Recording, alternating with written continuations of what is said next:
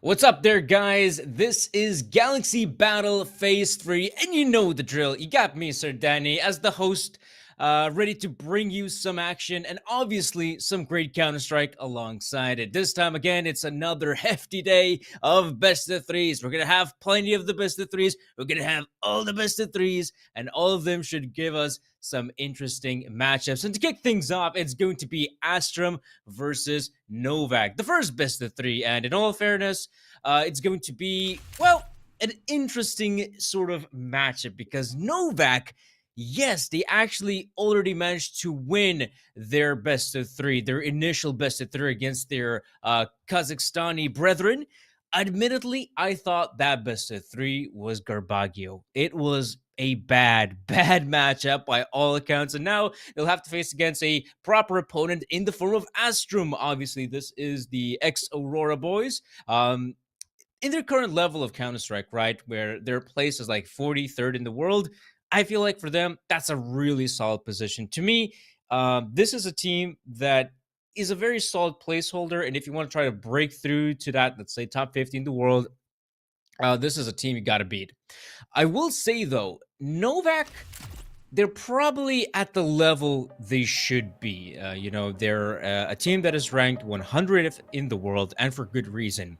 If you see them play, this is a team that makes way too many mistakes. So I'm being honest, there are just, even in the Kazakhstani matchup they had where they played against Marius, I remember they just made so many mistakes in the 4v2s, the 5v2s and whatnot.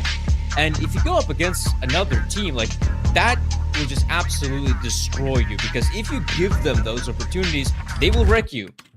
And Novaq, they're going up against a team in which, well, they can't really make those mistakes. It's going to be damn hard not to make them as well, but we'll see. Nuke is where we kick things off. This is Astrum's map pick.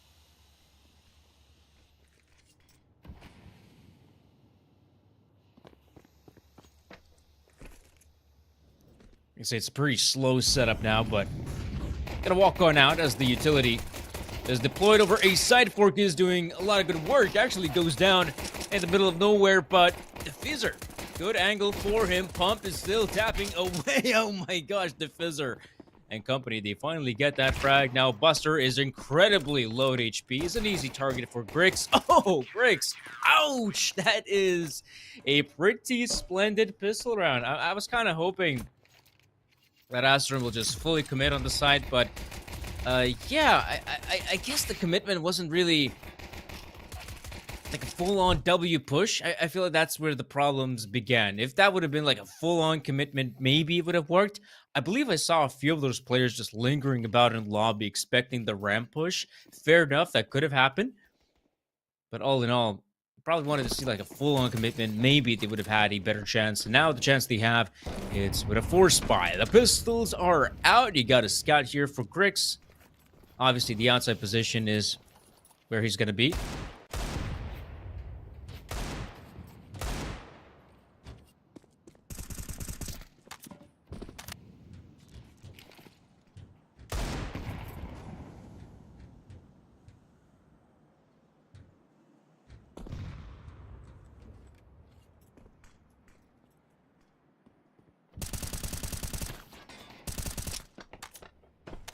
Yeah, gonna keep on spraying.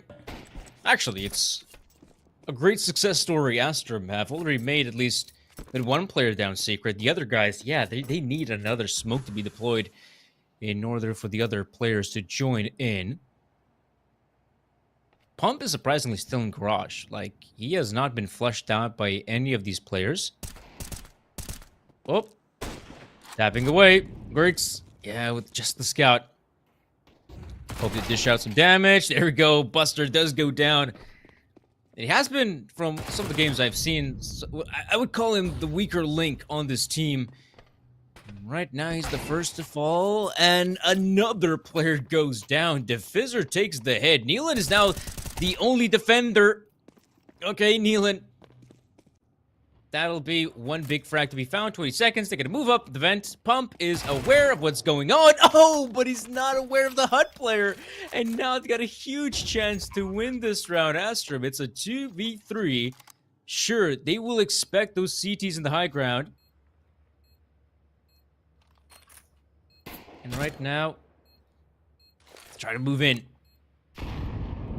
Just that one nade, barely any damage inflicted. Forkies, he's got to swing out wide, and yeah, this will not be their round to take. And speaking of mistakes, those players with pistols were given so much freedom to work with. Astrum given free reign in secret. I guess you could say perhaps Novaq was playing this one a bit too timid. Consider this as well. They had a two-man setup in secret, so you're expecting at least a better crossfire.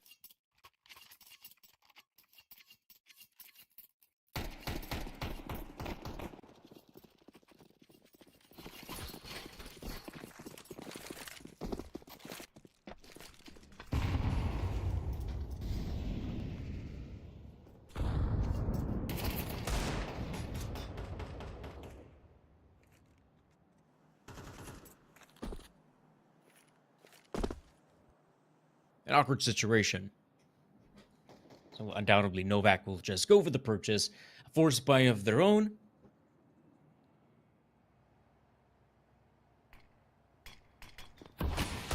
Smoke deployed pump. Last attempt though, trying to peek right before the smoke pops.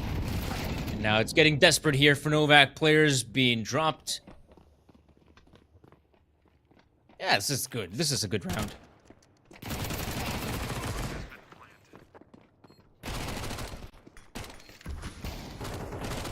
Oh. Norwe losing a bit of his HP. Nothing serious. Buster now is your last man standing.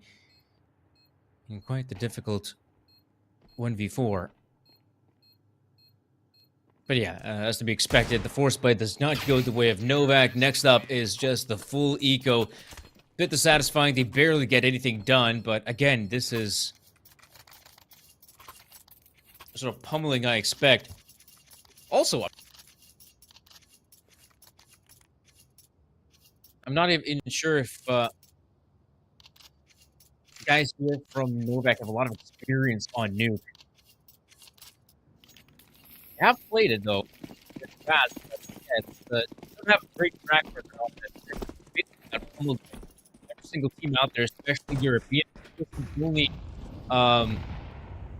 win they have. That's against Rush B actually.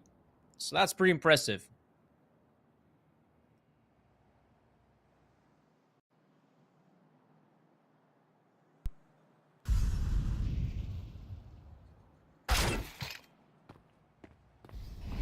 Okay, Nealon. Pet shots galore. Big shot as well. Again, just the eco round. You would expect the CTs to, I don't know, play a bit aggressive, you know. Not seeing any of it. And you can say Patsy and company now doing a really good job. You know, they have plenty of time to work with. They want to clear out every single nook and cranny. Obviously, Nealon's position is pretty good, but that smoke will put a spanner in the works. You can always just go for a bit of a spam. I'm surprised we're not seeing, like, the full-on rotate from Novaq. They're still not 100% sure what's going on, but now it's pretty obvious. At least Buster maintains the AK-47, which is an okay gun to salvage, right? Especially in a round like this. You have no expectations. And the fact that you get, you know, lucky little gun, why not? Keep it for the next round. The CTs, they love a good AK.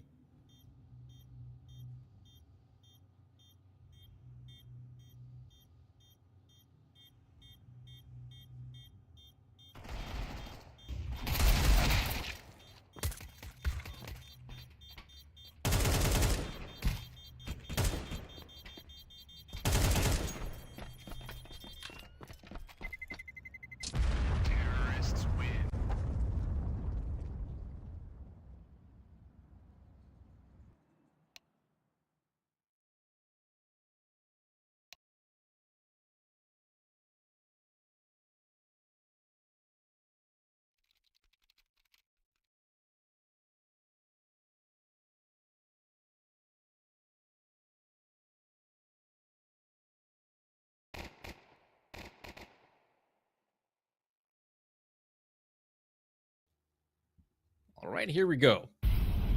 Proper investment from Novaq. Haven't seen this in a long, long time.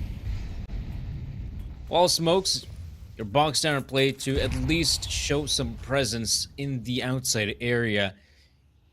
Kind of reminiscent of something like a banana on a map like Inferno. You just gotta take some presence, or at the very least, just show that you're opting to go for the plays down secret. Ooh, that actually works out mega well for T-side, even though the smoke gets popped right open. I was quite surprised, yeah, the CTs didn't coordinate just a little bit better.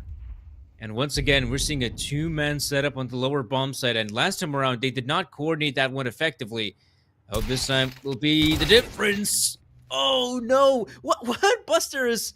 Okay, that's a very safe position from Buster, but the problem is, now there are also players moving in from ramp, and that's the problem. What was once a safe position from Secret is now an easy frag for the opposition. And look at this as well. It is just Lonesome 4 keys remaining in the 1v3, and no kit to work with. Will at least... Oh, what? Oh my gosh, that's insane. Norway. There's a molly deployed, a nade as well, and he still wins the gunfight. Like, that is insane. See, guys, this is exactly what you gotta do. Like, I have seen a team like Novaq, in fact, as well. Some of their players have made this mistake when they play Window Mirage, and one of their players, you know, he gets mollied out of position and is thinking, oh no, I gotta run away. Like, no, if there's a Molotov deployed, chances are the T's have their guns trained on that position. If anything, fight back. Don't wuss out.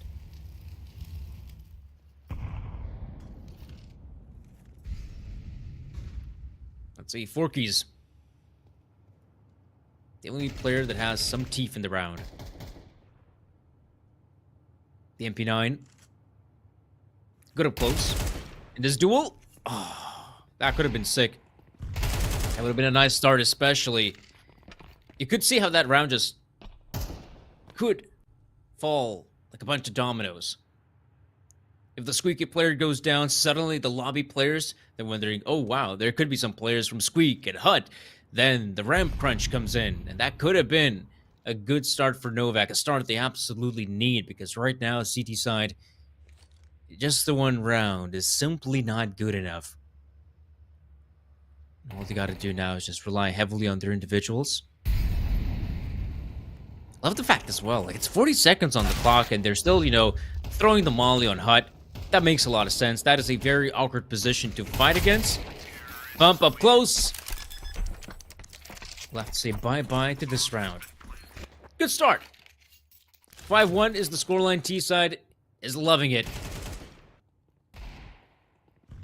I'm also wondering, I don't think there was an official announcement. Maybe I just didn't see it, but I wonder if Buster is now... Is he just standing in, or is he potentially a long-term player? I wonder if that's the case. Admittedly, Buster has been away from competitive play for like half a month, I like to say. At least he hasn't played any official HLTV matches. That's the case. So maybe he was grinding in, you know, in the FPLs of the world. ECA. Does anyone play ECA? I don't think they do.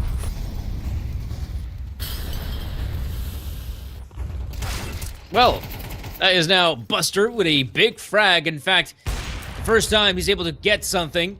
And now he also has Pump as backup. There we go. Pump is there to help him out once again. That's solid. I could say that was, I guess, a bit sloppy from Astrum. That's not that big of a deal. Once you lose those initial fights, it becomes really difficult to even walk out ramp. Buster, he's trying to go for the confidence play. Oh, okay. That's pretty sick. I thought that, you know, he's trying to go for the confidence play, but that's also one way to just shatter your confidence because, you know, you get that one frag, you're thinking, right, I'm on the board, I want to get some more, I'm hungry, and then if you get shot, it's like, oh, man, maybe I do suck this map. Yeah, Buster is going to have to hold the line on ramp. He has been a liability these past couple rounds. This time, of course, he was the difference maker. It was great as well that he had Pump as backup. And now... yeah, it's just going to be your usual smokes and outside. And right about now, just a slow start.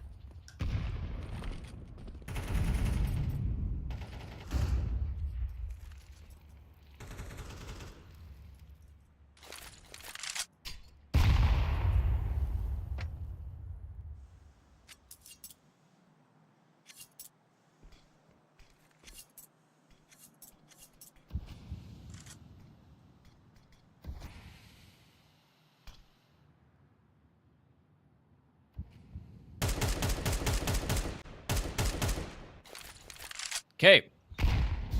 Boom. Nade being deployed. And I believe I'm not the only one yapping in this one. I've got Mark the Fact joining me for this lovely best of 3 of Novaq versus Astrum. So, welcome, Mark. Good to see you.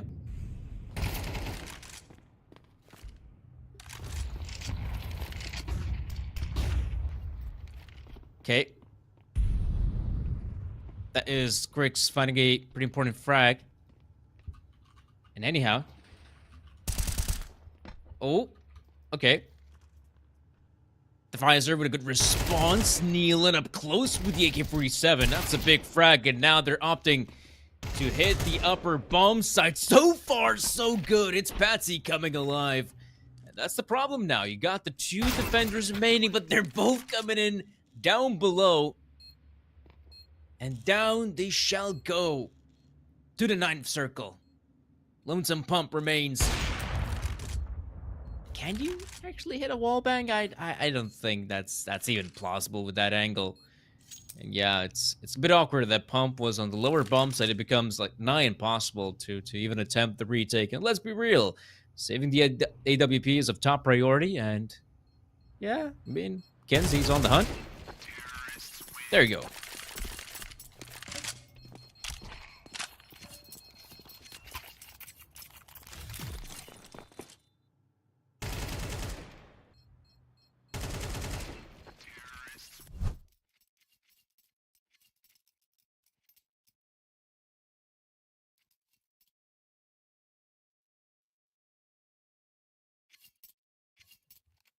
Okay, so 62 scoreline, and it is Astrum with an already impressive scoreline. Nuke T side. It is always difficult. Buster, there we go. Now whips out the AWP. In fact, we are seeing a double AWP setup from Astrum. And it's good to see that Buster is able to lock it down. Pump, on the other hand. Wow, no replaying silent. Yeah, you barely get to see any T-side player holding on to Silo. If anything, Silo is just used as an avenue to hit Mini. But now Novaq losing one of their own. This could prompt a player like ENCE try and sneak through, or at least keep the CT's attention. And speaking of which, Buster, this is a very audacious play. By the looks of it, it should come down to an A exec, and if that is the case, then Buster is going to find at least one player flanking. Oh, there's a smoke coming in. Speaking of flanks, so look at Forkis. Moves in right from behind. Oh, still unaware of Norby. He's on Silo again. Like, that is a position barely anyone plays nowadays. And now this has just gotten a whole lot more awkward. It is Pump and Buster, AWPs, to try and salvage this round. And again, I'm talking about Buster with the flank. He's got to move in quick, but Pump misses the shot. And I feel like that is finito. Well, guys, big mark the fact here. Can you guys hear me? Give me some information. He is. He's back. He's back. Perfect. Good to hear you, Mark. Good to hear you, Danny. How are you doing? How's everything going? Just joining in the middle of everything. Feeling the kite lost, but I'm just ready for CS here. Yeah, man, it's been quite the butt whooping. I'll be honest. Novaq, it's a team that, again, I have seen them play in the past. It's a team that doesn't really instill a lot of confidence, if I'm being honest. It's a team that tends to make a fair amount of mistakes on a bunch of maps. I will admit, though, they're obviously the underdog in this series, but obviously Nuke is a different beast. You could say it's more of it's on the more tactical side of the map pool, and I feel like Novaq, with a potential stand-in in the form of Buster, I feel like that's also not been working out their way. I feel like, if anything, Inferno should be a lot more interesting, but right now we're just seeing a beating. That's about it. So far, Astrum just carrying the momentum with that better weapon choices and everything else here on round 10.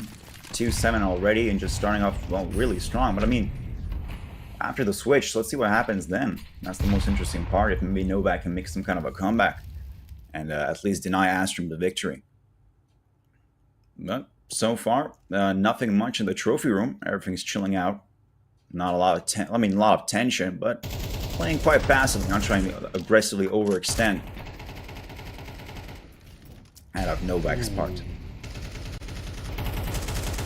Novaq just going for a crazy spam there, but look at Nealon. Him and company have made their way out of trophy room, and you can see the T's completely unaware of it.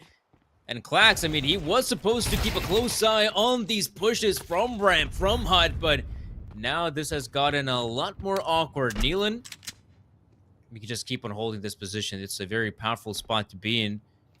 At one point, it felt like they want to back away from this, but I feel like, if anything, the CT should try to hold their ground. Nealon, that is so awkward.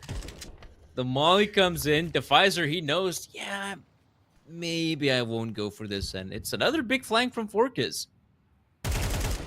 Indeed, well played, actually. And here we go. We see ENCE taking out Forkis. That's nice to see as well. Def now on top of HUD. Well, transition here from supporting his ally Nealon, but then we have to rerouting himself toward the A side with only 20 seconds left. Interesting to see if Astrum is going to make that push in the last those 5 seconds. Do try it out. Plax takes out Pump. Def taking out Plax, and Norway taking himself a win for the team, 8-2, and the bomb plan as well for that extra cash money incoming real soon.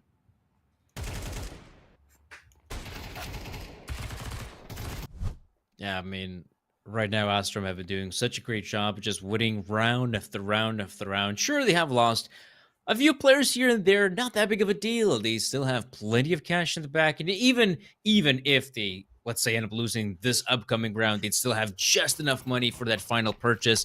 And again, like, this is already a stellar half for Astrum, and now they might even change up the pace, move out quickly on the upper side. So far, so good. The trades in the favor of Astrum. Smoke being popped, and it's pumped to go down, and it has been basically just lonesome Clax getting frag after frag after frag. There's the flank as well, and G Buster, this round, it's a bust.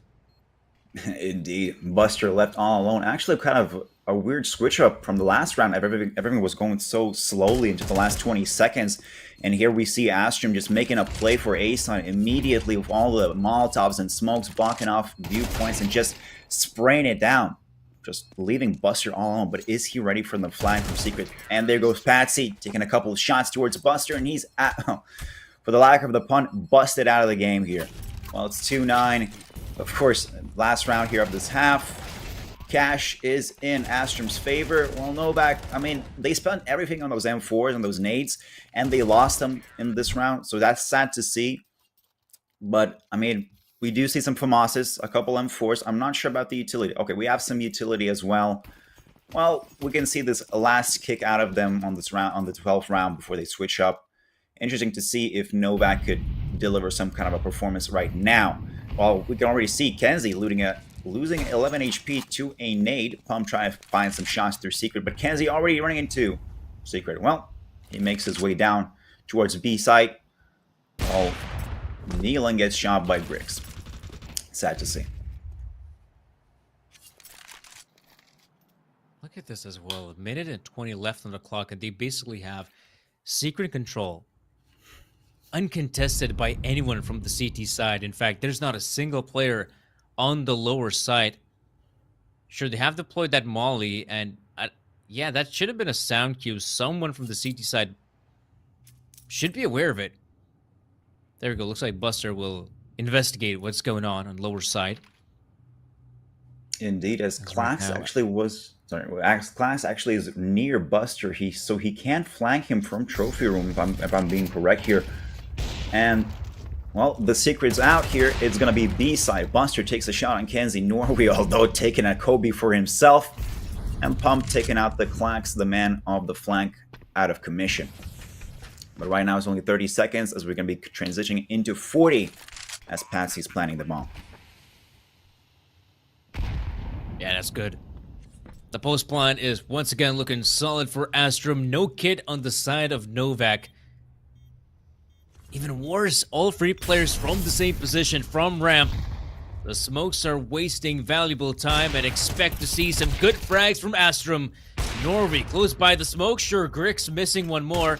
Gonna whip out the Deagle for style. Come on. D headshot. That's what we're hoping for, and that's exactly what we're gonna get. 10-2. A dominating performance from Astrum. I mean, apart from them winning the first pistol, and I think, yeah, gun round in the middle. Yeah, I actually remember that gun round. That was like Buster finding one frag, Pump, 2 big frags with the AWP, and that's it. So far, this has been like a tremendous effort from Astrum, and fair enough. I mean, they are the favorites heading into this matchup, and again, like I said, the caveat, Buster, you know, I think he might have been absent from competitive play for some time, and he's been trying to slot in this roster of Novaq. So yeah, and especially on a map like Nuke where communication is key, I could see how they can mess it up. And problem is, it's not going to get any easier on the T side as well. But now we do have our giveaway bonanza. So obviously, for those who are watching the stream, you can always type in !Galaxy in the chat for your chance to win an AWP duality. Just like Edelcezo, I believe that's how you say it. Unless that's a Hungarian name, which that would mean like Edelcezo or something like that. Well, that was interesting. First time I've seen that kind of a type of giveaway here. It's a beautiful work by Team Galaxy here. But now, a switcheroo. So, Novaq right now on the T side, while Astrum being on the CT. 10-2, they only need to win about 3 rounds, and that's practically GG for them. So I guess the pistol round is going to be the decider. Patsy trying to hold it out here on ramp. 4 kills together with Pump, Buster, and his best friend here, Nealing, I believe, already pushing out here into ramp.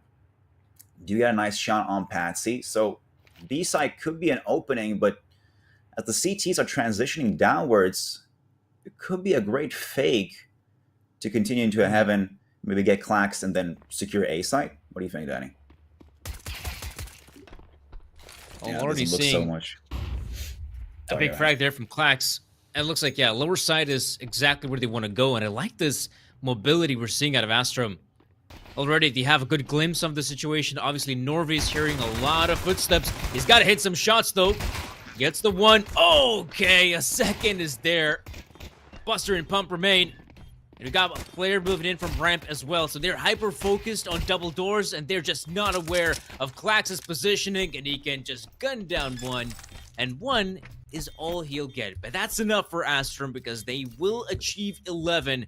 And this is, I mean, the start you absolutely wanted if you're Astrum. Quite dissatisfying if you're Novaq. Indeed. Well, Astrum just winning out that pistol round is practically, I don't want to jinx it. I'm not saying it's GG, but for Novaq, Okay. not a lot of chances coming out here. I mean, look at this superiority with the dual Berettas just being shot down by Norway. A nice double from him, then focusing around double doors, and Pump just not, well, he does get a shot, but not being able to survive. As we are going to be going to a technical pause here. Okay, 11-2. So 2 rounds more for Astrum is GG, and then we continuing on to Inferno, where I'm not saying communication is not as key as a nuke, but it could be a bit slacker, as you said, Danny.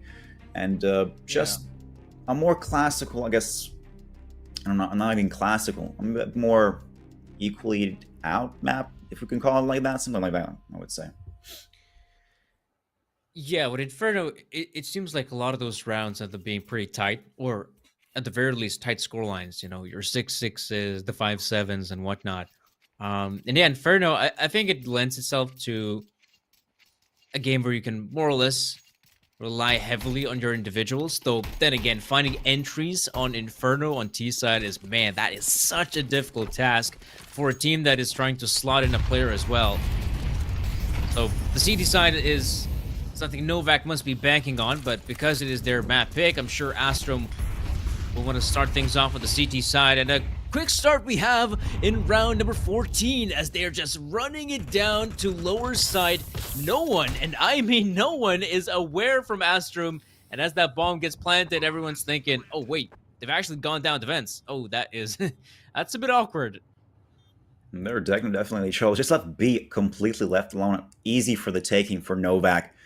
Just running out with those Tech 9s, the last kick out of them. Oh, there we go. Patsy fixes a pump with an MP9. Beautiful to see. Kenzie looking for himself something out of secret, but I don't think he's going to be risking it out right now. I mean, the bomb is planted. They have about 20 seconds. I don't see diffuse kits on anybody on Astrum, so I think they're going for a save right now.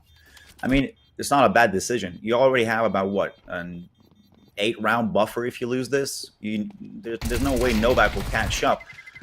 I guess the only things left is just taking some lives here on secret. No, Patsy's out, so no M4 for him. I like the reasoning from Patsy as well, because obviously those players don't really have a lot of options. They could go ramp, but they're probably expecting a crossfire setup there.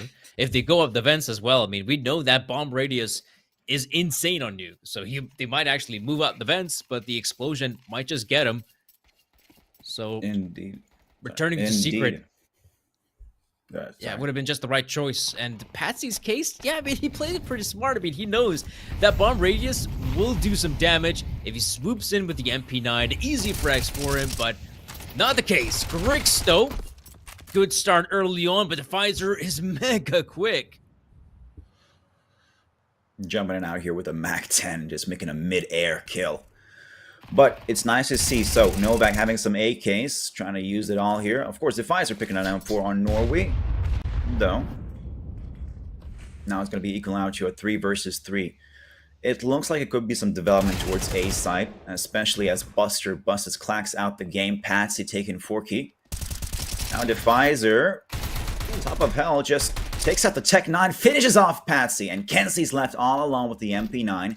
A minute left on the clock as well. So it's not a lost game, but right underneath him should be a player. Yes, the Pfizer takes him out. Just looks right above, and there goes, oh, look, a CT. Couple more shots, and he's out of the picture.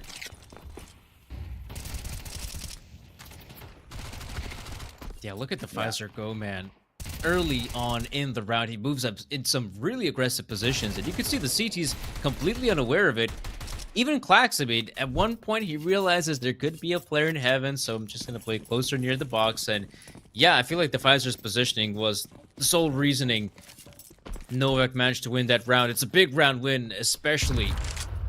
Now you can see the scoreline. I mean, it's still daunting, right? It's 11-4. but they have a good chance as any to secure round number 5. Clax and company, pistols across the board. Indeed. So, what I'm looking right now is Astrum having those interesting pistols. 2 Deagles, a CZ. I haven't seen that in a long time. I mean, most people just take out for dual Berettas instead of that. But P250 on Kenzie. So, they're not stacking as well. They're kind of actually bursting out around the map equally. So they're trying to hold as much angles as possible. But I'm looking at Clax here trying to find something out of Squeaky. Does find Nealon with the CZ on top of that. A nice headshot comes through. But can he find Pump and Advisor? Does find Pump, connects those shots, but doesn't. It's not enough to kill him. Now it's all on Kenzie to try to at least secure something out of the site. Fails at that as well. I mean, you can't really fight against better weaponry. But now it's all up on Patsy with the Deagle. The plan goes in. He doesn't have a defuse kit. He only has about 35 seconds right now to fight it out. And there's not really a point in saving unless you like grab an AK from the T side. Goes for a little duel with Defizer, but that's not going to work out as Defizer, of all people, takes out a Tech 9 and goes pistol for pistol with Heaven. Okay, so... But yes, as you were saying, the buffer size is daunting. What is this, 6-round difference right now? I mean, Astrum right now has the chance to basically get to match point. They have the weaponry, a bit lacking on the utility, not as good as Novaq side, but a couple kills on the outside. I'm looking some secure kills on A, and that's practically match point, and I'm going for GG's right now. And you know that things are getting serious when Patsy picks up, Crix picks up the AWP. He's notorious with that weapon. Coming up Star, definitely a player to look at in the nearby future. Ooh, okay, that Molly's going to force Kenzie out of position. But I still feel like, you know, for the CTs to hold on to Secret, it does make a lot of sense, right? Not only is that basically the only avenue the T's can enter the B-bomb site, especially from outside. It's also a great way to gather information. Ooh, Clax, though, able to find a big frag.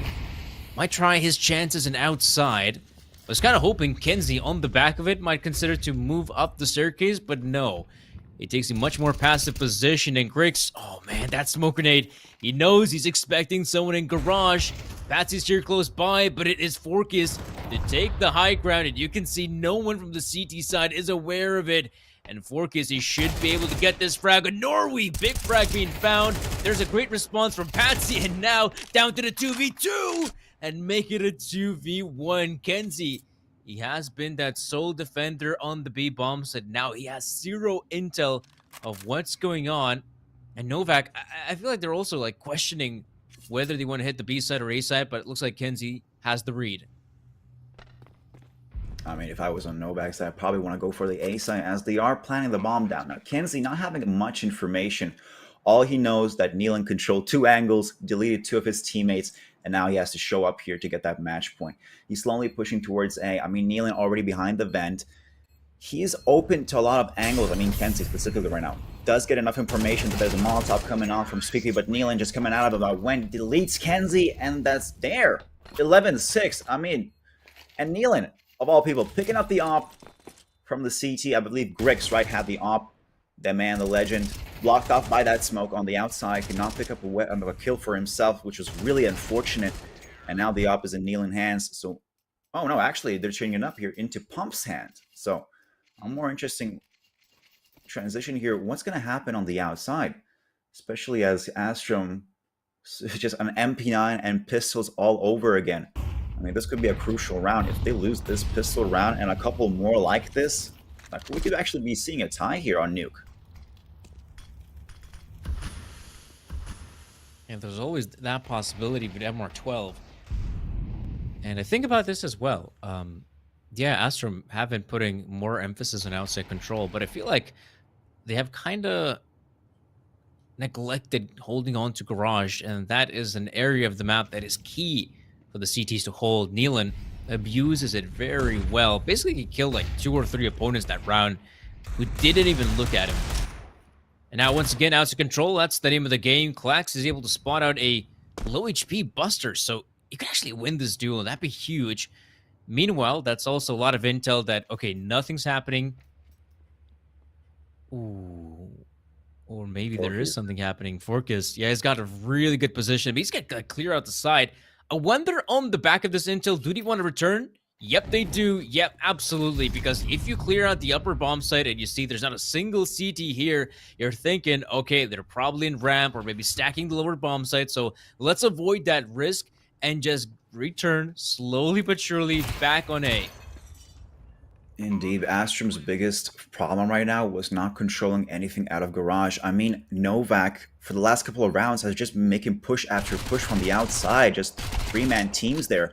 Oh, and Focus already taken out Klax with a Mac 10 as well. ENCE trying a couple of shots. Now a couple of frags. A flash as well on top of that. Blinds ENCE temporarily as he finishes off him with a Mac 10.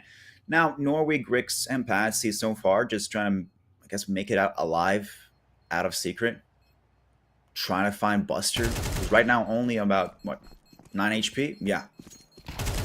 So a bottleneck through secret is going to prove, will they find those shots? Oh, the CT survived this one, and I guess have to wait it out a couple more seconds. And those weapons are going to be coming out here into the 19th round. So, again, let's see if Astrum can control, well, garage for once, and then out of that culminate into a domino effect for outside, denying those entries to secret, not letting B side be cleared.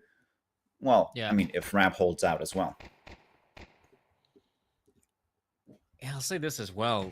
I feel like the pace has been problematic. Novaq has been moving up and outside very quick, taking control of mini as well. Usually that's how you go about it as well. You have a couple players in silo, you chuck in a smoke in garage deep, and then you try to get as close as possible for a potential heaven hit. And now we can see Forkus, he has made the landing. There we go. Smoke's also being deployed. Forkus hoping to maybe spot out a glimpse of a player who'll try to abuse that smoke, but ENCE, he's being careful. Oh, but he sees the leg. Oh, that's going to be enough for Forkus. Yeah, ENCE now losing that garage control is practically open up secret towards B side and just easy peasy. I mean, we're seeing a repeat situation from Novaq all the time. They take control of outside, easy push towards B side, and as you can see, only three-man teams are stuck all over A side. So, I mean, a rotation is possible, but I'm now interested who's going to plant the bomb faster. I mean, is it going to be the CTs coming into B side to defend faster or the bomb side? As it looks like Norway is going to be the first one to the punch. Already on B side, making a lot of steps, trying to control the situation as Nealon all around double doors, not opening them, moving up a bit more further, maybe into Patsy's jaws. Yes, he is taken out by Patsy. Patsy hunting for that double, gets Defizer, a pump with a refrag on him. Uses that up beautifully. It's 15 seconds left, so I mean, they have about, what, 10? No, 5 seconds now to plant the bomb, so what's happening here? Are we gonna... Ooh, we did... Oh, Forky taking out pump! Okay, he has 3 seconds. Not enough time to plant the bomb, and that's actually just a win for Astrum on time, of all things. Okay, so match point by time. It is an awkward predicament, right? Because you know there are players on the lower bomb side. They've done a tremendous job defending it. And I kind of like the idea, you know, Pump and Forkus sticking together, trying to move out on the upper bomb side. But obviously, yeah, that's the risky part. When you have so little time to work with, obviously you can be making some mistakes. Like there as well, we saw the spacing was awkward. That Forkus just ended up killing his teammate. And now, interestingly enough, on the back of that victory, it is Astrum to take the tactical pause. I guess gonna give one more round-winning call or a round-winning setup and just close things out here on Nuke. And at this point, they have a really good chance. And in all fairness, they probably have to. Again, economy for them, it's not great. If they lose this round, if they lose this gun round, there's a big chance Novaq can not only get themselves an 8th, but maybe even a 9th, because there is the potential looming cloud of an eco right above them. So if anything, if you're Astrum, this round matters oh so much. Indeed, having here a match when you really don't want to go even give any kind of slight of chance of overtime. But let's see.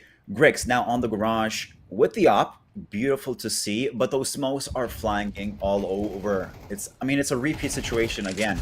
A lot of smokes, a lot of cloud, and there we go. Nealon actually not waiting it through.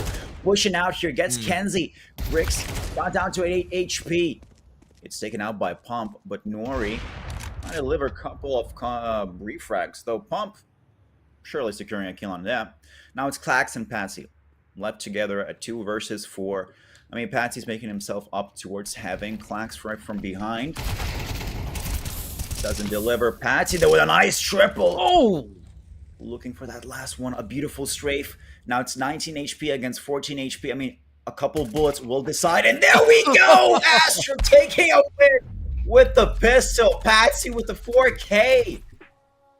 Beautiful to see. I mean, that was quite a performance here in the last those seconds. Wow, that is sick, man. I mean, we saw the 2v4, and again, like, I'm gonna hammer this point home. Novaq, like, I've seen them lose 2v4s, 5v3s, like, so many times. It's not even funny at this point. It's just grotesque. Those are the rounds you're supposed to win. You're supposed to capitalize on them. And again, it's this round, and perhaps this entire map has to go there in the demo review. Check out what went wrong, what went right. But admittedly, it just goes to show, you know, the Astrum core seems to be a lot better, right? They're much better composed. And admittedly, their individuals also have just a bit more experience playing in like the top 50, top 40-ish level of Counter-Strike. So by all in all, I will admit, no surprises here in map number 1, right? Indeed. Well, right now, so New finished out beautifully.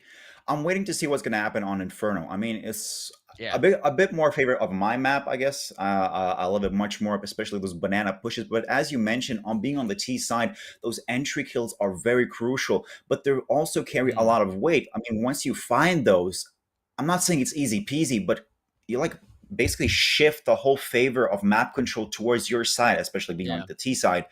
And defending banana and experience a couple deagle shots could actually just open up that B side as well easily. But Danny, what do you think? What are your predictions here for, I mean, the second map here? Do you have any kind of favorites, or do you think it's going to be a story repeat of this nuke map right now? Honestly, again, like Inferno, you expect to see a few close rounds, right? That is the sort of map where you could see that very close scoreline, like I said, the 5-7s, the 6-6s of the world and whatnot. But I feel like Novaq should perform just a little bit better on it. Again, it's a map where you don't necessarily need your individuals to pop off to get a round win. But if, let's say on the T side, you're able to find just that 1 or 2 entry frags, for the most part, that is enough to secure a victory on T side. But we'll have to wait and see how that one's going to pan out. Right now, folks, we'll be going to a very brief break. And once we'll be back, we'll be sure to bring you map number 2 in the form of Inferno.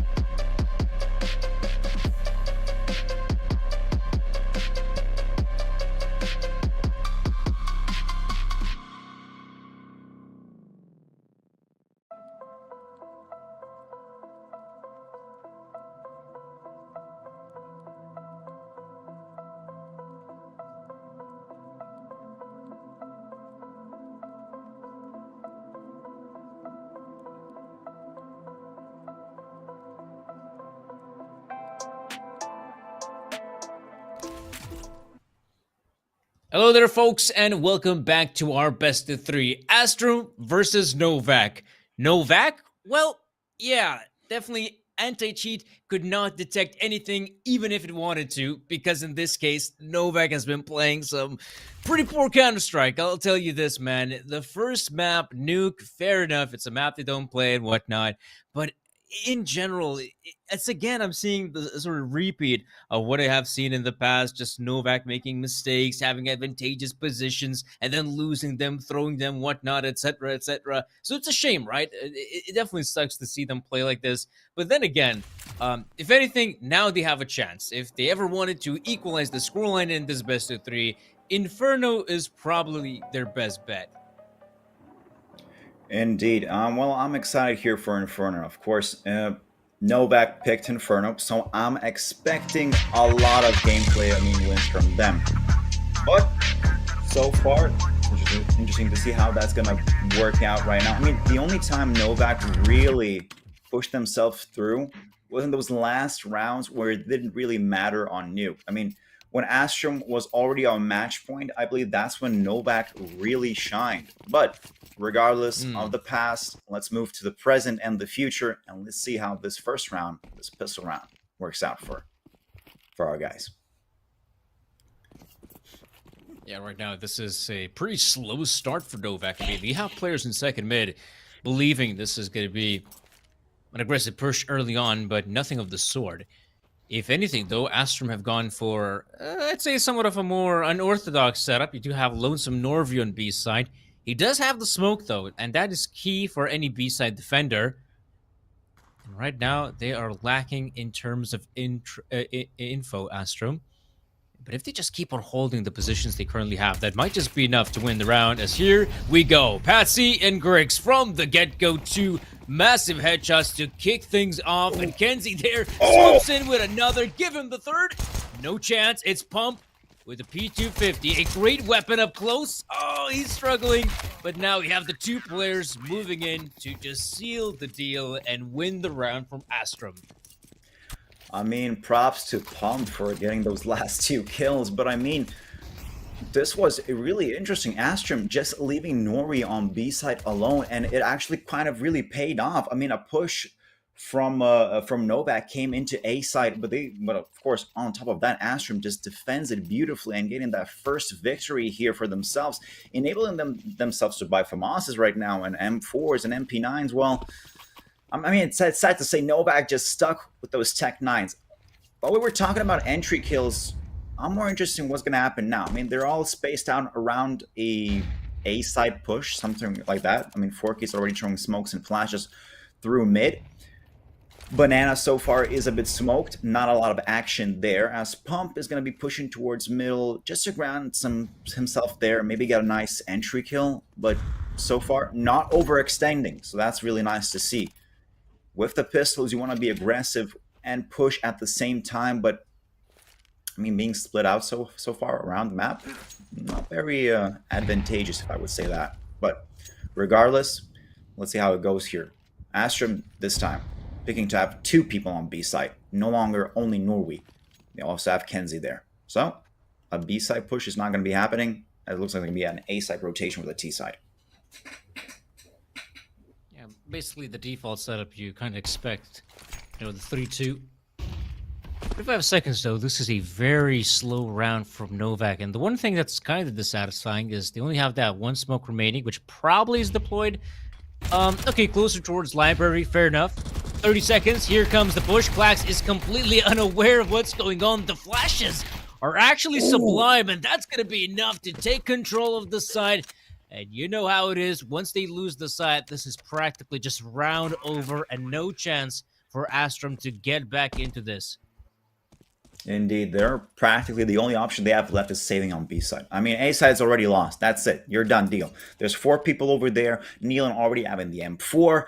Somebody I believe it could pick up a FAMAS or an MP9 if they really search for it. There we go. Forky is picking up that FAMAS. I think an MP9 should be around that A side. There we go. Buster as well. On those words each time I say it. Regardless, Kenzie and Norway not having much options. Going to have to just, well, it's sad to say, but it's going to be 1-1 right now. Novaq did a really good job pushing into A side with those flashes. He popped it off one after the other. Each time, I believe Klax or Griggs tried to think about like turning away, they turn back and boom, another flash, and you're out of the game. You only see white and get shot down by Novaq. Yeah, quite satisfying, but really goes to show that sometimes that apartments pop, the flashbangs nonetheless can be super effective. Obviously, in the pistol, they tried to do something similar, just did not have the same bits and pieces of utility. And now, of course, if you're Astrum, absolutely, you go for the Force Spy. You have some OP weaponry still to work with. The MP9's close range can be lethal on a map like Inferno. This time, though, again, it is just Lonesome Norway on the side. I really hope he has some more utility to work with, that maybe there's an extra smoke lying around, because if you are the Lonesome Defender, you're going to try to hold on to those smokes for as long as possible. Long as possible. Yeah, well, that's true where it's going to be said. But it looks like a slightly tactical and a bit on the slower side push towards B side. I mean, the bomb is definitely planning going there. 4K's making a couple of smokes on mid. Won't find a player, at least not yet. Makes a couple of distractions. Lets them know that there could be an A-side situation. Maybe force a rotation. But Norway, I mean, we're seeing a repeat of the first round of the game here. Left all alone on B side. And as long as that smoke's just dissipating, I mean, this could be a great situation for Novaq. Although Patsy trying to cut it short. Pushing towards mid. Gets 4Keys. Buster gets Grix. Nealon and Buster taking out Norway and Patsy. I mean, B side just left all alone and open. Pump takes out Klax and Kenzie. After that, Force Spy is only going to be left with Famas. Has to retreat back to A side. Oh, look at Buster here. Coming from the underground. Gets Kenzie out. It's a 2-1 with the bomb plant with that extra cash. And I mean, the Force Spy was a great idea. It just did not pay off that well. So nice to see Novaq at least making a big effort and winning those first rounds in their own pick. I mean, I'm not sure how Nuke started since I joined in the middle, but it looks like it's going pretty much the opposite way right now. Yeah, I mean, I'll say this. I feel like that was a pretty cool approach from Astrum, because obviously, you know that the opposition is taking banana control. That is just the name of the game for a lot of teams. And if anything, it's 40 seconds left on the clock, so you're probably expecting the T side to be, setting up for that eventual B side commitment. And the fact that they do decide to push middle, like on paper, that was a pretty solid idea. Problem is, Novaq. Obviously, some players were aware of such a potential push, and they found, I thought, a good amount of impact.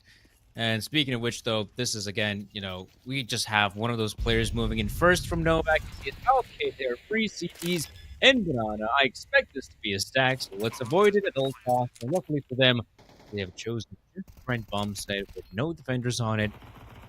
But if you're a guy like, like Diffuser with the MP9, you're on the hunt. Ooh, that's a pretty big scalp to take. Diffuser also losing a big chunk of his health. Come on, Novaq. This is supposed to be an easy round. Indeed. I mean, what's happening here? Even Kenzie got a shot with the USB on Buster. I mean, this is an interesting stack. I mean, there we go. 4Keys getting a quick kill on Klax, and it's a deletion marathon. Griggs, Patsy, and Norway out for the count, as well as Pump finishing off Kenzie.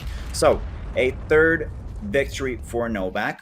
Nice to see. Now, interesting what's going to happen on the Astrum side. They're going to be slowly buying in those beautiful M4s, a couple of utility. We can see a FAMAS, maybe an MP9. No, actually, we're not going to be seeing any MP9s. We're going to be Kenzie taking that full utility with the M4, as well as helmet and Grix. So far, only armor, taken with an op. I mean, they only need one shot to make that opportunity count. On the other side, Novaq with the 5 AKs committing themselves to not playing long range.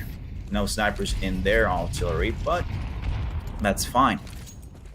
Of course, Nealon not getting smoked off of bananas. So that's not going to be an opportunity. He's going to be taking any advantage quite soon. Grix that right around the corner, waiting for 4Keys and Nealon. Oh, but he's flashed, misses the shot, and Patsy gets a nice kill on 4Keys. I want to say double, but Nealon denied that opportunity, turning into a 4 versus 4, and it becomes a 4 versus 3. Norway and Grix showing off their grits. Pump taking Flax out. A nice double. Going out here to a 1v2, but Buster is out of the game. Ooh, they're talking maybe a bit too much here. It's a 3-2. ENCE and Norway just showing off that supremacy of the AWP and M4 combination. Yeah, it's pretty solid stuff as well. Love the great reaction from Norway as well, because sometimes you're wondering, like, when should you push down Banana, right? It's always such a risky move to make on CT side, because there can always be, someone just lingering right behind, just watching out for any flanks on T side.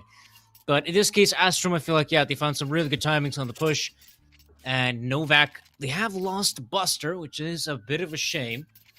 Again, I don't really want to put a lot of emphasis on just the one player, but I have seen Buster play in Galaxy Battle. I mean, I saw him play on the first best of 3 and the second one as well, first map.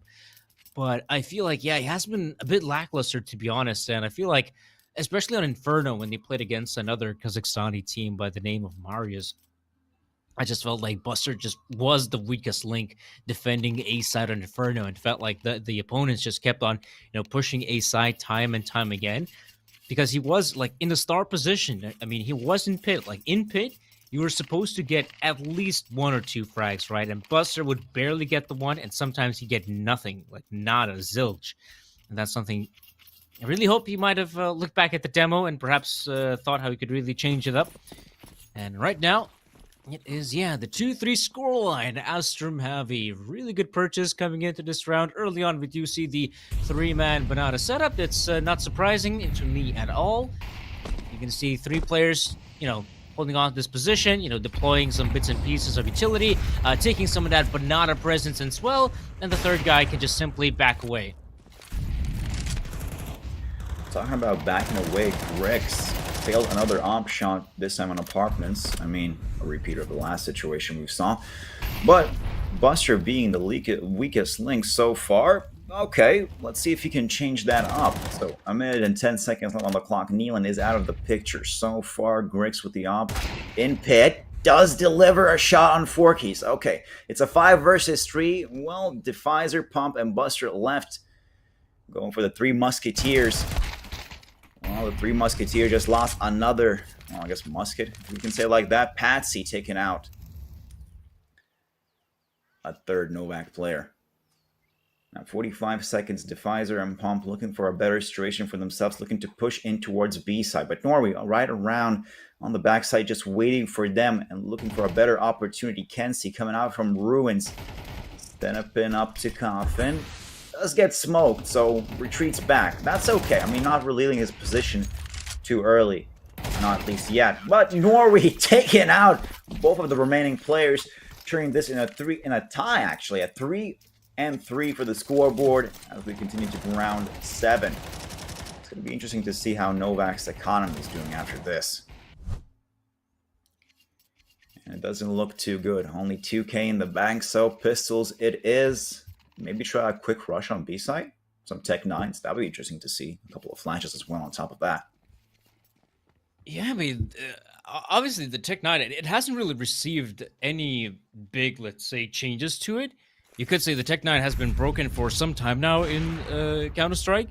At the same time, I feel like, yeah, it has become such a lethal weapon on T side, especially nowadays. Especially how fast-paced CS has become and how quickly it can sometimes explode at the bomb sites. I feel like, yeah, the Tech 9, it seems to be the go-to weapon. Klax is getting close. Dangerously close, you could say. Lingering right behind that smoke, hoping to catch some of these players off guard. If anything, in a round like this, you really don't want to overextend on CT side. That's one of the mistakes you can make. Obviously, again, Inferno, you lose that 1 player on CT side, maybe even 2. Like, that is such a huge loss, and it becomes almost impossible to recover unless someone from CT side did manage to get a frag or 2. Then, okay, it's still on, but losing those players early is a death sentence for CT side. Exactly. I mean, if they reverse this out of those pistols and get themselves a couple of M4s, those AKs, at least from Norway and Patsy, that's definitely a GG. Well, I don't want to jinx it. It's not definitely a GG, but that's a very big loss on the CT side for Astrum. But Grix, though, not letting that happen. 30 seconds left of the round, gets a nice shot through the wall on Defizer. Now Patsy, right around the corner, looking for Forkis, but he does not survive. Klax and Patsy getting themselves a cleanup. Just deleting Novaq, one after the other. I mean, that's to be expected. It was pistols against rifles and SMGs. They try to do a bit more push. Well, interestingly enough, as we were talking about Tech 9s, there were none overall. I mean, the Novaq didn't pick up even one. So, I mean, it is what it is. I would like to see a great Tech 9 push, but I can't. I'm not kind of a commander here. So let's see as 5AK is going to be rounding themselves up against Astrum. Yeah, let the T side do all the command and conquering. Great game, by the way. Really enjoyed playing Command and Conquer 0 Hour. Or Generals. Yes, that's also pretty good. Never really tried out Red Alert, but I'm sure it's also a pretty damn good banger. Bristow holding on to the angle. He's got the back of his teammate, though. Oh, that's already a very forward position. It's quite risky to be playing as an operant CT, but Norway, he's got the awareness. There has to be a player close by, sadly. Nealon is very much alive, and the T's actually got a pretty good sightline. Oh! That is such a sick shot from Griggs. Like, that's insane. I feel like with a shot like that, if you're T side, yeah, let's just leave the B bomb side. We don't want to go there. Yeah. Let's try A. Wow, that's sick from Forkis. Indeed. But that Grix shot, I mean, no, I can see Novaq being called Novaq, but I mean, if I was a VAC administrator, I'd be looking at Grix over now. But Defizer catching off Klax in Boiler. Patsy so far, top of Graveyard, but gets shot down by Pump. Actually, nice to see Novaq actually turning around the situation. They lost a couple people on Banana and B site, and just making a whole re-rotation towards A, getting a plant down, and now Grix, the VAC shotter, together with Norway, try to find themselves a couple kills on Hayes' side, but as long as nobody out of their side peaks too much or overextends, they're going to survive this greatly.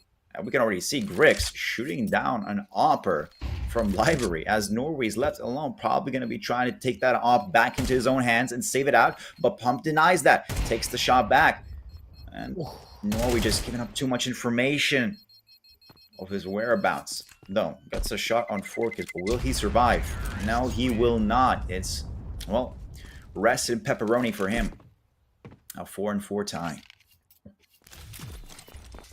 And it's kind of surprising that we actually do see the timing. Look at this positioning. It was looking pretty damn well for Astrum. It felt like they read the situation pretty well. They were expecting this to be the A-side hit, but yeah, we just saw player after player going down with no really, without really a chance for a refrag. And I feel like that was probably the biggest mistake, that Astrum kind of overextended that round, still holding on to those forward positions. But you practically know, if you do have your players just on the side, close by one another, effectively trade fragging could have been enough to win the round.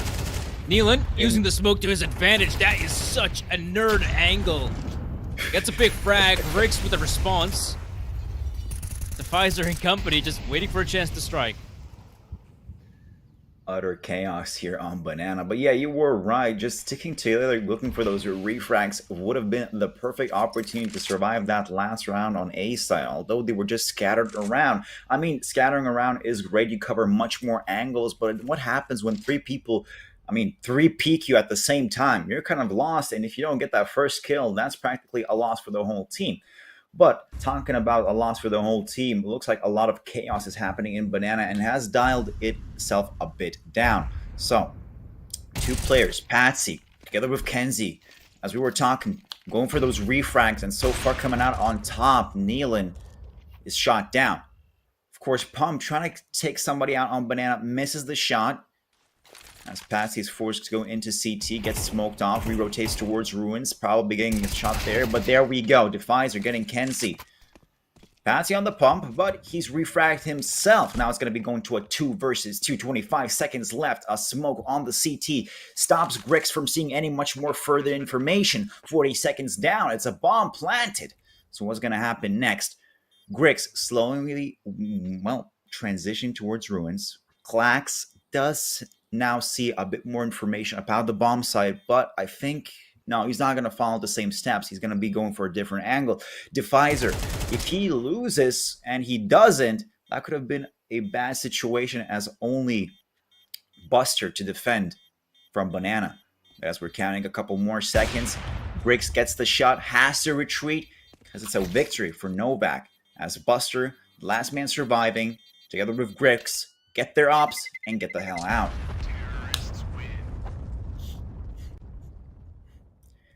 Beautiful to see. I mean, just 5 and 4, saving those ops out for the next round. Great round, actually, by Novaq. I mean, they're showing off their pick, and it's going 5-4-4, because we could see 5 and 5. As you said, Danny, it's a very equally based map. A lot of ties coming in, those situations, a lot of times, to be honest.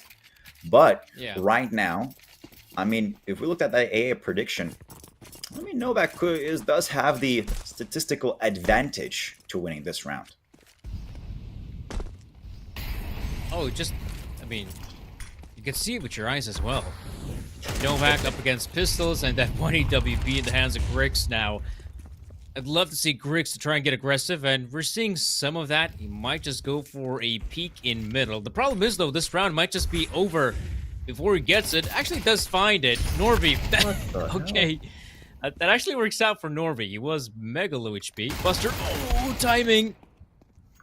Still survives it, but not for long because Kenzie's close by. And actually, there's still, I wanted to say a chance, but Klax plays it a bit too aggressive.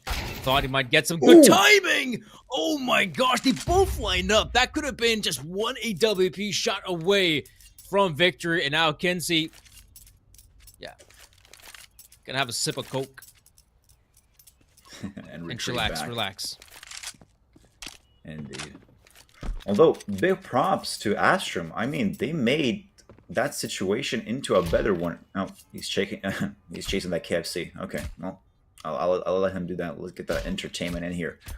But he was I mean, talking about Astrum only having pistols against Novaq with their AKs and ops, somehow turning around to a 2v2, and then Kenzie being the lone survivor, has to retreat, and it's a win for Novaq. So far, 6 and 4. I mean, I'm probably predicting a 7 and 4. But looking on the Astrum side, they're picking up much better weaponry. Kenzie with that saved AK probably dropped somebody on M4 on top of that. No ops, a part of pump on the Novaq side. But it's round 11. Almost the end. Let's continue on and see how it goes for our boys here. Banana already smoked off. Quite usual behavior right now. Nothing out of extraordinary. Forkiss, as always, trying to push up towards mid. Get a couple of shots. I mean, Patsy's waiting for him right around the corner. Although going for a little bit of a secret hiding spot here. Look at that. Defizer and Forkiss just working those cross angles. As Patsy, though, comes out of the corner, picks up a double gun. Triple kneeling out of the count. Now Pump and Buster, but Grix takes out Buster. Pump left 1 versus 4. 1 minute and 10 seconds. I don't think that's looking good for him. I mean, he has to retreat and just forget about this round. Yeah, I gotta admit, that was pretty insane, right? Obviously, timing was everything for Patsy, but luckily for him, they didn't even like deploy a Molotov, you know, or even some nades to try and flush him out of the corner.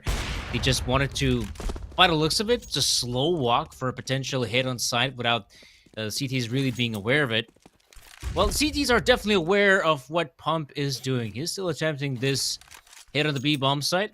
Obviously aware of a potential flank from Banana, but the CTs have already rotated their way in. I mean, this would have to be some massive mistakes from Astrum to lose a round like this, but I just don't see it happening.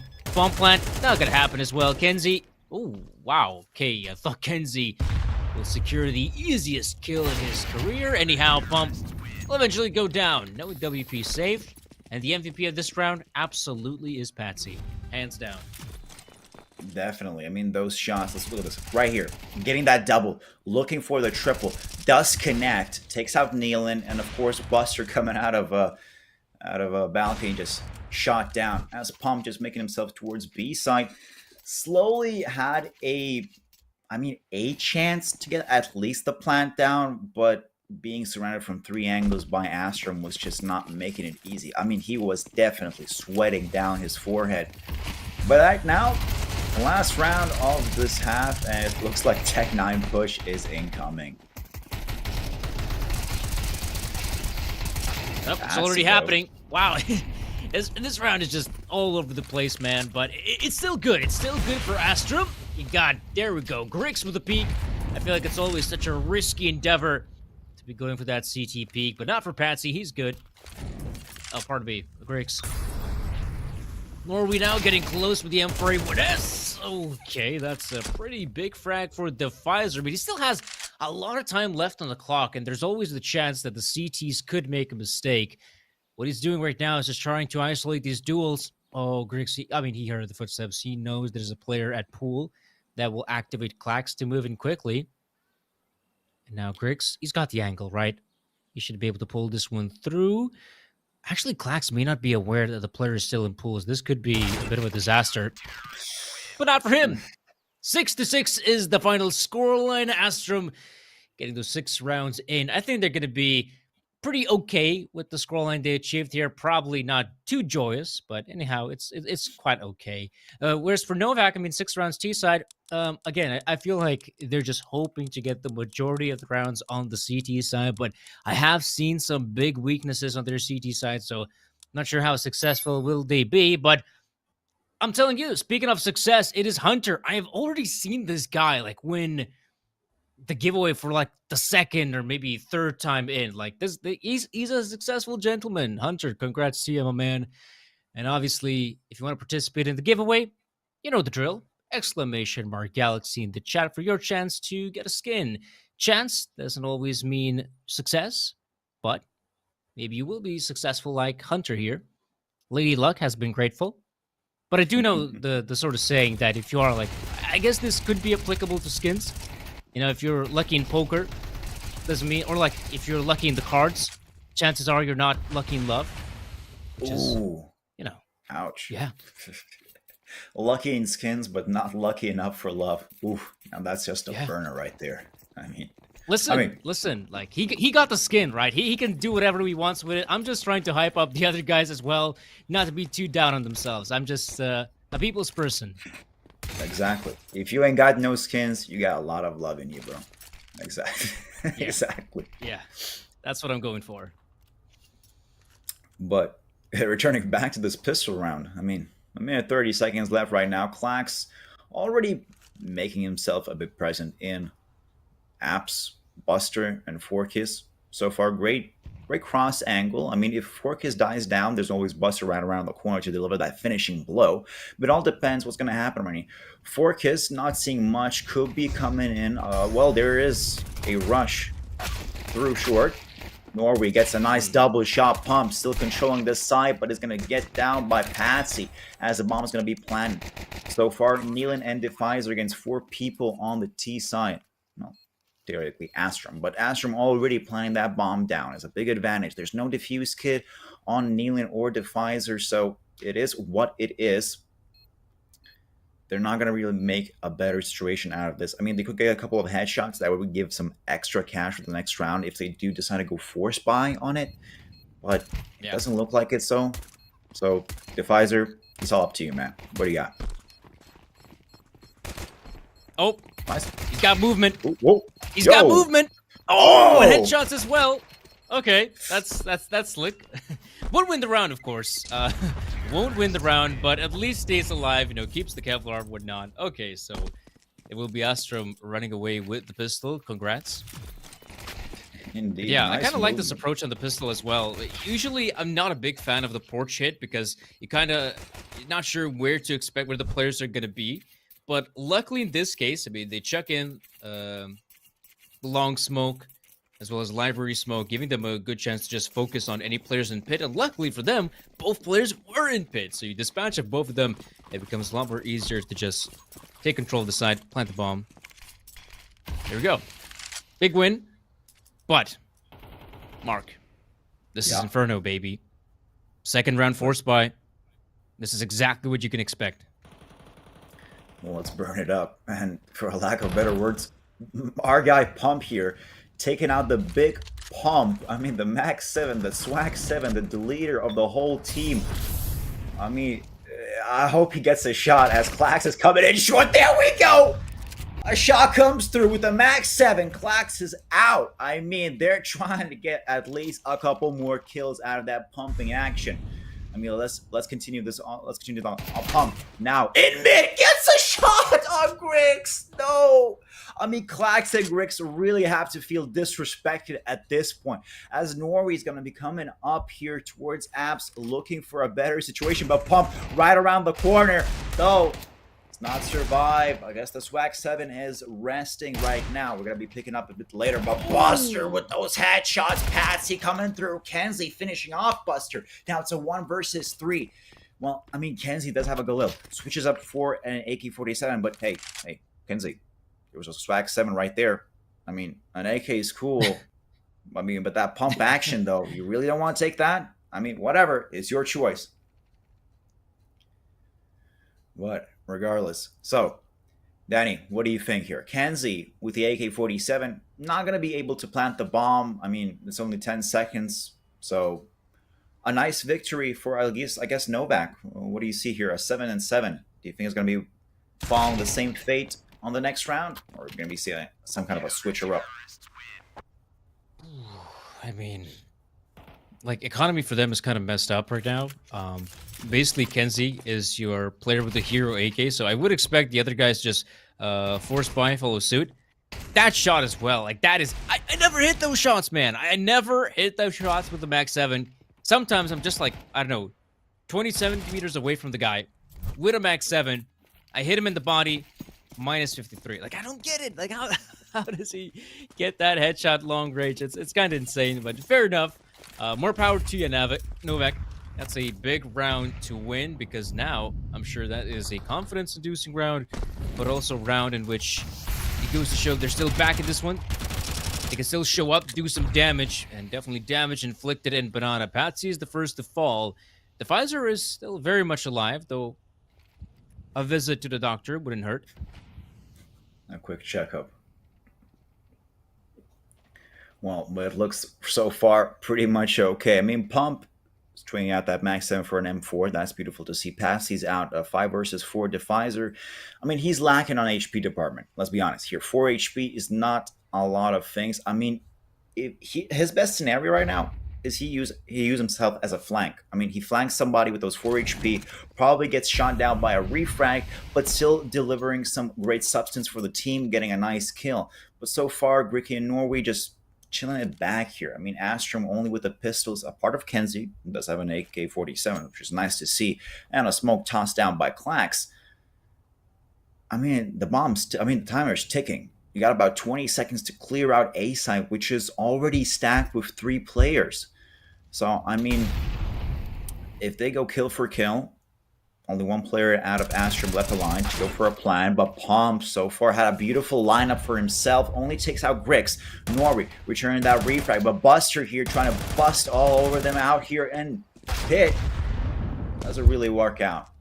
Gets busted out himself. Kenzie finishing off here. Now it's a 2 versus 2.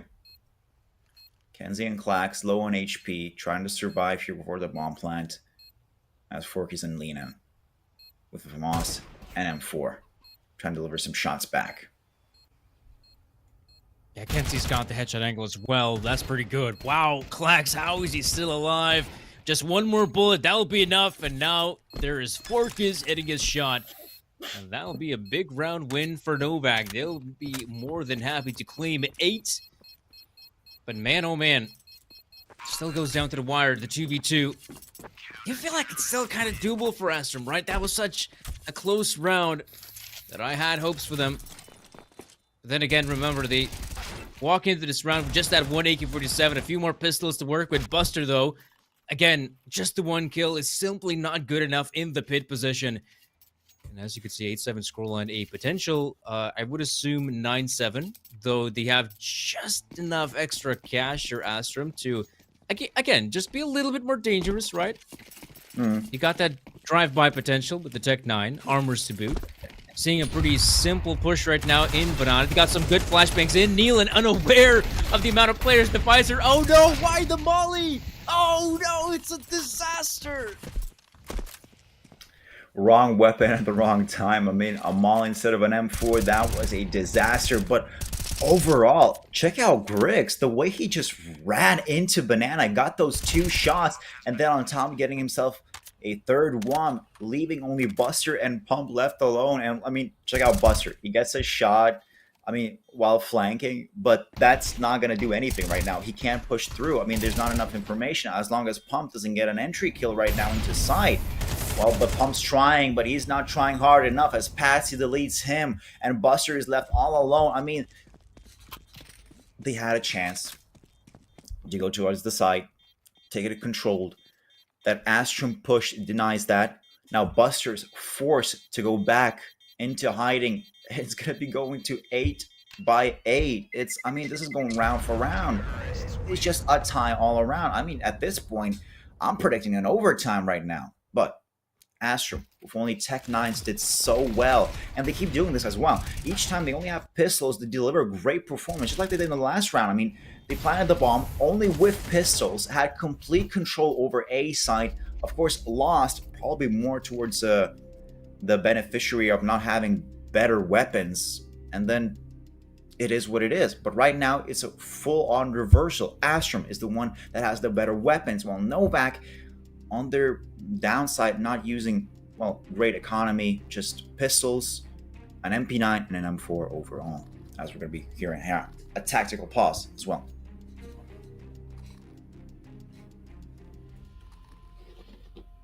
It's kind of cool to see as well. Haven't seen a lot of these tactical pauses from Astrum. Fair enough. I feel like they still believe they have this game on lockdown, which is fair enough. I would assume they have that level of confidence.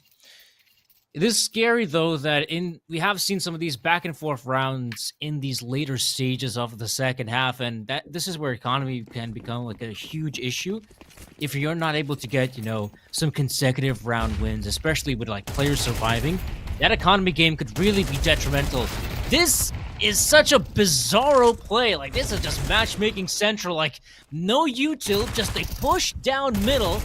Like, fair enough, they at least got at least 2 frags, but I don't know. I felt like those bodies, those players could have used to much greater extent than just push down mid. I don't know. I'm a bit disappointed.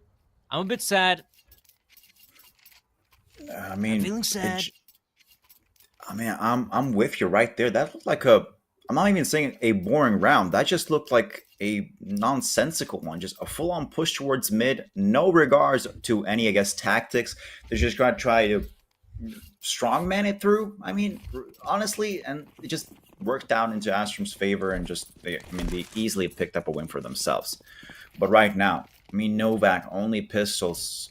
We see a stack upon B side, which is a great opportunity, unless the whole team of Astrum just decides to go A. I'm still waiting. I'm really hoping they do go A, but Norway already getting a shot on Nealon, taking out their first player, while they're only left with, pistols. So it should be an easy round for Astrum if nothing messes up too much.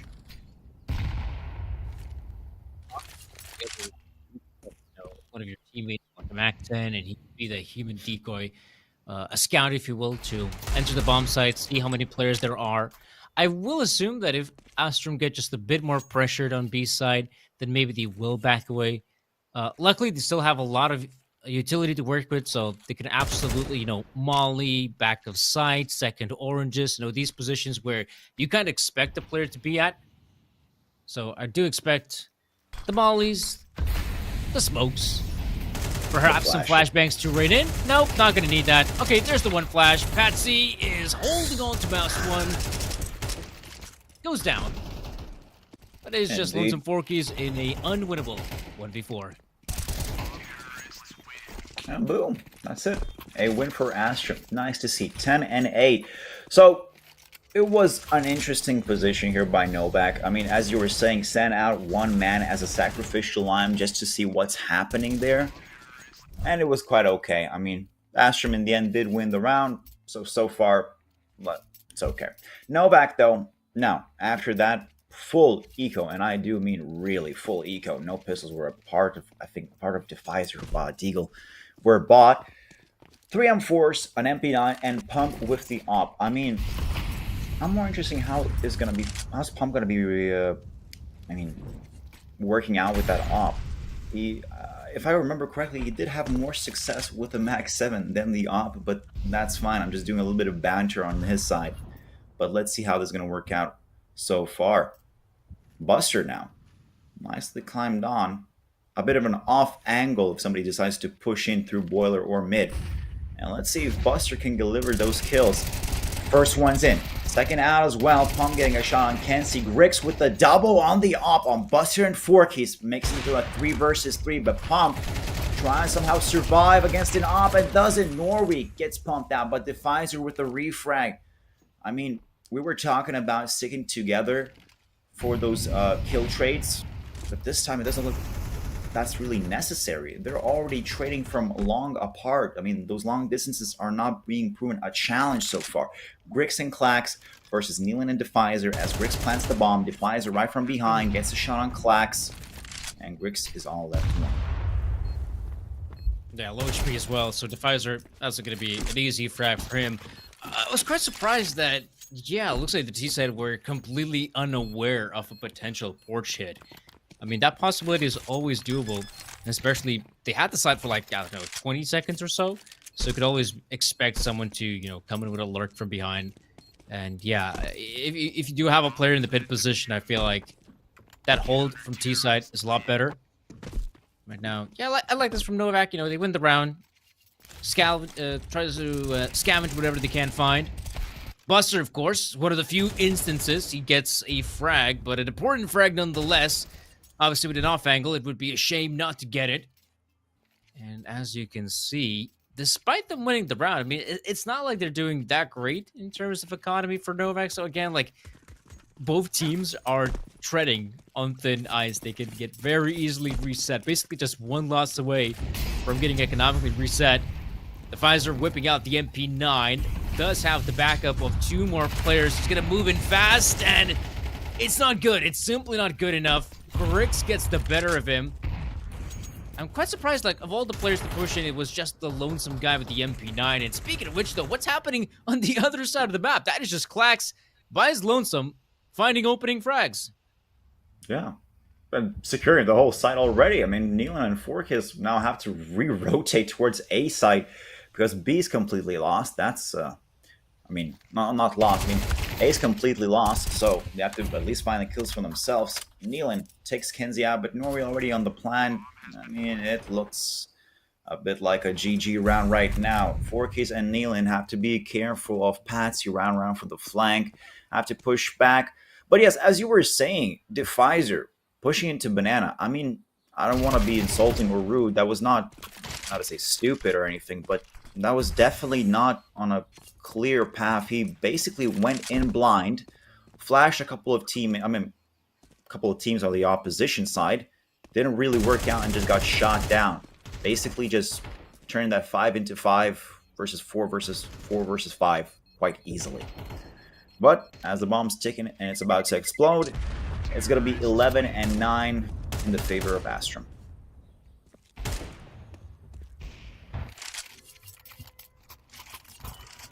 So, 21st round. I'd say that's still not too bad. But yeah, the big problem is again like that money question. It's all about the monies, and it's a good thing they at least keep those 2 AK-47s. They're going to be mega handy. I kind of like that Novaq is not overcommitting in this round because they could have very easily just gone for the force buy, but instead they practically give Astrum OT. But again, considering this is Inferno, I mean, those 2 AK-47s can still find a fair amount of impact. though it's in the hands of Nealon and Forkis. And admittedly, these two guys, I mean, they haven't been hitting those high numbers here on Inferno's CT side. Indeed. But, oh, actually, if you look at take a map, it's going to be an Astrum push towards Banana. Does look like so. A couple Molotovs flying in. Clax, though, getting a shot of 4Ks, deleting one of those AKs. So, I mean, Nealon is pretty much left the only one with an AK-47, and it's on B side, as at this time, Astrum is already rotating towards A. I mean, if Pump and Buster with that 5.7 and that Deagle can somehow survive and even deliver a couple headshots, that'd be beautiful to see, at least for Novaq's side. But at the same time, Nealon with the AK right now, looking for a flank in mid, and this could actually work out in his favor. Though Patsy is, together with Norway, already ready for that, and Nealon is out. No more AKs on the CT side, only Defizer with the CZ, something, I guess, more closer to an AK, but just not the same. Still has Pump with the 5.7. But B side's completely open, and Astrum is taking full advantage of that. They're already running it in, smoking off CT.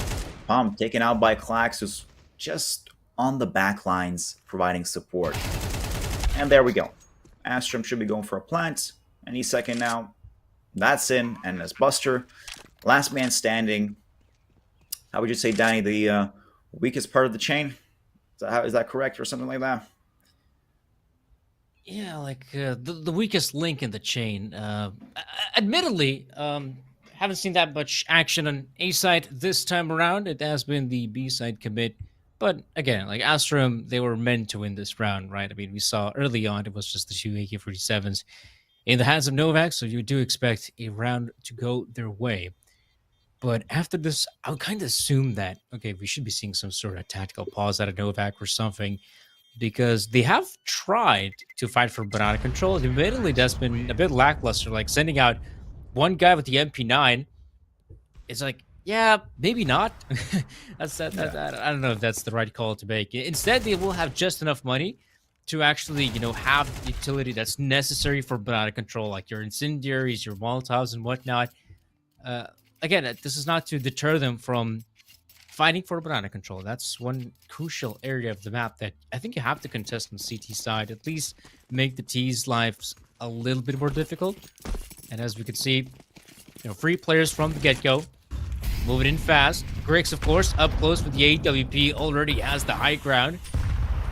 And yeah, that's already such a solid position. And you can see this gives room for the T's to just throw in the mollies, the nades. They practically have banana control in the back of it. Indeed. I'm more surprised that Defizer is no longer pushing in or overextending into Banana as he did with that MP9. That was a bit foolish decision, but he's not repeating that, so that's completely okay.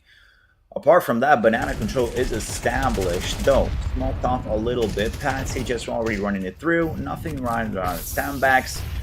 Ooh, but a little bird damage on Norway and Patsy. That's a bit of a mess up. Though Norway doesn't really care about that burn damage. He returns bullets to Defizer's face, puts him 6 feet under. But now, the real question, will the bomb execute come in? 4Kiss, getting a refrag from Nealon, getting a nice double. Searching for Kenzie for that triple, gets the triple! Ooh. Now we're waiting for that 4th one. Maybe Grix will overextend with that op. Not sure about that op. Don't think he's going to make that much of a foolish decision. But the bomb is already just dropped on B side.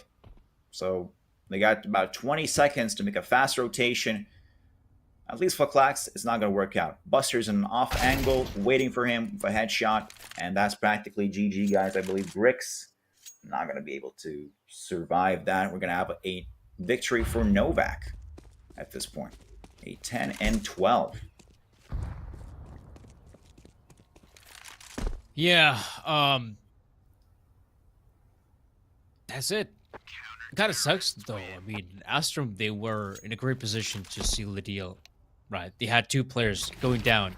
All you had to focus was the player backside. And there's obviously a maul you can throw in from car, just force this player out of position. Obviously, as we can see, none of the Astrum players had any mollies remaining. So the only way to flush him out was by killing him. And as we saw, Forky's, I mean, he played that one super well, mainly because Astrum were just peeking out there one by one. Obviously, they already killed 2 players in the B-bomb site. They were hoping that, okay, maybe there's someone close by. You know, there could always be someone boosted on Flower Pot, or maybe just there's a gap in the smoking coffins. But no, the real deal, it was Forky's. Big frags being found. That's big. That's crucial. And now you can say again, they have gone for the purchase, but not really contesting middle. In fact, they're playing this one super far back, and that's fair. After all, they do have pump on the AWP. Indeed. But talking about 4Ks and that beautiful triple kill he did on B side, I mean, that really paid off. That save round with only those 2 AKs and 3 pistols we saw previously really paid off, especially after 4Ks delivered that nice triple. And Buster so far gets a shot on Kenzie, though. Patsy taking a refrag together with Klax, deleting 4Ks, so no more triples for him.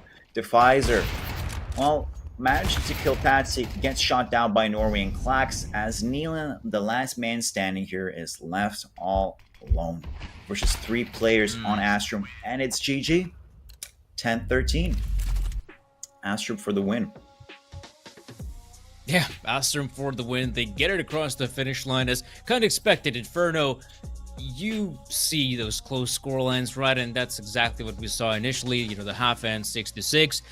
What looked like Astrum, actually Astrum again, winning both pistols, just not able to convert the second round win. And despite that, you know, a lot of teams are mostly shaken by the fact that they lose that second round, but not Astrum. They still managed to, when it comes to winning gun rounds, they still come out on top, do a great job at it. And in all fairness, I mean, it goes to show that Astrum, you know, even after losing their organization, Aurora, like these guys are still top of their game. Like they deserve to be like a top 50, top 60-ish team in World Counter-Strike. And again, I expect these guys to go deep in the tournament. They've already won their first best of 3. Now they've won their second one. If there is a team I don't really expect to win any more best of 3s, if I'm being honest, it's got to be Novaq, right? I feel like Novaq is one of the weakest teams here. And you could say on paper, yeah, there are some other teams that are also pretty damn weak, like including Marius. Some team names I have no idea how to pronounce as well.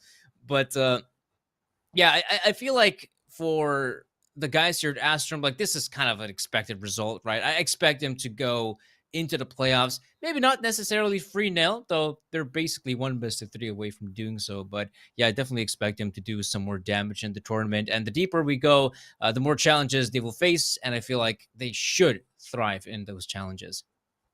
Yeah, definitely agree with you. I mean, Novak being on the weaker side was really shown off when Astrum, each time they had pistols only on their arsenal, or at least had a echo buy of like let's say an MP9 and an M4, and then 3 USPs, each time they would deliver a win out of that. Or if they did not deliver a win, they at least deleted most of Novak's team, only then to be losing, well, to, I'll call it technicality, just not having the better weapons and just not being strong enough to fight back. But yeah, but in the end, you were saying Astrum just shows off how much stronger they are. I mean, it's a victory that they already were seeing coming in the future.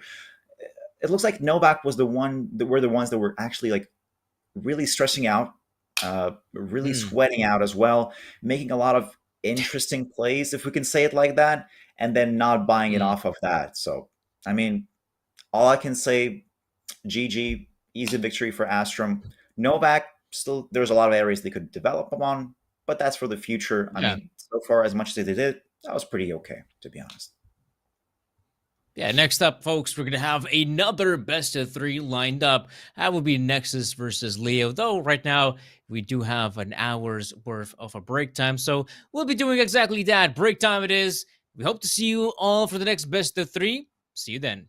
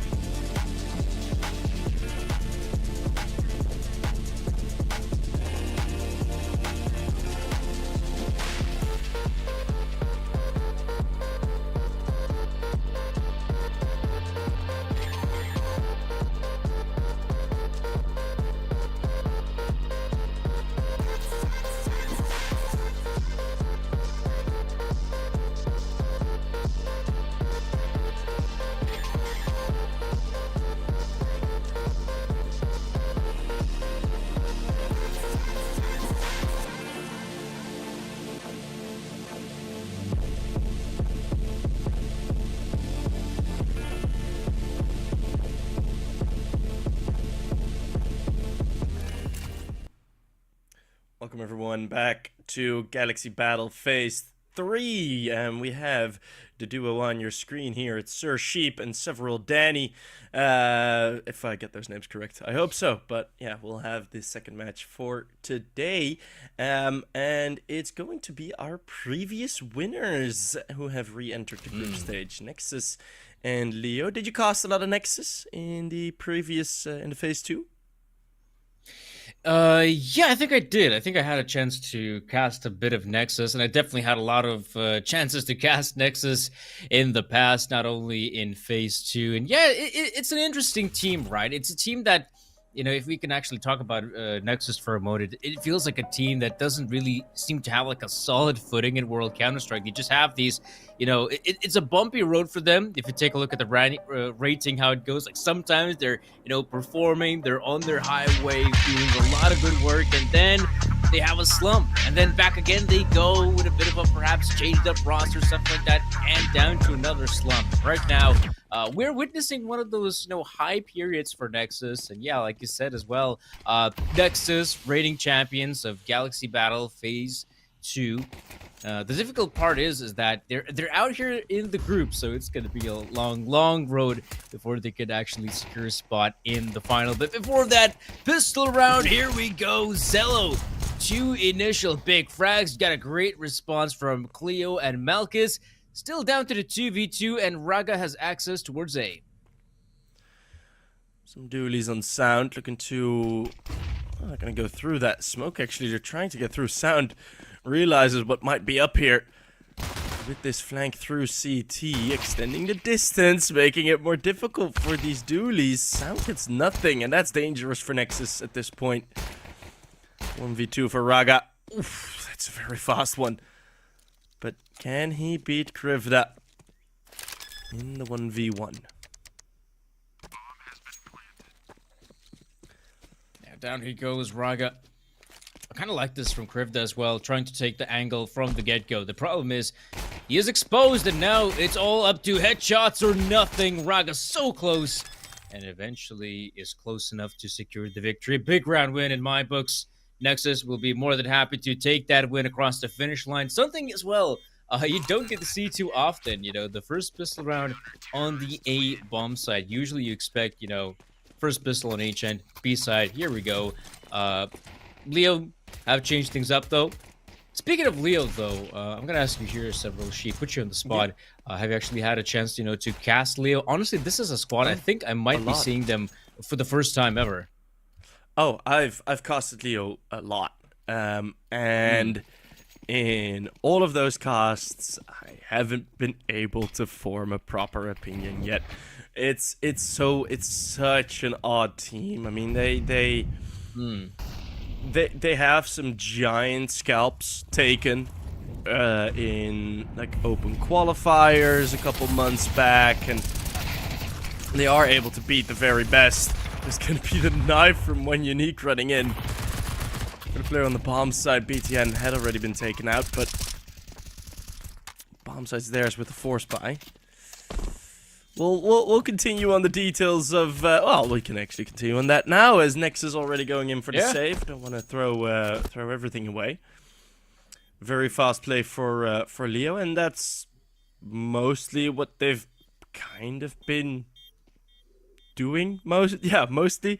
I mean, they've been with the LNG team before, and it was pretty much the same, or they just changed the name, I think. But yeah, it's a weird team, because then like they head into European Pro League seasons, and then even in Division 2 seasons they don't really get good results. It was recently in May, I think it was they finished 8th. So they did get to the playoffs, but then they just lost there. But then you also see them take, like, I mean, PGL Astana, open qualifier, for example. That's exactly what I mean. They finished 2nd, beating out teams like Eyeballer, Batera, and Celio. Right? Like, some big tier 2 names. Or tier 3, tier 3, 2 names. And then they beat all of them, and it's, I don't know. It's a team that I do think is very near its ceiling, with their best performances that I have seen, at least. Oh, Onyx. Bit of pressure here. No saving now, I think. Ooh. No, at this point, no need to save if you might just win the round. Krivda gets a big one on BTN, and you can see Nexus just slowing it down to a crawl because you have Raga in a prime position. He should seal the deal. There you go. That is a huge frag on Krivda, and Malchus, he's just left there out in the middle of nowhere. The jungle, it's a tricky beast. And, okay, is given a chance with one, but this is where Raga should swoop in. Yeah, there you go. Double peek. Solid stuff for Nexus. A big round to take, considering as well they win it whilst having a very lackluster investment. I mean, some of those MP9 sprinkled in. So it's a big win to take. It's good to know that Leo will have just enough money to bounce back with. But yeah, I feel like for them, the big problem entering B side, they end up just losing too many players way too early. And obviously the flank from Raga is more than enough to close it out. Haven't seen the mid take though, so good chances, Zinni, to change it up if you're Leo. I always feel like, the T side has a really good chance to fight for mid control, even though you get to see the CTs throwing down their Molotovs, their nades, and even a smoke early on from CT spawn. It's still good for the T's to just throw in a couple good flashes from T spawn and take control of it. And this has been really solid mid control, haven't been contested apart from, Zello firing off some shots. And wow, UNiTY he's getting pretty damn close in Red Room. Let's get some support there with Cleo as well. Can always make some good car puns with his name as Sound. Oh, silences him quick in middle. That is one brilliant retake of the Red Room. Should be able to just complete this round again. Man advantage. Well, double man advantage. And a flank already coming in. I don't really see Leo fighting their way out of this one. Raga double kill. Ah, so nice. Lines him up. And, I mean, now, that save that they did have, I mean, that is working out very, very nicely. Alright, so they saved the weapons in the last force buy round, but that meant they could fight back properly. And, definitely worth it for Nexus. Yeah, that's still a long ways away, though. Oh, yeah. Yeah, you could. I definitely agree with you on that front. It's still a long way to go, but right now I kind of enjoyed how Nexus decided to be a bit more passive with mid control. Then again, the great thing about a map like H, you can always make those rotates pretty damn quick, and this is a great example. This time they put a lot more emphasis on the mid hold, and now they're just already straight up in your face from Donut. And sure, they end up losing a few players, but for the T side, this is exactly what they need. A few kills, a bomb plant, an eco. Can't you really expect much? I'd say the answer is no.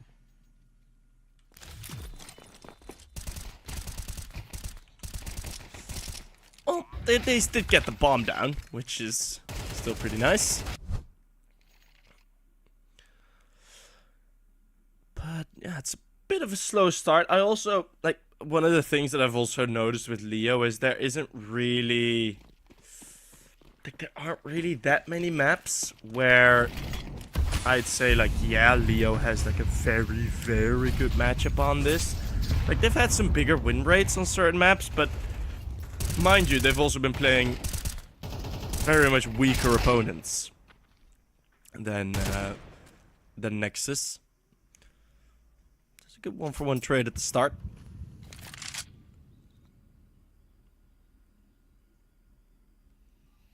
Leo paused it a bit.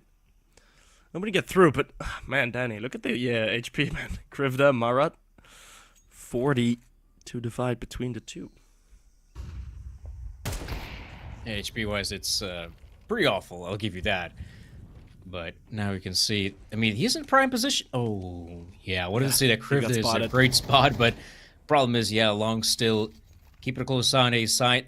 Usually, the one A side defender is more than enough to keep a close eye on main, and at times even Donut. This, though, is pretty damn awkward. I mean, Malkus is out there in middle, but no one's keeping a close eye on Red Room. And now that's a big mistake. I mean, now they know that Raga, he was on A side. He was looking towards main, so they killed the one player from CT, but they know there's still a guy in main.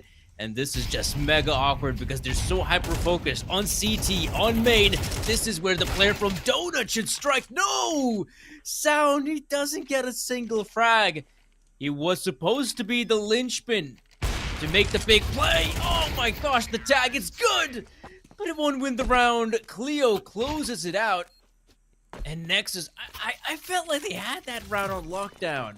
I was so sure they're going to secure the victory, especially this. Look at it. I mean, it's a 4v2. You could say perhaps Lonks overzealous. Probably should have waited for his teammates. But it's also quite unlucky that Zello, he gets the tag in, whips out the AK-47, but the Donut player reacts just too quick.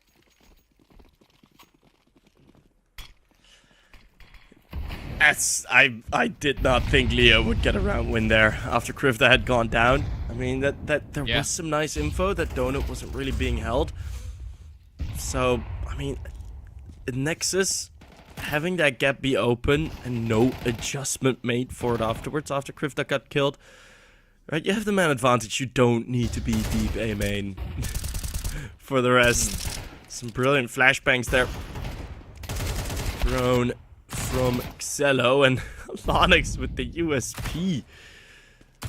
Simplifying one more. Cleo. Ooh, okay. Hey, this B bomb site's falling.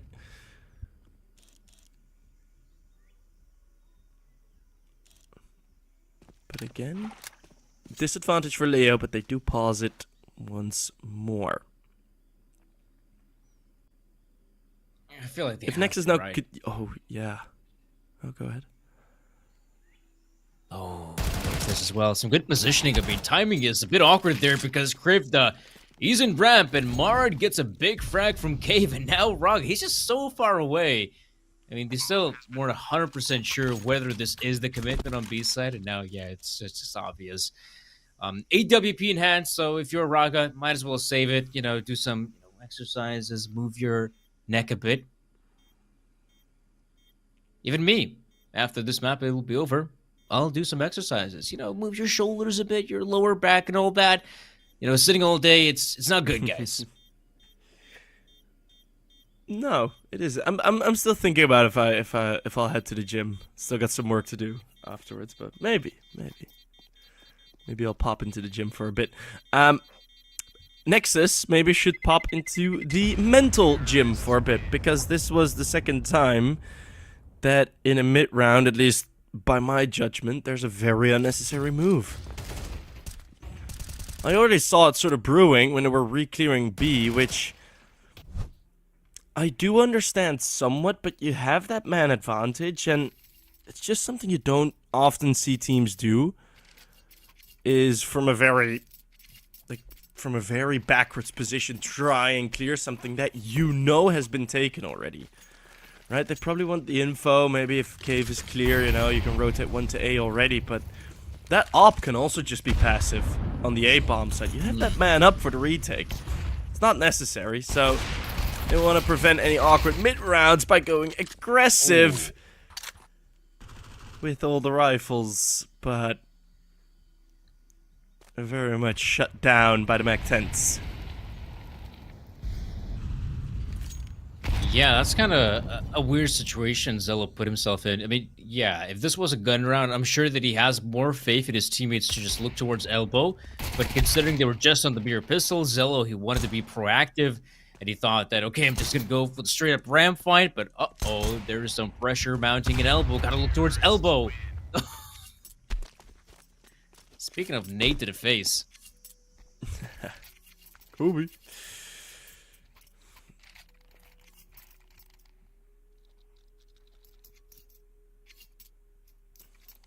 Yeah, 4-4 so far. Yeah, it's a pretty tied scoreline. As to be expected, I feel like HN definitely delivers. You can have a lot of close games on it. But the half is coming to an end. So Nexus, I feel like they'd love to get a few more rounds in. The CT side. This is, of course, Leo's map pick. Long snout. Holding on to middle. The only line of defense in middle, to be honest. Luckily for him, he will not be contested. But I like this from BTN, you know. They're lacking in terms of utility, so they might try to compensate with some aggressive plays. And he gets a huge frag on one. Also have the back of his teammates, but this also signals to Leo, okay, we have been pressured on B side. Maybe the A side is ill-defended, or even better, has no defenders on it. So they're kind of right. A side doesn't have anyone defending on it exactly, but Braga, he's the donut player. Lounge, moves in from CT spawn. Need to make sure those two players despawn and won't appear in the round any longer. But the big problem is Malchus is with the AWP. No backup whatsoever. He needs Marzuke to make this move. I see a route brewing here that if BTN does go down, Malchus can just sprint through the temple, but Marat's not going to check behind him, and that puts the predicament onto Malchus. Trying to out-rotate him. Lonks, yeah, that Lonix, the beautiful double spray. And he kind of walk into him, but good confidence on the peak there, trying to get ahead of it. A bit of a gift, but nonetheless taken.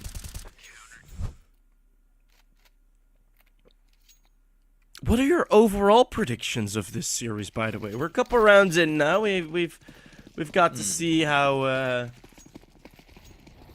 everyone kind of holds up for this this afternoon. What are your predictions as Lonix gets nothing? All right. I gotta look towards the present for now, Sheep, because we have a round brewing, sure. and it's looking pretty damn good for Nexus. I mean, 6 rounds are looking very likely. Okay, now let's speculate about the future. What do I think? Honestly, I feel like Nexus, I mean, they are the favorites heading into this matchup, but again, I wouldn't say by a big margin, because even though Nexus is, they're ranked 49th in the world, that's a really good position, but if I'm being honest, I still feel like, this Nexus lineup loses against teams like, Astrum and whatnot. They might even lose to other European squads if you're in the tournament. Even guys like, Sashi. Oh, actually, they did lose against Sashi 0-2 not that long ago. So, to me, Nexus lacks consistency. And as an underdog, that is a squad I would definitely like to back up. But when they're the favorites, I feel like, they might have a difficult time. But I still feel like, okay, this best of 3, they're gonna win it. But let's call it a 2-1 win. Tier 3 FaZe Clan. You might say. With their ability to lose and win against most around them. Yeah, for now it is looking very clean, and they have been looking really, really good.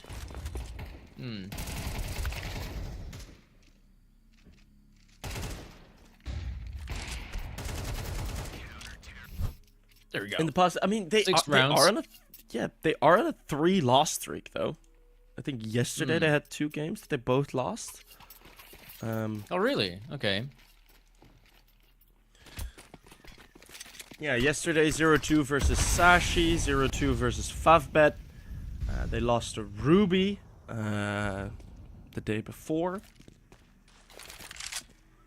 So it's not ideal just yet, but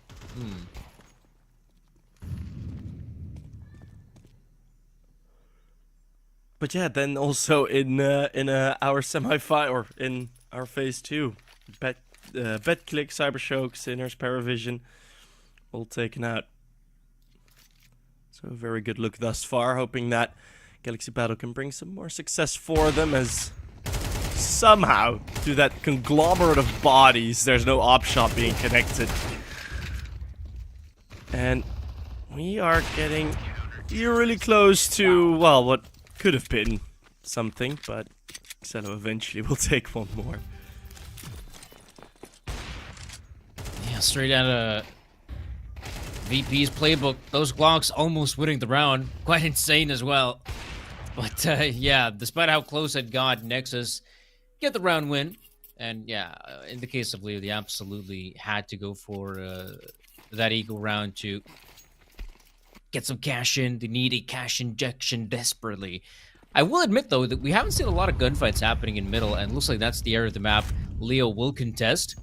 And a few times they've actually pushed middle. They found some really good timings. And speaking of good timings, BTN is in a very forward position. It's good as well because you might actually hear some footsteps. Maybe some more intel being thrown on the A bomb site if it comes to it.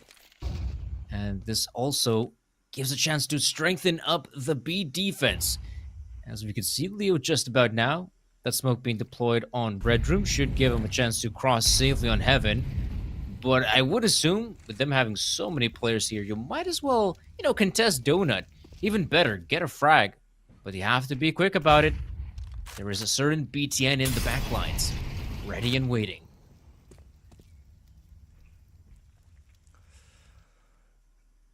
Yeah, BTN governing on a lot of map control. You see that Raga's being a bit more careful. It's middle that's the opening for now, but they're going to try and brute force their way in towards the cave.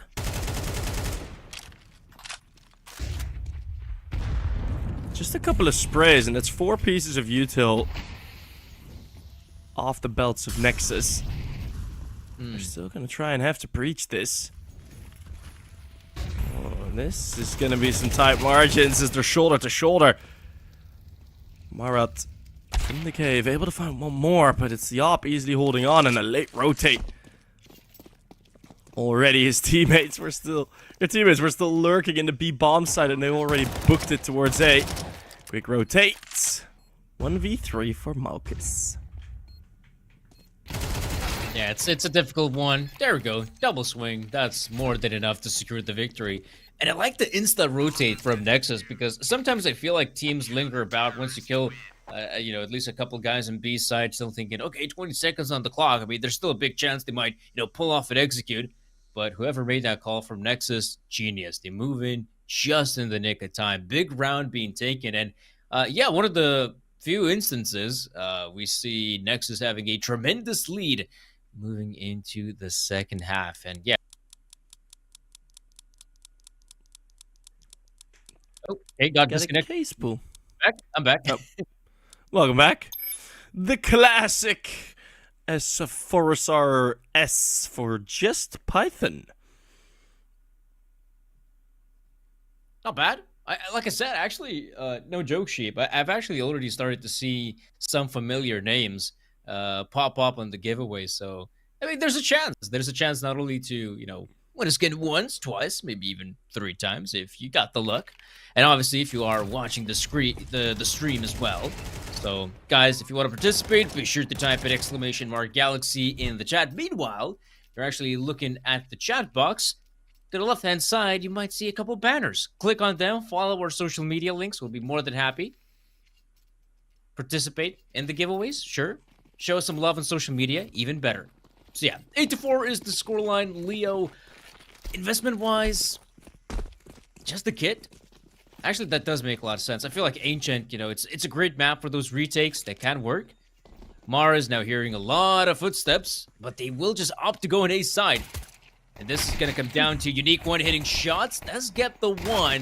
Ragan BTN. Oh, wow. I mean, that is such an awkward gunfight to take you for on T side. I mean, there are a lot of these, like, 90 degrees angles. But doesn't matter for Nexus. Wow.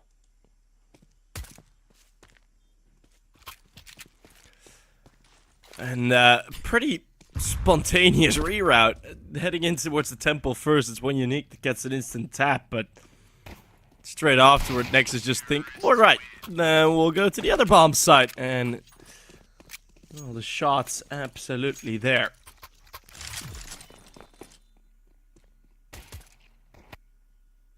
Yeah, initially it looked pretty good as well. For Leo, that is, right?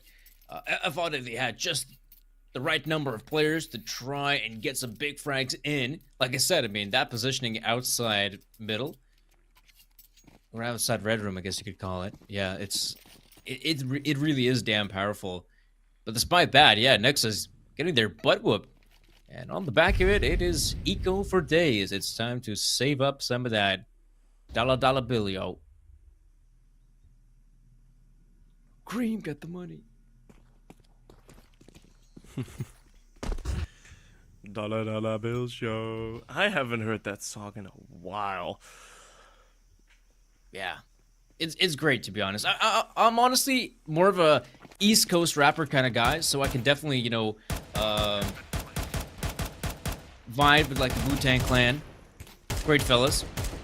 I feel like a lot of people, when they think of hip hop, they're like, oh, you know, it's you got your Snoop Dogg's and Tupac's. It's like, yeah, sure, but I honestly feel like East Coast rap is underrated. So if you want to know some names, jazz-based hip hop, De La Soul, A Tribe Called Quest, hit them up.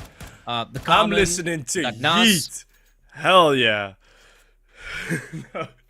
Okay, yeah. I mean, for the Gen that's Z your jam. audience. For the Gen Z audience.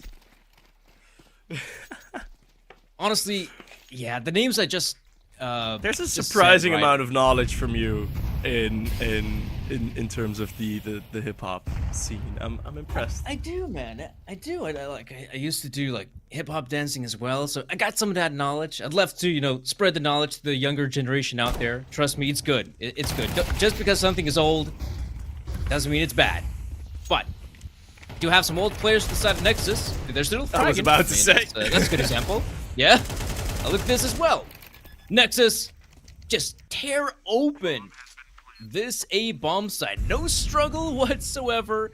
And the retake, I mean, that's the cool thing about Ancient. You can still see a 4v3 retake, which you wouldn't see like Inferno and potentially on other maps as well. And so far, it's good. Mara picking up the one frag. But remember, there is no diffuse kit at their disposal, which means they got to move in quick. And more than 20 seconds have passed. And you feel like, it's simply not worth it. This is kind of why I said earlier in the game that I think this Leo team have already shown their ceiling. Is like, I'm not, by the looks of things, I'm not seeing any mistakes, or at least not clear mistakes from them. Yeah. And a lot of the moves they make, you understand the logic behind it, so it's not like baffling, but everything is just slightly mistimed. They walk into a double kill too easily. For example, in the pistol round, 3 players get caught completely out of position. And I think like it's just that has been the problem with Leo. And yeah, sometimes they can fix that with aiming well enough that even if you get caught off guard, you're still gonna be good. It's gonna be some more aggression trying to force the issue now, but then one UNiTY fails to clear BTN. Raga has taken another kill in middle, and this is exactly what I mean. Right? In theory, what they're doing here ain't bad. It's actually, in my opinion, pretty much the correct choice with this type of buy, but it's just the micro, the details. When do you play off of each other? When do you push off of each other? That's just simply not there. And compare that to a Nexus team that have been playing together for years and years and years. Yeah. It's not surprising that they come out on the losing end. And I definitely agree with you on that front as well, that, yeah, on a round like that, you probably want to rely more heavily on your individuals to try and make some big plays, albeit it's going to be difficult, but if your players do have the confidence to pull it off, let it be. That is a confidence-shattering round, though. It's a terrible start, to be honest, for UNiTY and Mar2K, going down so quickly. You got Malkus there, out in the open, and I'm afraid to say, but, well, we just have to face the facts that it will be Nexus securing the win here on Ancient. Sure, Crypto, good frag being picked up, but now all they gotta focus is just hitting the B-bomb site. They have the man advantage. They shouldn't make any mistakes, and right now, that's pretty good. BTN swoops in with the kill. Some really good timing being found. Of course, if you're, player holding on to cave, you hear footsteps towards the B side, you're thinking, okay, gotta put my attention towards those players. Boom, BTN swoops in. And, well, it doesn't help that Krivda out here in the 1v3, no diffuse kit. Could at least maybe, salvage a kill, I guess. Get a better rating on HLTV, but that's all he can hope for. I did not see Nexus losing a round like that. That would be disastrous and quite embarrassing. In fact, no HLTV rating for you. That's a 13-4 win for Nexus. Damn. Well, yeah, that was pretty damn quick. I mean, in the beginning, it did really look like those first... What was it? Those first sort of 7 to 8 rounds, Leo was holding on their T side. They felt like they had control with all of the pushes, and they were able to play around with it. But then at some point, you just saw Nexus kind of figure out what Leo were doing with their fast takes and what Leo were doing with their lurks. And at that point, Leo couldn't adapt. It didn't even really look like they tried to adapt. Or, well, eventually it did, but not accurately, right? You see Nexus instantly throw a different set of util on that CT side, try and change it up a bit, and then Yeah. Leo all of a sudden can't get through anymore. Similar as on the T side, right? Every single time it was a different attack, and you saw Leo just wasn't able to adjust. Yeah, but I also feel like I can't say that Leo did something, fundamentally wrong, or that they lost rounds they were supposed No, to yeah. win. Like, in all fairness, it just felt like Nexus was on a whole nother level. And this is the scary part, right? Because this is Ancient. We saw these players frag out of their minds, have some really good individual performances from players you usually don't expect. Like, BTN is a great example. Like, there were multiple rounds where he would find 2 free frags. And that's like, wow, okay, BTN, you still got it in you. And the scary part is that we move on to the next map, which is going to be Dust 2. And I feel like for Nexus, that in its own right is a very heavy momentum-based map. Like, from their history, right, they can win Dust 2 with like a 13-4, 13-5 scoreline against some decent opposition. And I feel like if you already have such a great start in the first map of the best of 3, something tells me that momentum is also going to carry over towards Dust 2 as well. Yeah, the one other thing that I do think works in their favor is looking at Leo in the past 2 months, every game on HLTV, but one has been a loss on Dust 2. Of course, they played a couple of official tournaments that were not on HLTV yet, but those are also not ranked. I mean, the viewer can be the judge on how important those games are, but yeah, everything pointing in the direction of the Romanians. So we'll head in for a quick break around 10-15 minutes, and then we'll be back with map number 2.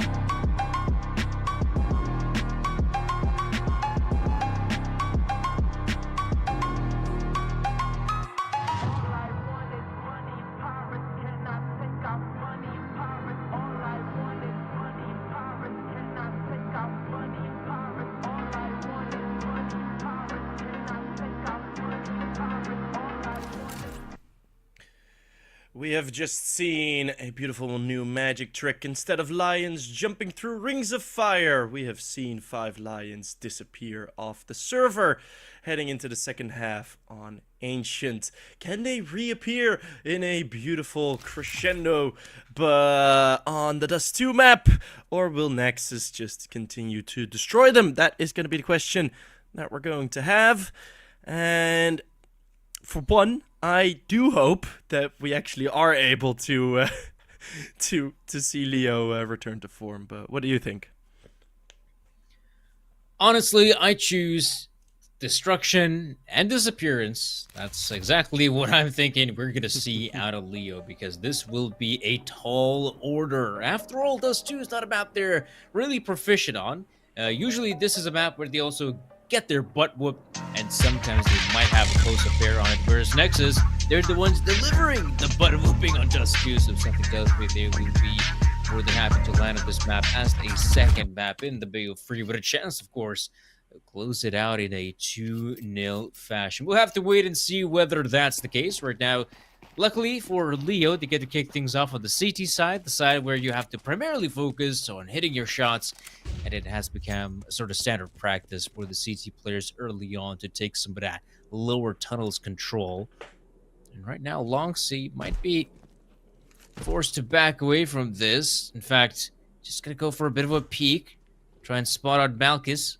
Ooh, Mara has somehow lost a big chunk of his health in middle. Not sure how that happened, but that's a big frag. Malchus taking care of Longs. Now they're going to clear out middle. However, here's the incoming onslaught of Nexus players on the A side, and only Cleo to defend. And that simply won't cut it. Having to fight back from short now, or through the CT smoke. Malchus trying to be ahead of it. Mara's already on 2 HP. It's gonna need to be some mega shots from short. But how can you enter back into this? So many different angles already being held. Although, some frags are coming through from the T side here. BTN in a 1 versus 2 with low HP. Oh, Marat, he can't hit the shot. 2 HP. Leo, get another good start. It's Mara 2K. Getting it through. That's actually a pretty surprising result. I didn't think that retake would work, or would at least, would get through, but very nicely done. The guy on 2 HP nonetheless. I mean, he gets dinged super early in the round just with those 2 points of health. Somehow has to pull through, and Mara, that is quite insane that he's able to come out on top against BTN. I mean, BTN, all he needs is just the one shot, man. Well, Leo, I mean, we talked about how Dust 2 for them could be a really difficult affair. And I'm sure, I mean, these guys, they know how to play the Savannah. Lions, after all. But something tells me Dust 2 is a whole different beast. However, BTN, wow, again, he's... Oh my goodness, BTN! Beast mode activated. Complete destruction on Long.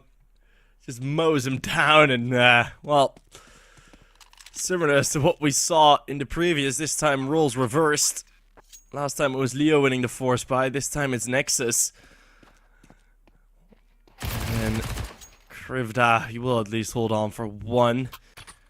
And possibly a Galil, but look at this, the hunt in round number 2. Nexus mean business. And good control of that Mac 10 spray. Yeah, BTN, Dad still got it.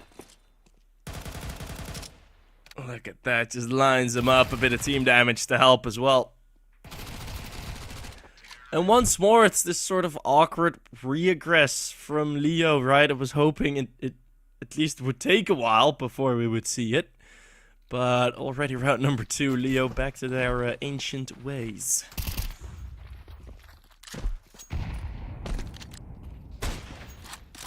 Yeah, ancient ways is a good way to put it. About a lot of teams end up playing still on Dust 2 as if it was like 2018, maybe in 2016 in some cases. You know, I feel like the CT side, you absolutely need to keep on fighting for, you know, lower tunnels control. I feel like short has become a lot more doable for the CTs to hold, just because you could have that lower tunnels presence as well.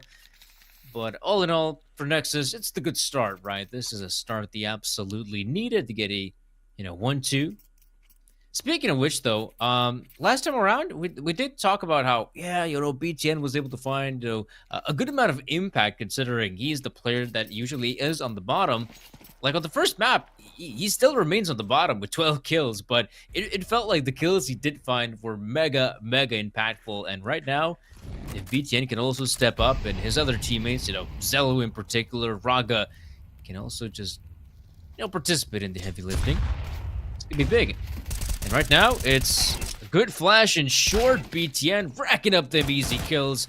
Obviously, they know what's going on. It's just a short commit. But if you're Nexus, you want to get them easy frags? Of course you do if you're Lounx. Free HLTV rating now handed out over towards the CT spawn. Come and get it.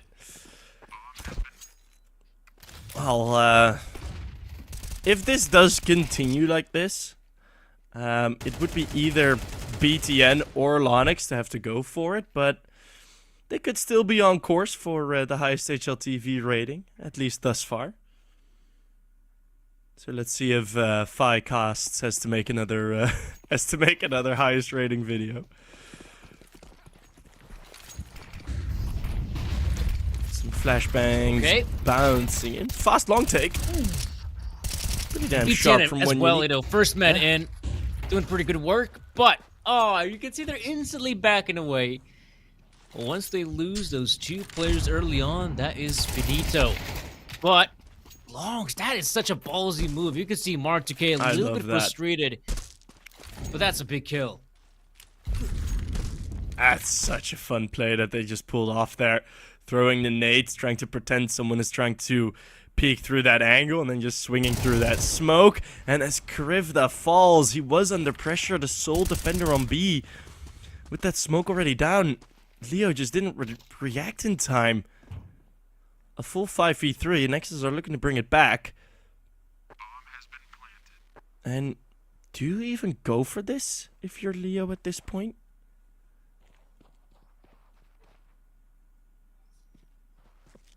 Yeah, that is a question, right? But I feel like, Leo seems to be backing away. I mean, we know the gist, B-bomb side, hard to retake, yada yada. Doesn't help that none of the players don't have any kits, so, they save the weapons here, and usually how it goes, you save the 3 weapons, that's going to be just about enough to come in hot with another purchase. So Leo is definitely looking forward to it, but my allegations of, Nexus coming strong after that first map, I mean, it's not going anywhere. We saw, Nexus, they lose the 2 players initially.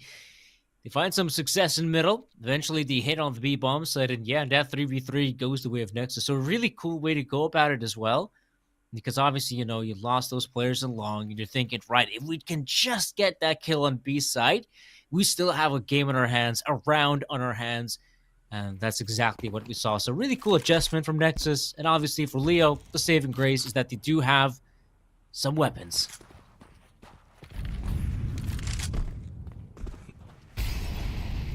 Those weapons good enough for a couple opening kills at least, but unable to close it back out. Flash will allow another exit, and this time a lot more tight on this defense when UNiTY has to pick and choose. Still the coverage is there, and just feels like a desperate response once more. Leo have been on the back foot since round 8 of Ancient. They just have felt completely out of control. Somehow Krivda wins that fight, but there's another wave coming, and well, if you didn't go for the retake last round, surely you won't go for it this one. No, I just don't see it happening, man. Again, it's B-bomb side, difficult to retake, and for the remaining Leo players, they're just better off not giving away these rifles for free, but we are talking about at least maximum loose money bonus looking good for them, so, that's nice. But right now, they're just trying to default their way. Doesn't really work. I guess the one change I would like to see is, again, what I mentioned earlier, is what we saw in the pistol round, right? What we saw in the pistol, We saw some aggressive plays there from Leo, hitting lower tunnels. Short presence as well. Again, I feel like short has become... it is always a really important part of Dust 2. I feel like it has been, neglected for a long period of time, but now it feels like, fighting for short control has become back in meta once again. And it is no wonder that Leo is taking the pause. Fair enough. I mean, you've already lost 5 rounds in a row, and Nexus is on a tear. I mean, Zello has that EWP, but I feel like, yeah, it has been just, the pace from Nexus that has been really working out for them. I feel like Zello hasn't really had a lot of opportunities to shine, and he usually is the man. He is the guy to find them big frags for Nexus.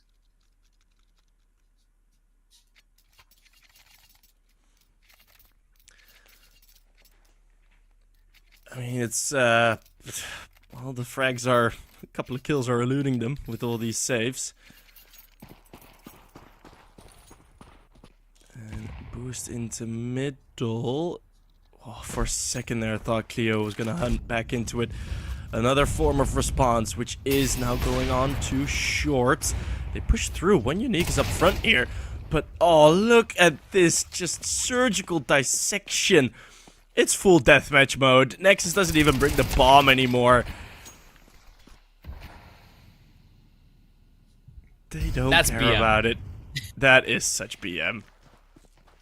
I mean, the fact that they're just leaving the bomb at spawn, it's like, yeah. I mean, there's 2 ways to win around Counter-Strike, right? You can obviously, plant the bomb, wait for the 40 seconds to run down, or kill. And Nexus choose the latter option. It's quicker. It's a lot more dominant, and looks like that's going to be enough for Nexus to win. They were done with all the saves. They were just like, okay, let's just wait with planting the bomb so we can get hunting already. We can get as many kills as possible. And I have a feeling, about 40 seconds left until the round switches. Mario 2K is going to have a tough time holding on to this. Not a lot of util left. But those flashbangs, now they know where he's at. And Sound, 1 bullet away from death, just slides in. Oh, but it's looking even worse than I thought, to be fair.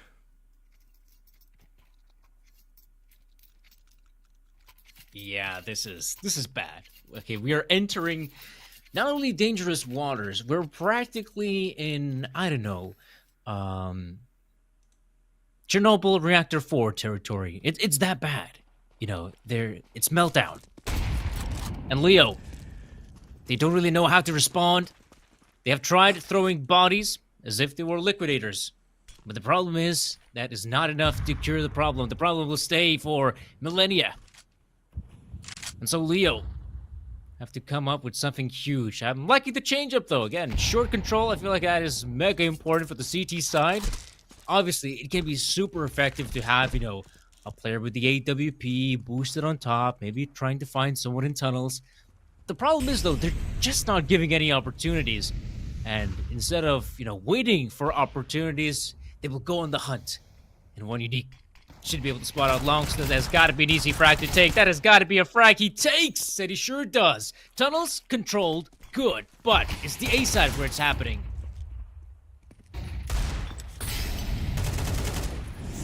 And the A side, everything that's happening has happened before.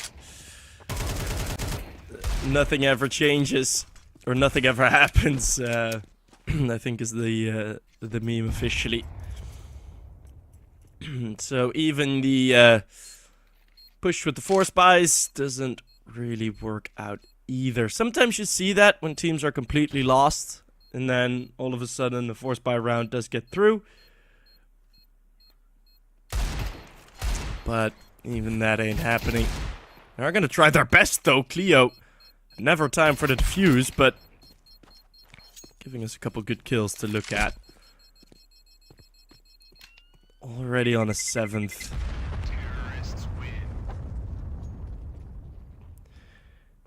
Imagine Nexus just call a timeout now. Well, it's Leo that does it, but it would have been crazy if Nexus were the ones. Let's see if Nexus can keep up this pace, and let's see what Leo can change up in this upcoming gun round. Yeah, that's the big question, course, right? I feel like they're kind of running low on ideas, Sheep. I mean, it feels like Leo was just thinking, okay, so we tried being aggressive, we tried to hold default. What now? And I feel like that's kind of the case with Dust 2, man. If you're not able to hold your own, if you've tried playing aggressive, there's really not a lot of opportunities to change things up on Dust 2. And I feel like some teams and some teams on T side end up dying just because of that, or CT side in this matter, to be honest. So that's the miracle of Dust 2. It is somewhat of a simplistic map, but even if your basics don't work, then you are kind of screwed. And this is a good example of it. So Leo, oh man, that would have been a great early frag for Leo. Look at this BTN. He's piercing through middle already. Does get caught this time. Don't get too complacent now, Nexus. We've been singing your praises, yes, and you've been winning everything handedly, but still, it's only a 6-round gap. Which, in the grander context of Counter-Strike, can be recovered pretty quickly.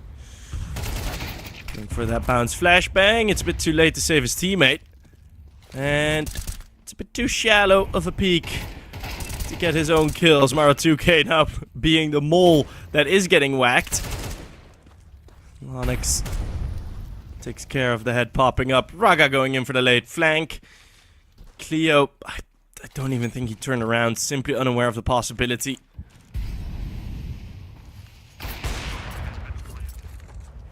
Ooh, just a tag on the op. Yeah, I wonder if that's going to instill some confidence to try and go for the retake. I feel like, yes, the answer is a big yes, though Malchus is wasting a lot of time. And you got to wonder, with 20 seconds remaining, is it going to be just enough? I mean, they've really got to eliminate the car player first and foremost, and suddenly that becomes a lot more doable. But again, time is of the essence. Lounge gets a frag, and now I feel like Krivd up, he cannot win this one. Great frag on Lounge though, but again, there is simply no time. He could get that frag, that's sick, but the bomb will eventually go kaboom. And that's 8. A very nice attempt from Leo. Slightly unlucky missing that initial shot, but once more, it's an advantage round from Leo. But they're just unable to either respond well themselves or be able to read any possible responses from Nexus. You get stuck on short for that long, and Cleo is just unable, just forgets to check long. I mean, that's just... yeah, that's just a mistaken response. Another push, another direction that they go through, and Lonix lines him up this time. BTN, I think, thought he had the kill already. But yeah, B-bomb site's open. Oh, okay. One Unique still fighting. He's been able to keep up with this Nexus aggression. This just does feel like a retake again, doesn't it? But it's doable. I mean, now there's a chance at least, right? It's still 2v2. Yeah. Well, yeah, they do have kits, or well, they do have util now, but there's no kits. So... yeah. So last time what was missing was the util, and they did have the diffuse kits. Now, you have... one Unique, Maro2K, and Malchus all sitting at 1k. And you don't buy diffuse kits. Sir Danny, what was the old adage about diffuse kits again? Oh. Don't be a loser, man. Buy diffuser. I mean, it's basic stuff. There like, you go. I was told that this is the type of stuff you got to know in life. Like, Yeah. This is the basics. This is the fundamentals. Like, go to the toilet, use toilet paper, wash your teeth. Don't be an ass, I think it's also a rule in like car modding communities, Buy a diffuser. Okay. That's such a dumb joke. I'm sorry. It's not bad, It's not bad. I'll give it a pass. HP. Yeah. That's that kind of sucks, man. You feel like that was supposed to be a kill, but if you're Krivd, you're like, oh my goodness, thank you. I guess I don't know. That's the accent I went for. Probably would sound alike, and then Molotov gets thrown. It's enough of a flying path that he is able to avoid it. Not that much of a seeking missile. Oh, I would love to see a grenade kill. Like a util kill. I'd be so up for that.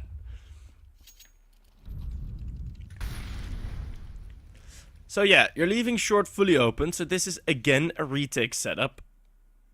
You still keep that smoke on Cleo, you still keep this long control.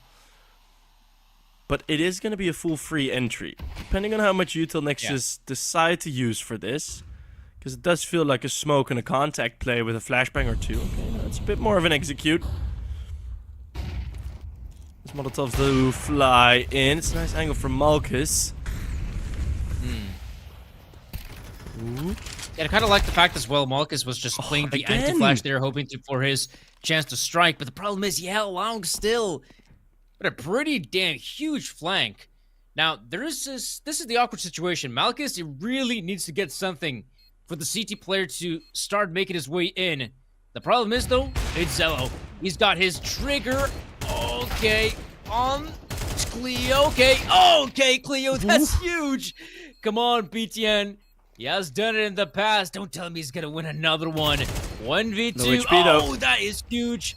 Smoke defuse. He's got to tap. He's got to tap. And he will successfully get the frag. Big stuff from BTN. Again, like this guy is having the game of his life.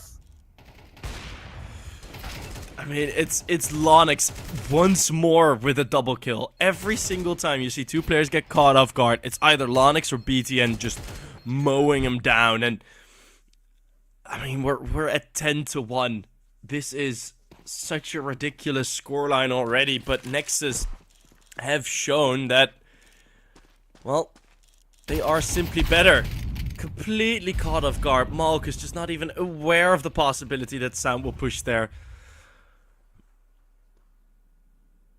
Raga trying to bait something in with the shadow. I don't know. Good timing though from our 2K. That's a nice play. And Cleo finally a more upfront position. Sound destroys him. And I actually think the bomb did get spotted by Mara2K's push.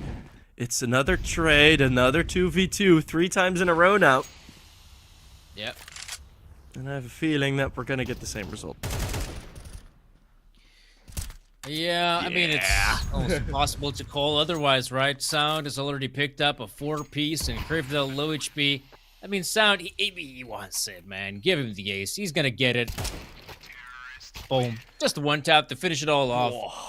Wow. I mean, what can you really analyze from this? I mean, if you are Nexus, you're just hitting your shots, making great calls. There's really nothing more to add, I feel like. And again, I can't really say that, oh, you know, Leo is playing trash Counter-Strike. I mean, they're playing sound CS. It's just that they're up against Nexus, who are on a whole nother level. The Night Terror for Drea SB. And, well, I think right now in the server we have the Afternoon Terror for Leo. This is, funnily enough, I don't think I've ever had this. If Nexus now win the next 2 rounds, this is the second 13-1 that I see in 2 days. I mean, at this point in the group stage, it's been so many blowouts. To be fair, the reason Leo are even up here in this bracket is because they got a default win over Ruby.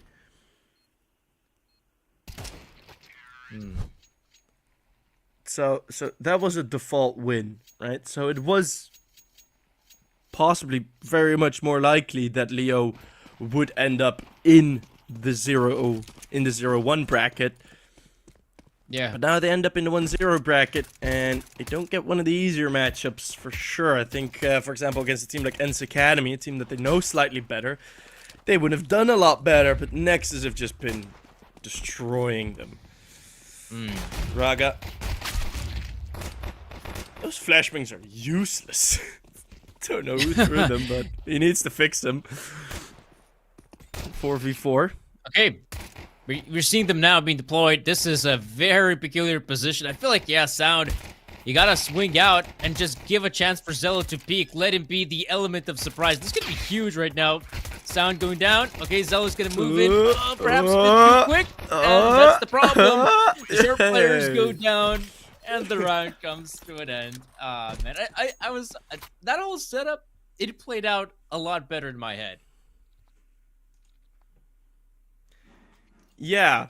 If the shots actually do connect, it was Sound that did connect twice pretty nicely, but that kind of was it. So not much more there for them.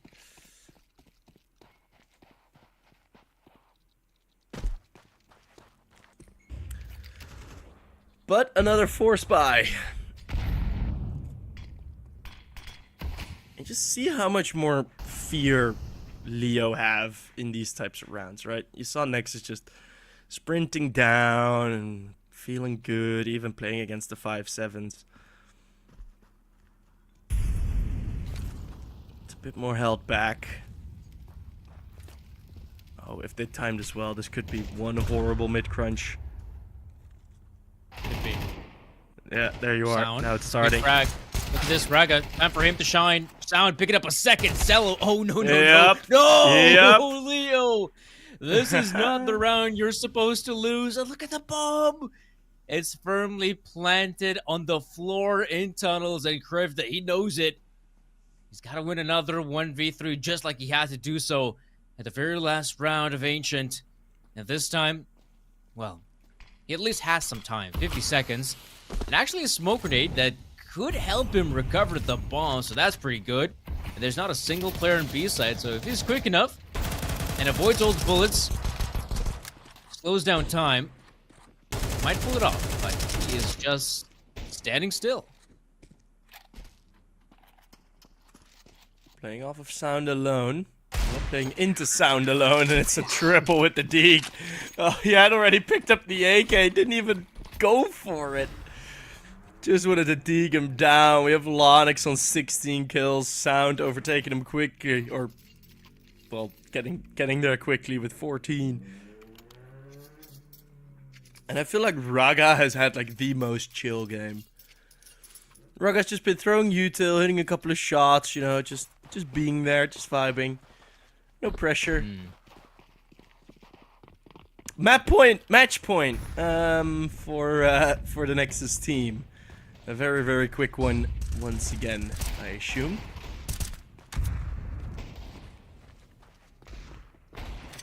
Wow. I can't believe this. This is probably the most dominant I've seen Nexus in a long, long while. I'll give him props for that, and for that alone. BTN, yeah, he's got the confidence. Like, he's been winning every single aim fight, so might as well. Whoa, okay. That's how you also lose rounds in Counter-Strike, by being overconfident. Oh no, not this time. They have what it takes to close it out, Nexus. Throw bodies at the problem and somehow it works out. Yeah, Leo just not up to par here. I don't think we can, like, as we also said, right? And I think that continued on Dust 2 as well. There were inadequate responses to certain utils thrown, to certain threats made by Nexus on their T side.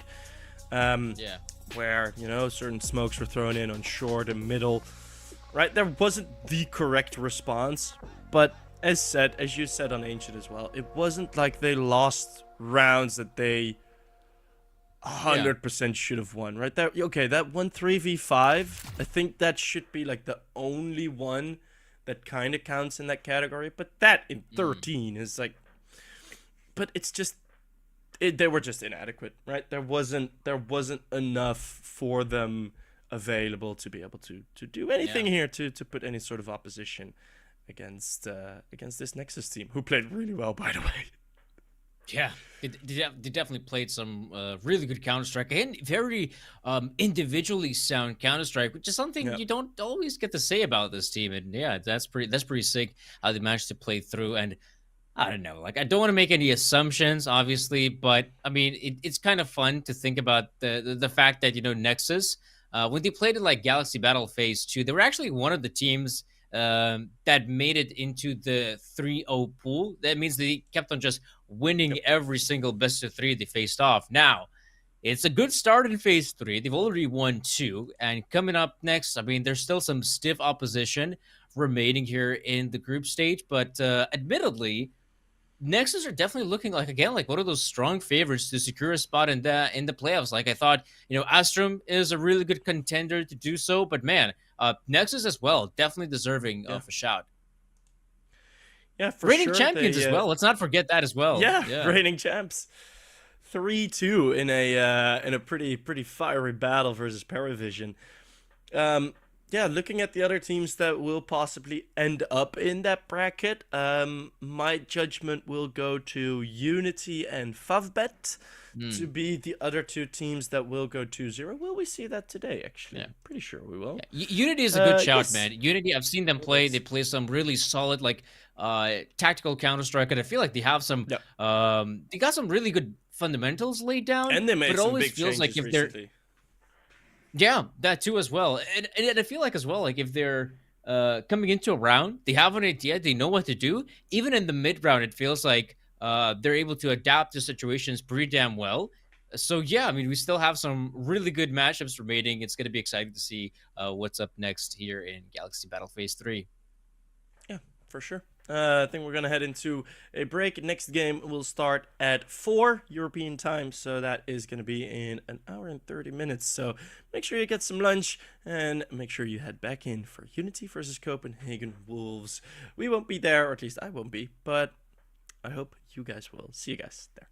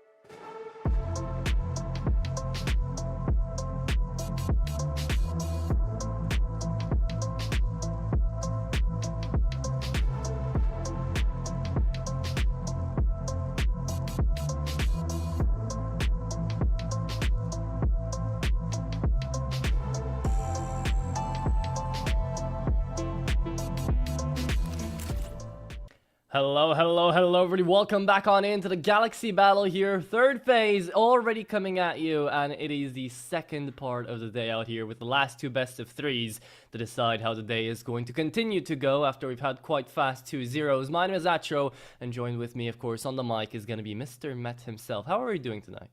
Oh, that was nasty. Thank you so much, Atro. It's a big pleasure to work with you. It's the first one time. I know that's Yes, sir. already check your eggs what is going on when you said like the God is Romanian for the Nexus previous champions of the Galaxy.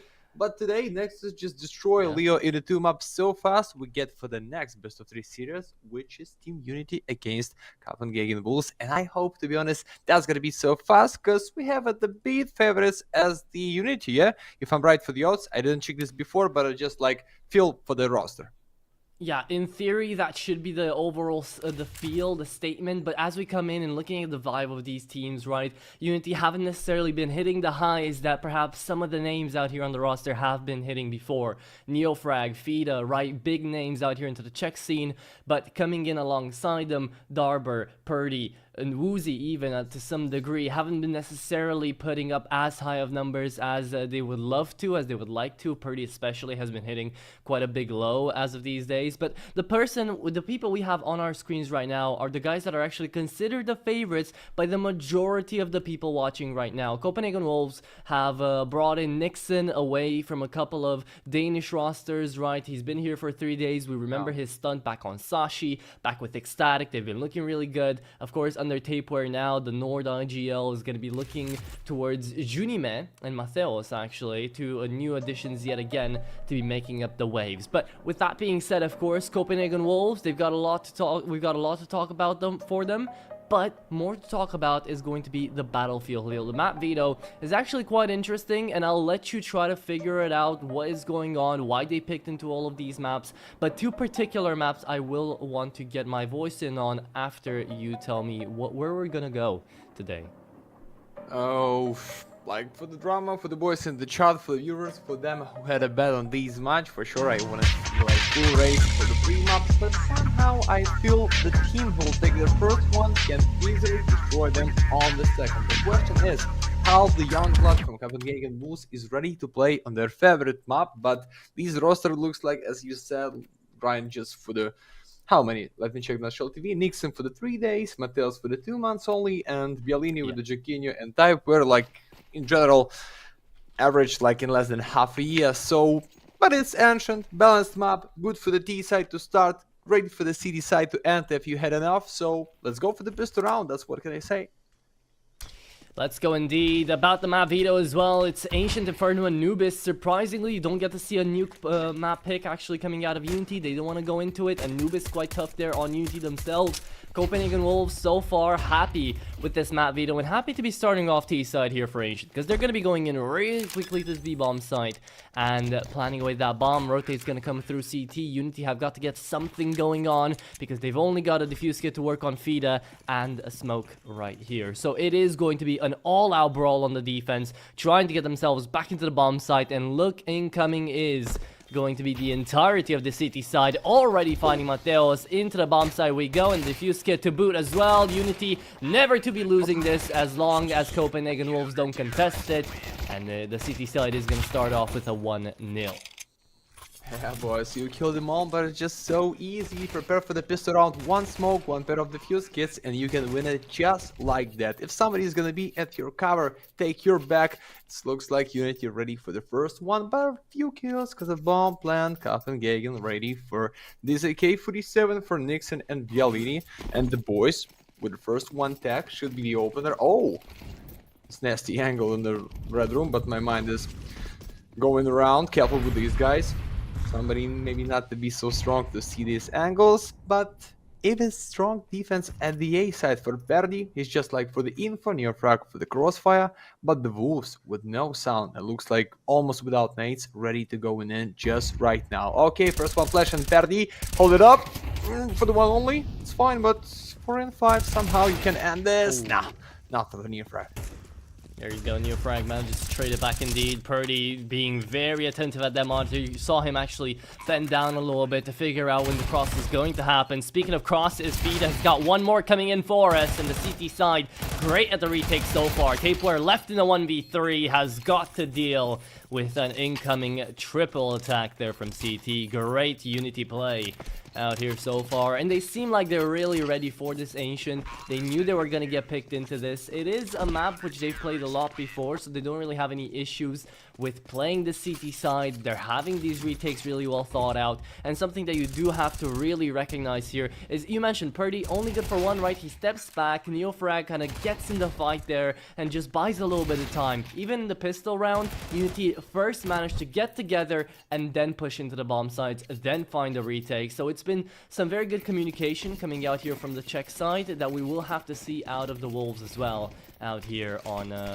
under Tapeware's IGLing skills. Of course, Seaside is going to continue with a tech buy down middle. Let's see if they get anything done, but it's quite hard to do so. 1-for-1 as the AK tries to clean them up, and Neofrag does it in style, finds the third on a headshot in the smoke to end off this third round and give UNiTY a 3-0 start.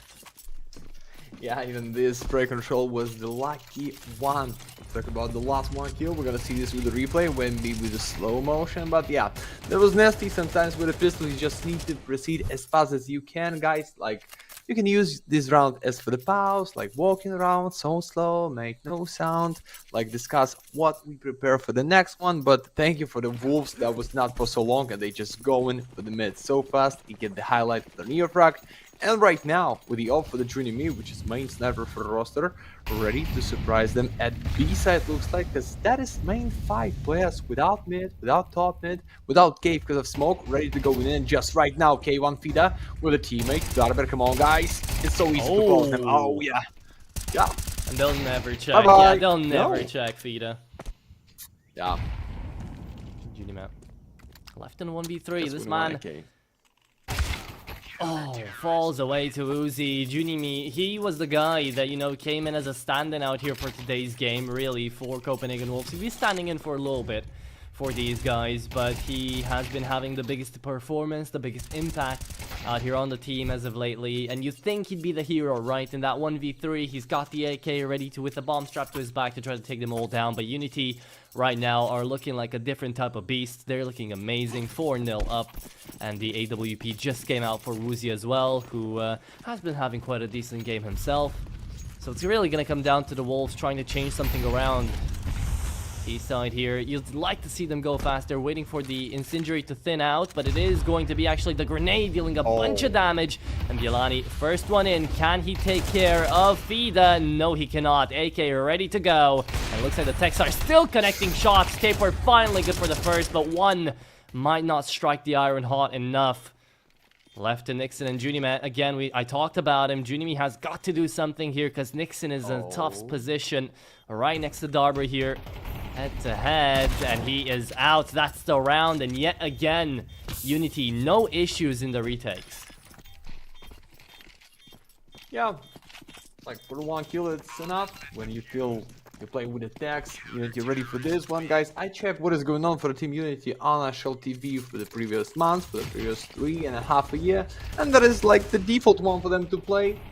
18 times to play, 9 wins, 9 losses against like average tier 2 teams. So, but they ready, like they grind more for the experience on these maps. Started, but my opinion, for the worst side, because here, if you have less money, if you had less experience, you can play it fast just with the pistols for the A or for the B side for the T. But 5-0, 5 in a row, it's good for them. It's Mateos in the mid side, ready to take control, ready to go into the first one fight. But the problem is that is the 3 players and the Perdito. Now that is just one for the refrag. Bielani, find the majority.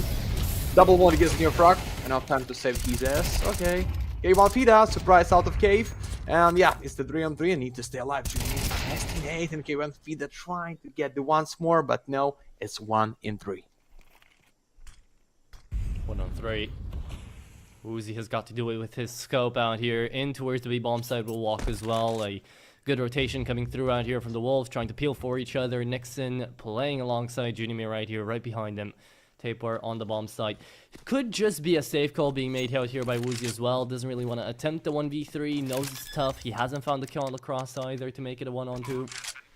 So this is how the Copenhagen Wolves are going to be picking up their first round of their own map pick. Ancient, not necessarily off to the best foot, right? They haven't started off perfectly, but it is going to be down to them trying to climb their way back up, with UNiTY managing to find a 5-1 lead here.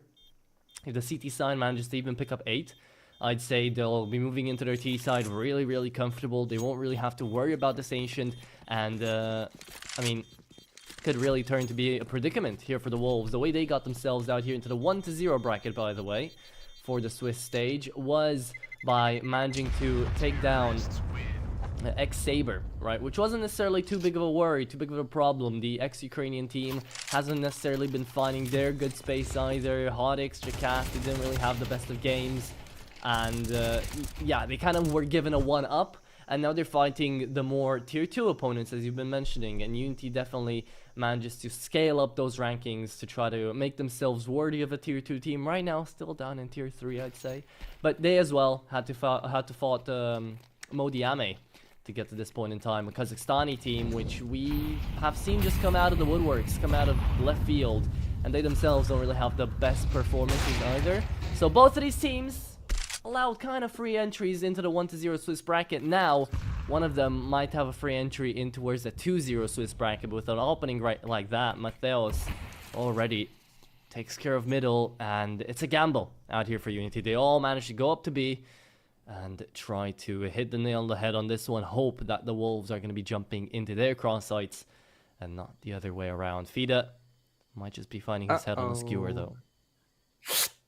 Better be careful with this check, like behind the box, you're so loud, and for the K1 FAVBET, even he's red, it's the open for Quality right there, and they still gamble, as you said, with no mid, with no A side. Somehow apparently feel about, just need to be at least with the one defender for the whole plan. He's waiting for the short, but even they have smoke, no, it's just gonna be straight bomb plan, with him only for Temple, and Perdi with the first one only who can try punish bomb getting, but no, it's the double flash to your face, and I don't feel right for these retake. Like, not much nades, just one smoke for the bomb plant area, and the Darb is going in for the trap in 40 side players. Oh god, guys, sorry, it's three, one of them in the main, it's Nixon, but 3 of them, it's still like big setup.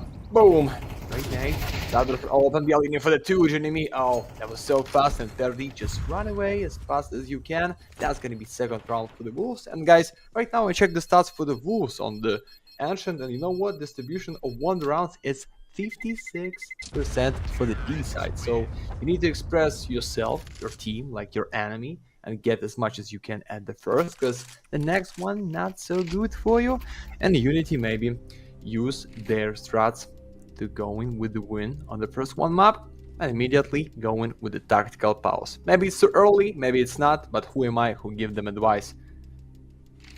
No, I think this is actually quite okay. So you see the Wolves actually managing to change up their pace a little bit. They see Mateos actually taking down middle really, really quickly. He was the hero of the previous round, right? He finds that initial frag, immediately goes back to his team, signals that it's going to be an A hit, and it was UNiTY trying to take that gamble, that mid-round call that kind of lost them the round in the previous, getting a little bit of space now, getting a little bit of an advantage. 2 in a row here for the Wolves. It's not a lot, but it's something they can start building on, and it's that foundation that UNiTY are trying to take care of really quickly here, really early on into the game, and they will be calling out the pause for that. Let's see if they change anything around. So far it looks like the usual, just a 2 mid setup this time instead of a single man holding down the line, but of course it's the 1 round, they shouldn't have done that in. Tapeware is going to call out for a bit of a B lurk, trying to see if he can actually pick off anyone. Love the aggression though, love the pace. You get to see UNiTY trying to make their way through middle, but Bielani is gonna put a big nail in that coffin. Shadow advantage, but the flash forces him back. Woozy's still alive, and Woozy connects the shot. A flash from a teammate that goes the other way, and Darber finally traded. Actually gets out with Nixon's life and a lot of damage dealt as well. Look at Tapeware, down to 10 HP. Mateos and Bielani barely make 100 together, and UNiTY are in the driver's foot right now with the lineup as well. Purdy takes care of 2, and now it's just down to the hero of the previous, Mateos. in the 2v1. Can he get by FAVBET here with a smoke? He'll try, and he should manage to as well. But Woozy's right back behind him. He just needs this headshot, and he finds it. 1v1. He runs through smoke. Never expects FAVBET to be here. Wow. And is just unlucky for Mateos because he played it really well. But this is how the round is going to turn out. And the tactical pause does save UNiTY the round. Yeah, but why after this nasty headshot get a sniper at the top net, you just go in immediately for the B side? It's just a bit in less than 1 minute, and looks like we out, boys. Now just looking for the 1 second, like right here. Just but why? You have no info. You're pushing so fast. Just make it with no sound. Trying to gamble, trying to give them big stress, and maybe he. Oh, okay, I go back to the B side, or maybe I need to go into the smoke, and you can surprise them, almost kiss each other. How sometimes is going in CS, but it's fine. It's just round number 6. They already one more time go for the A side. Molly flash smoke, but now Perdi's there for the double. Looks like 3 bullets enough with the 5 bullets in the neck. No, it's not, but Novaq ready for the trade, ready for the 1 more kill. Neo. Sniper for the miss. Bomb is laid down, and 4-2. I think it's a beautiful chance to get the 7 for UNiTY right now. Teammate is so far away to support, just behind the B. Injury here. Woozy spotted out the back of the bomb site. He will go back down to CT. He knows the utilities is going to keep raining on down in. And the Wolves have got to make a certain choice. Bielani calls B clear. Hasn't fully checked him back towards long or short, so he's going to have to do that. But already Junime is starting to rotate in through T-spawn. Gonna be a long rotate around. Darber, does he really want to peek this? Oh, the timing's wonderful, but Bielani's quicker. Saves himself his life and might just save the round. Down to 34, and Sinjury tells him to stop. Take a moment to take a breath. It's gonna be Woozy and FAVBET down CT, and Neofrag should be coming up catwalk here, trying to crouch around them. There's the plant. There's a defuse kit on FAVBET. He's acting towards middle as well, so it's going to take some time on this retake. But again, they want to make sure that they're going to be able to get this. Shadow advantage, doesn't matter. Junime goes down, and Neofrag is damn quick as lightning. 7th round on the board here for UNiTY, and it feels like it's predetermined. Oh, mate, Neo is so good right now, still trying to play with the op, but with a K47 for these to open, and the cave that was really nasty. I think we're going for the replay anyway.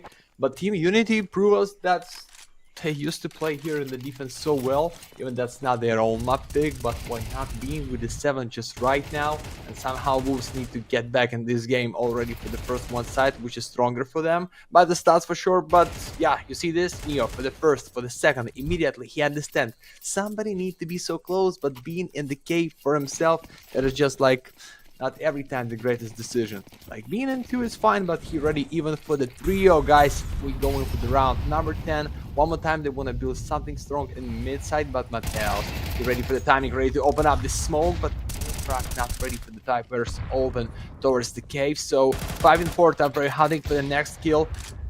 Swap the gun, and Woozy cover his teammate maybe. That will get the 1 more, pushing so deep behind. Nah, not lucky spray for the once more, but still with the majority. Just stay deep behind B plant, and I think it's going to be easy to close them at this plant. Typeware, let's go in. Oh, there is no info for the cave, but looks like he heard the reload. Typeware, yeah, it's easy to open, but then cave player. There's still another one left lurking around. FAVBET on the timing does actually stay alive. Doesn't find a frag though.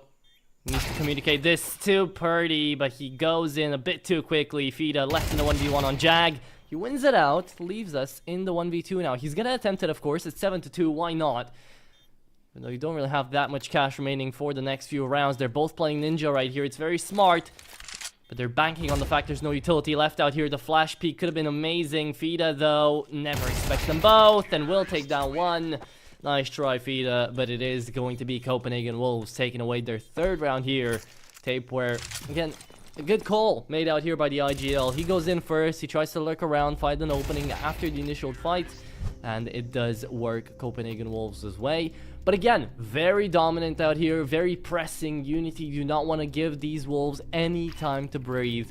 and they take out another tag pause to try to figure out what this buy is going to look like, make them calm down a little bit, and just not be allowed to gain any tempo for this T side. They know that they're going to be able to do a decent enough job at the T side when they swap halves, but this is Ancient. This is Copenhagen Wolves' map pick, so the less of a good start they have, the better it's going to turn out for UNiTY, and the easier it is for them to try to close out this map. So I like it. Keep up the pressure. It is going to be UNiTY to be looking down at a 7-3 scoreline with a force buy coming in right on round number 11 before the end of the half. Yeah, the main problem is the money, not only in CS Live, in the live. 2 MP is the pistols, the one famous no defuse kit, so you think you can defuse it in a 10 second, but you just need to kill him. Mateus is so close to going into the red right now, face to face with number 4, Perry. That is so free kill. Mateus, why like that? 5-7 for the long distance for the kill, but it's good for the Neo. Being at the double, 4-2, he just want to jump and stay alive. Darber from the opposite side, and UNiTY 1 in 3.5 a minute, almost with the bomb on his back, but it's not so empty at the B, my friend. It's the nice angle for Darber. Even you find him, but you cannot teammate the support. Good for UNiTY, not so for Wolves. And we get the last one at the side with no money for Pialini at the boys. I feel like 8-4 with the second pistol win, it should be good, but 9-3 even with a pistol win. I don't know. Need to see. Let's get these boys. I'll be the first one to tell you, UNiTY are running away with this first map. I mean, an 8-3, either way, it's a hero AK on Bielani, it's all to muster up. If he doesn't go mental here, then nothing really to be done about it. I like the push, good movement into A. It's going to be a fast one over their eyes, but let's see if they can actually get to the bomb site, because the Galil is going to dink one, and Woozy's going to start trading them up. As Neo frags down from CT, does manage to find another, but they've already managed to find the bomb site. So a 2v3 incoming, low HP on Neo frag, will play together with his IGL, but at the moment I say that, the IGL just runs away, looks the other way. Shadow advantage here. Of course, Vita can see it, the timing, almost got CS2'd.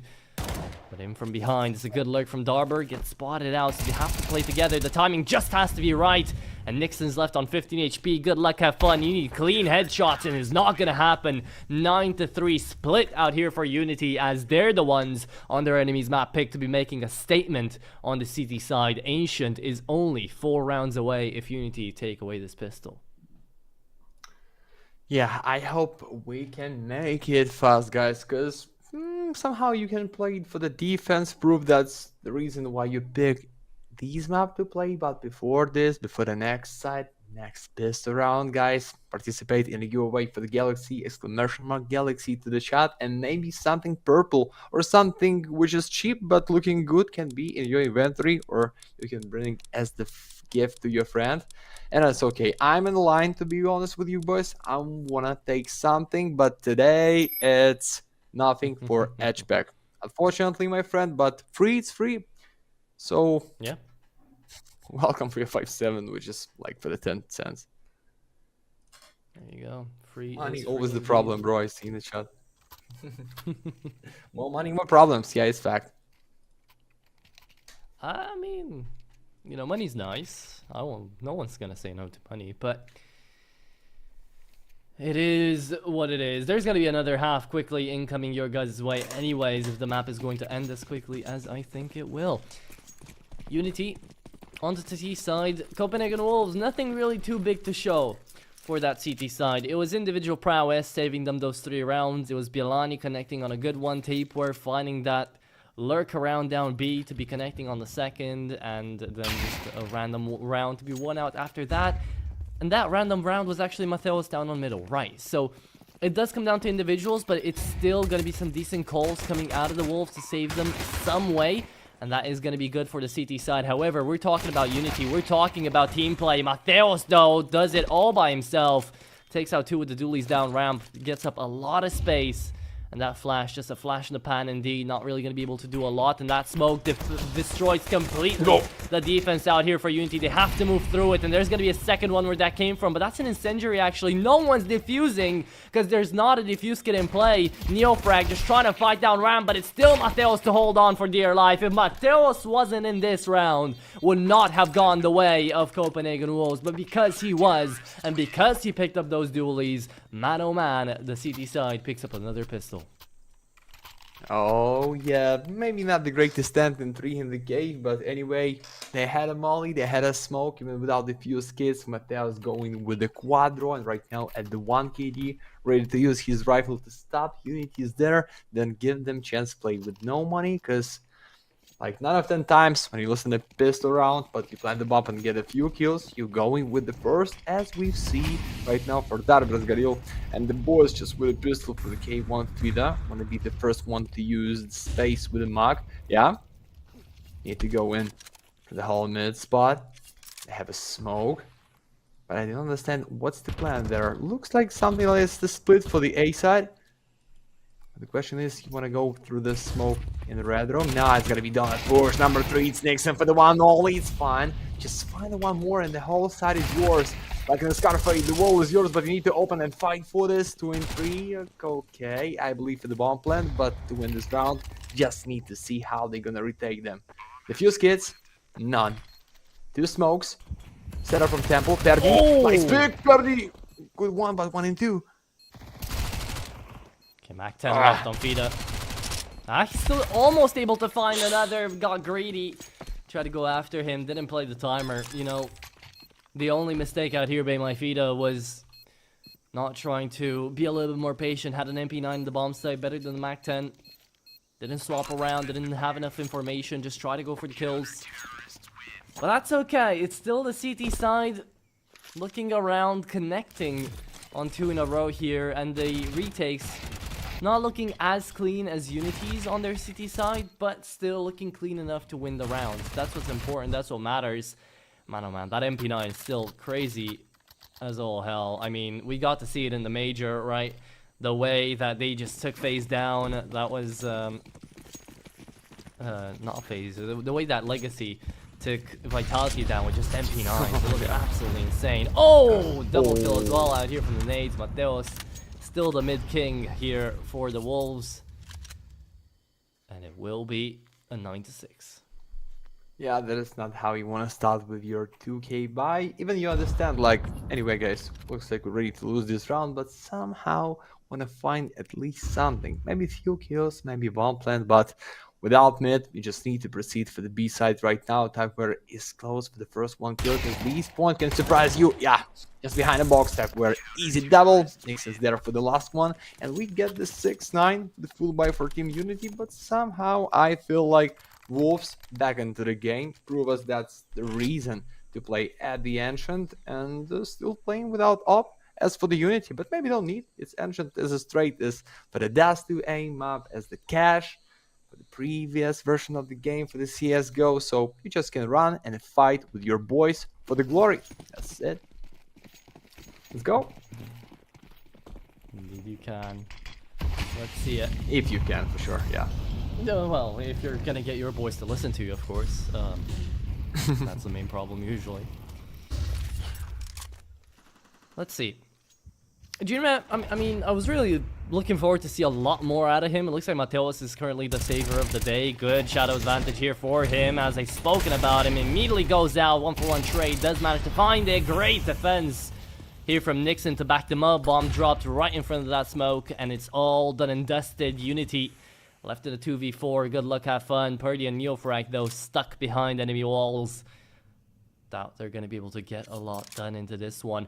So, indeed, the reason that it looks like Copenhagen Wolves have actually played into this Ancient to start things off was because their CT side was pretty damn good. You get to see the fundamentals really good, good repositionings, and Mateos currently running amok the place, not really caring about where he's going to be put. He's just taking down middle and then walking around the entire map, finding kills away from that. And, of course, the moment I say it and highlight it up, he does it again. So Purdy's up in the 1v4. No chance indeed. 9-7. The buy's going to be tough out here for UNiTY. Copenhagen Wolves almost back into the game. Yeah, I'm gonna watch this replay, but I don't know, if you trying to kill somebody at the boost for the A side, why you not picking so wide? Why you just trying to check like it is like CSGO on CS 1.6, like to the left, to the right, to the left, to the right? No, that is not how it works, guys, in these new meta. You just need to pick so wide with the first one with the crosshair at the body of your enemy and trying to kill him straight to the face, but it's fine. It is just number 7 for Wolves. It's nice net to catch Matthias, but 16 health points damage. That's not if you want to give it at the 1-8.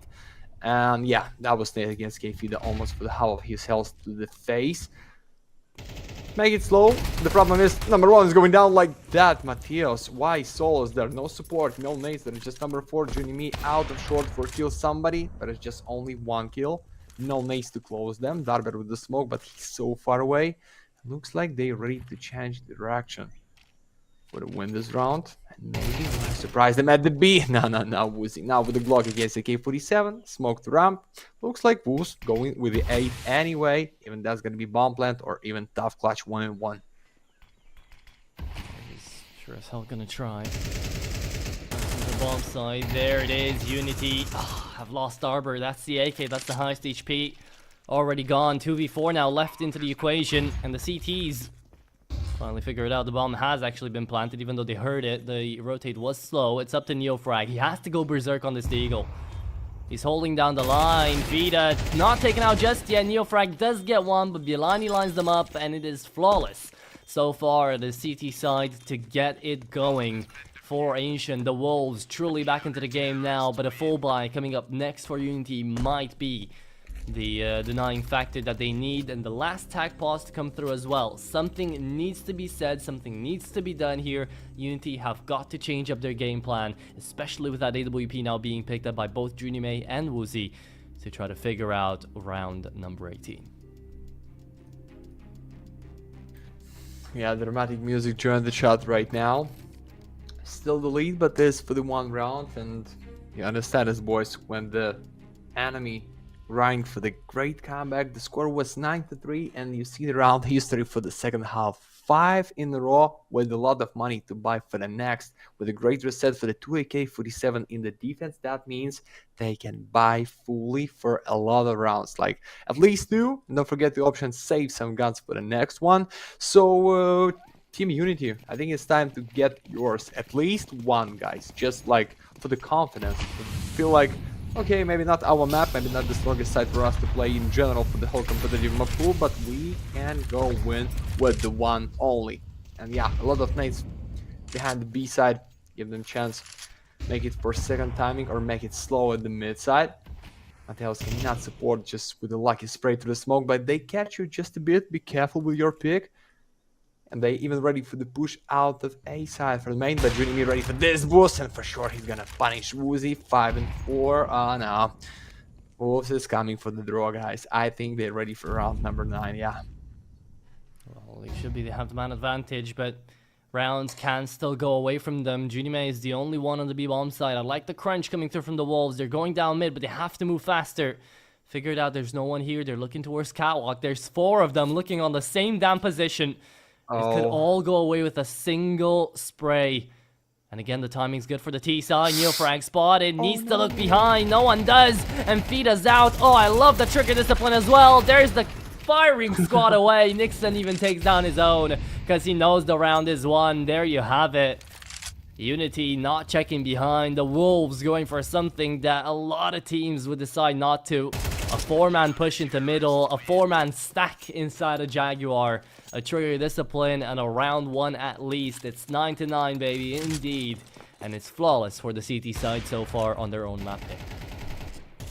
Yeah, such a beautiful comeback, guys, at the second side. But the question is for the UNiTY that it's almost for the 2 minutes you walk around the B side with no understanding what is going on at your back. Okay, you have somebody at the mid, but they're just going back for the T-spawn, and you need to wake up or you need to proceed. It's like, we see this new meta, guys. We see how defense sometimes going in so deep, even at the major. For example, and it does too, like almost every round they trying to push at the mid side, or they try to gamble for the long to pushing into the smoke. But yeah, it's the draw. It's 1 more tactical pause, but for the Wolves, I don't know why. I don't know what's the issue to call it and talking with the boys. But guys, it's 9-9, 6 in a row. Goodbye for you. A lot of in the bank, nothing in the pocket for UNiTY in the next. Even lost bonus maximum for them for the 4 rounds in a row.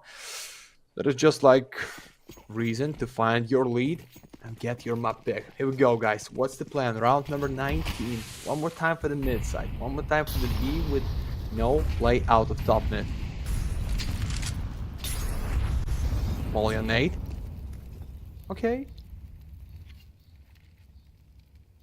Surely not enough right here. UNiTY playing a very standard default, right? They've sent the bomb in towards A and these 2 players down towards B to just lurk around, make some noise, try to fake it out. They're the first one spotted as well, but they're looking for an entry. They're looking for an opener. That's a beautifully timed grenade down on Speedway as well to take down almost 100 HP out there on the UNiTY squad.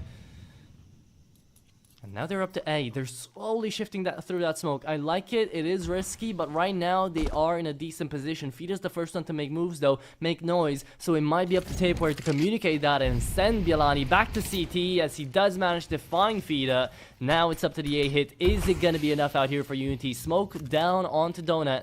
And Copenhagen Wolves, they're just trying to get in there, trying to get together. But as they do and as they're grouping, it is going to be Neofrag good for one, Woozy good for another. Spanning through the smoke is not going to be enough to take down the head of Bilani as well into the bomb site. Looking for 2 more. It's Nixon helping his Polish counterpart out. As Neofrag is going to be the last man standing. 1v2 time taken away. Diffuse kits on the CT players. And it is going to be that flank from Junimei just to save this round away. Neofrag has got to play CT. No utility. And he's looking down for him. Finds another. Low HP onto Bielani. Not enough time. He's playing it with the USP. Can he defuse? I don't believe he's got the time, but he's going to try. And it is Bielani to save the round. Down to the millisecond. The Polish man gets it.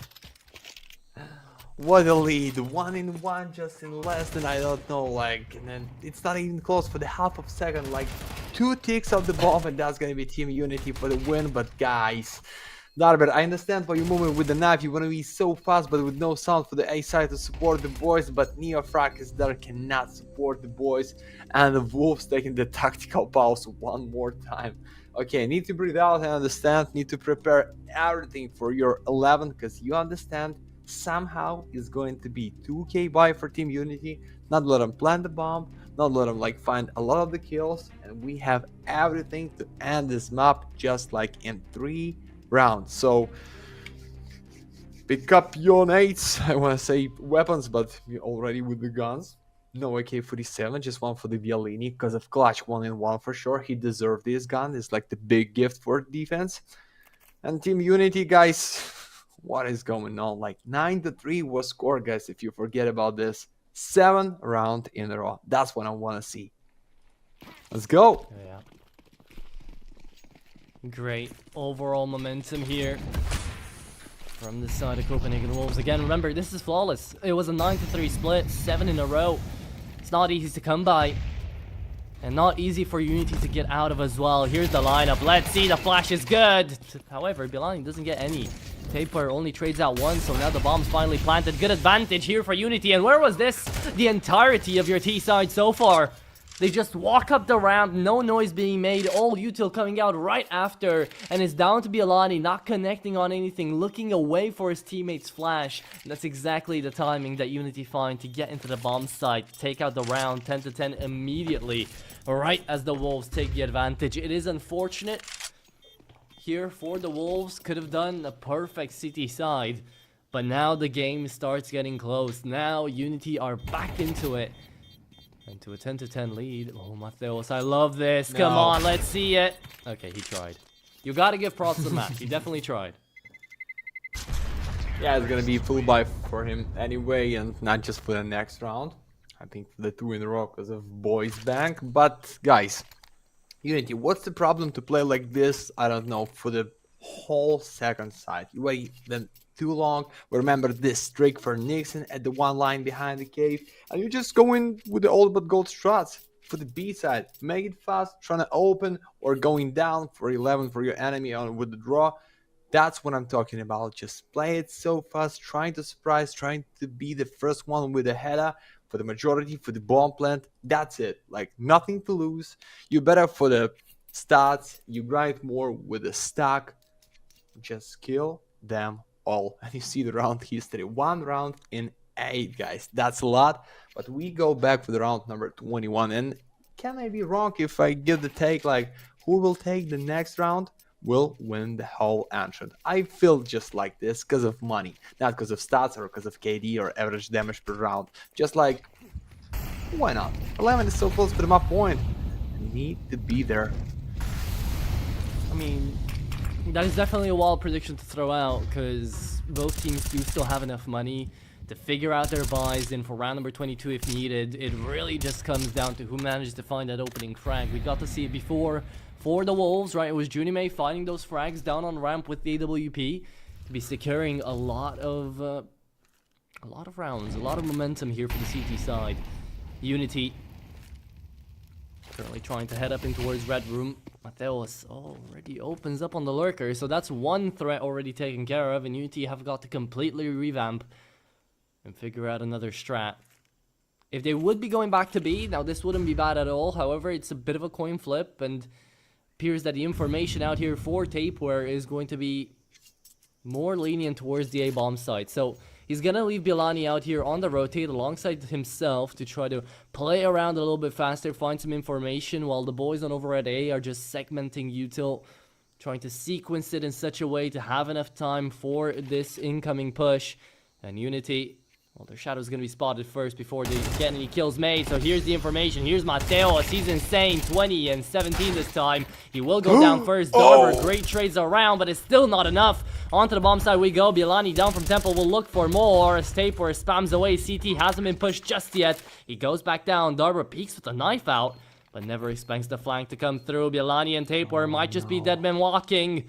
They pass the corner though. It's too quick. It's a 2v3 as well. Don't forget about UNiTY down on Donut.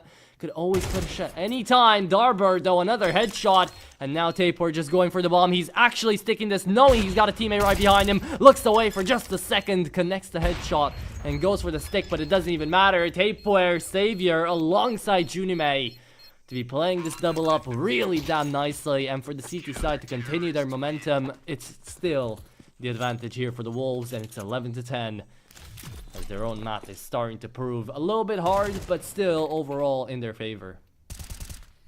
Such a big play for the Darber guys, with it 2 of them to open, with once more out of back, but then maybe no need to find a K1 feeder, but you don't know if that was the fake or that was the straight bomb diffuser. So it's the lead for the Wolves. Yeah, just with 1 round for the Team UNiTY at this side. They're going to buy fully. Technical pause, which is switch off, and I appreciate it so much. And yeah, we'll see what is going on for the boys. Like everything what they have, it should be enough to win there. Next full buy for the Wolves anyway, but maybe not so good to buy fully for Team UNiTY. For Patty and Infract maybe, for K1 Fida, Kevlar, K47, like not enough nades, but for Woozy and Darber, guys, I think that is your last one chance to win this game, even by the OT. But you just need to back there with the 11 to 11. Come on. One more time. Second time if you play against K. FAVBET trying to close them up with the teammate for the smoke. And yeah, that's going to be not so fast as you want, so. Let's see it. Down on the B-bomb site, 2-man defense. And, oh, beautiful shot again. Mateos is on the headshots today, man. He's holding down mid like a champ. Sees the flash, knows there's another one coming, relays the information, but moves back towards A. It's a 2-man setup as well for CT. And now look, this is something that always Tapeware and Bilani have been doing. They've been leaving themselves up to the rotates, trying to play CT together, hold down middle, and hope for the best. But this really weakens the structure for the executes out here on B, on A. That's why we got to see UNiTY actually get on the bomb sites, and they've been playing for retakes ever since that. That's how it feels like this round too. And in this round, they've been given a little bit more space than they really hoped for. UNiTY have got to push into this B bomb site, because look, the lurks are already coming in around. Mid is clear, T-spawn is clear, CT hasn't been checked yet. It is the Copenhagen Wolves trying to make this retake with the man advantage workable. It's a leg shot through the wall, and it's not a connect on the second. So the bomb will be planted, and now they really have to play the retake with an incendiary and 2 flashes left to work with. Here comes UNiTY, and here comes the peak. Tapeware looking for something. As Mateos is gonna trade it out again. The Croatian doing a lot, but Taper's trying to do just as much. Won't be able to. UNiTY comes in from behind. And that will be Mateos left into the 1v1. Can the Croatian do it? Yes, of course he can. Insane. This entire map of Ancient. Mateos saves his team yet again. And it is map point here for the Wolves as UNiTY have been left penniless into this endeavor.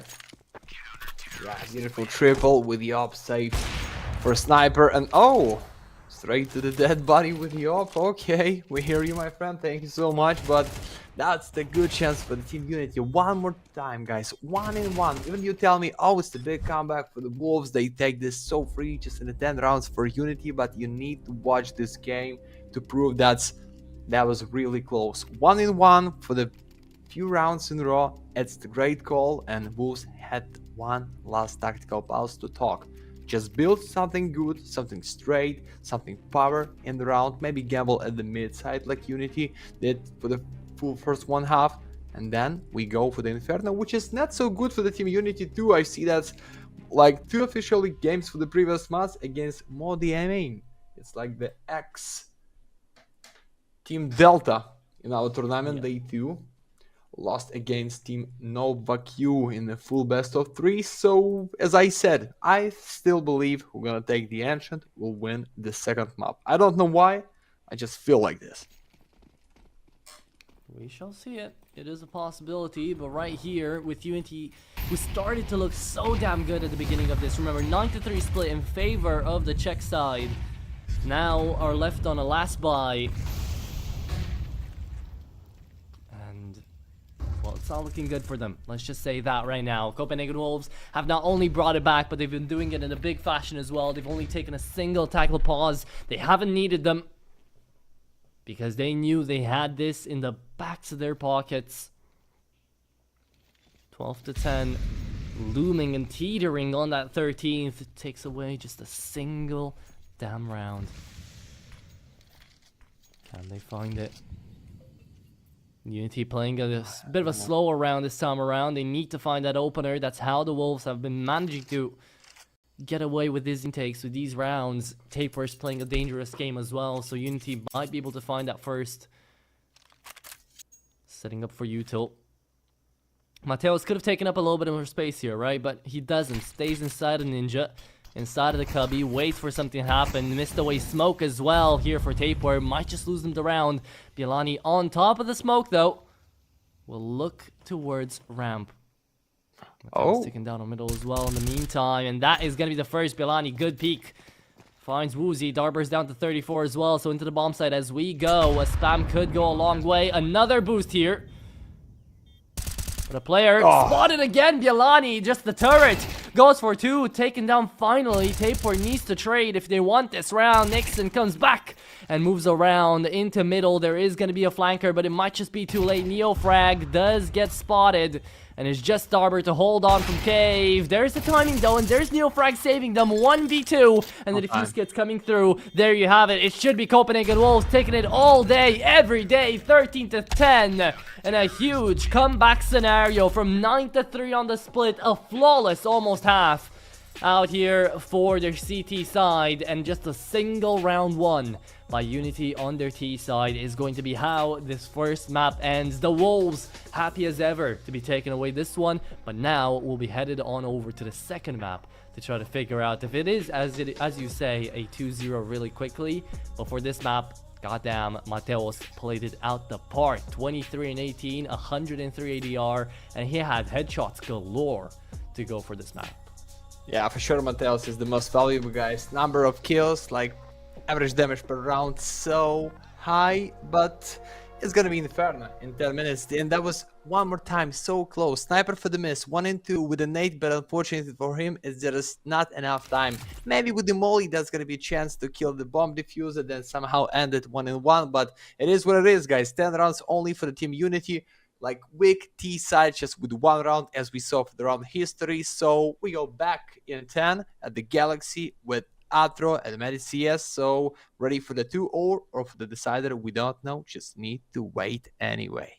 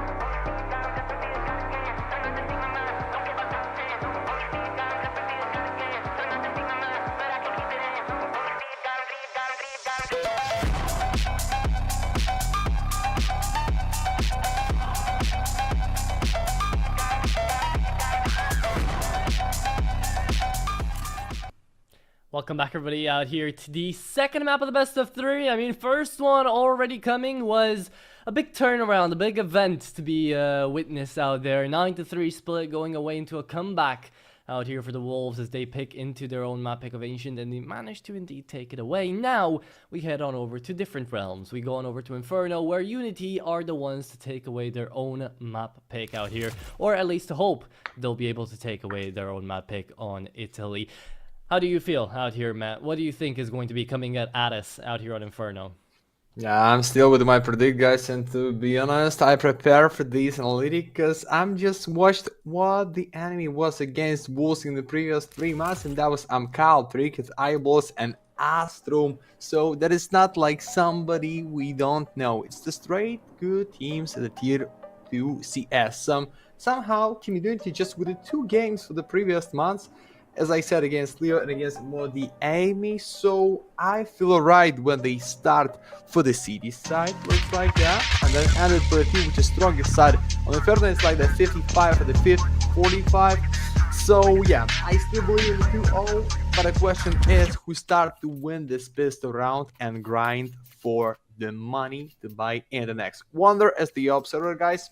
Glad to see them here with the evolution cut sometimes day by day, but we here for the beautiful angles and the replays by the boys, and I hope the fight is gonna be not bad that we had at the first one. Ancient close fight and the 10 rounds for the Team UNiTY, but that was really nasty. We're going in, that is the first one, so here we go with the fast push at the mid side, and with the gamble for the 4 of them at the B, it's gonna be easy with 1 smoke only. Atro, you see this? That is almost free. Oh, yeah. I do. It's really smart out here from Tapeware to call this out. It's going to be a fast one, but it's coming right back down to B, so it's not as easy as you say, or as you think, but they make it look easy, man. They just hit these shots that should never be hit. We're back out here. Felt like we just saw Alexi in that position just yesterday. Now, Neofrank has got to do it all by himself. Will at least be able to deny one. Let's see if he finds the second. Yes, he does. Looks for the third. USP in hand. Needs to find a 1v5 ace clutch. And it's someone to do it. It's got to be Neofrank. However, he's finally going to get taken down. And that will be the round. However, still nice attempt coming through out here from the man himself. Oh, yeah.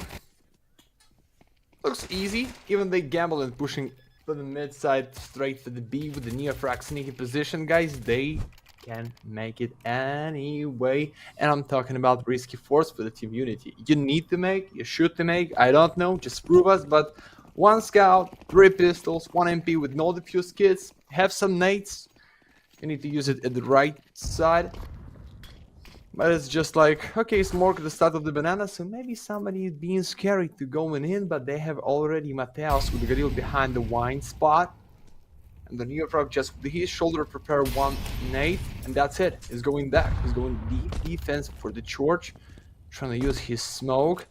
And yeah, this time they gamble for the 4 at the A side. Slow round for the Wolves. Step by step with no sound. They have a lurker, which is in the second mid. That's Bialini with Galil. He's ready for any kind of push, but that's going to be no push. It's just the defense to guess still for the A. And I think it's time to go for the B, prepare some smokes for the Church and CD side, and the round is yours with no money for the next. So 3 at the line right now for the Wolves if we talk about success at the B. And they're going right back again. Tapeware is trying to really outplay himself these days. He's going in for calls you wouldn't get to usually see out of him.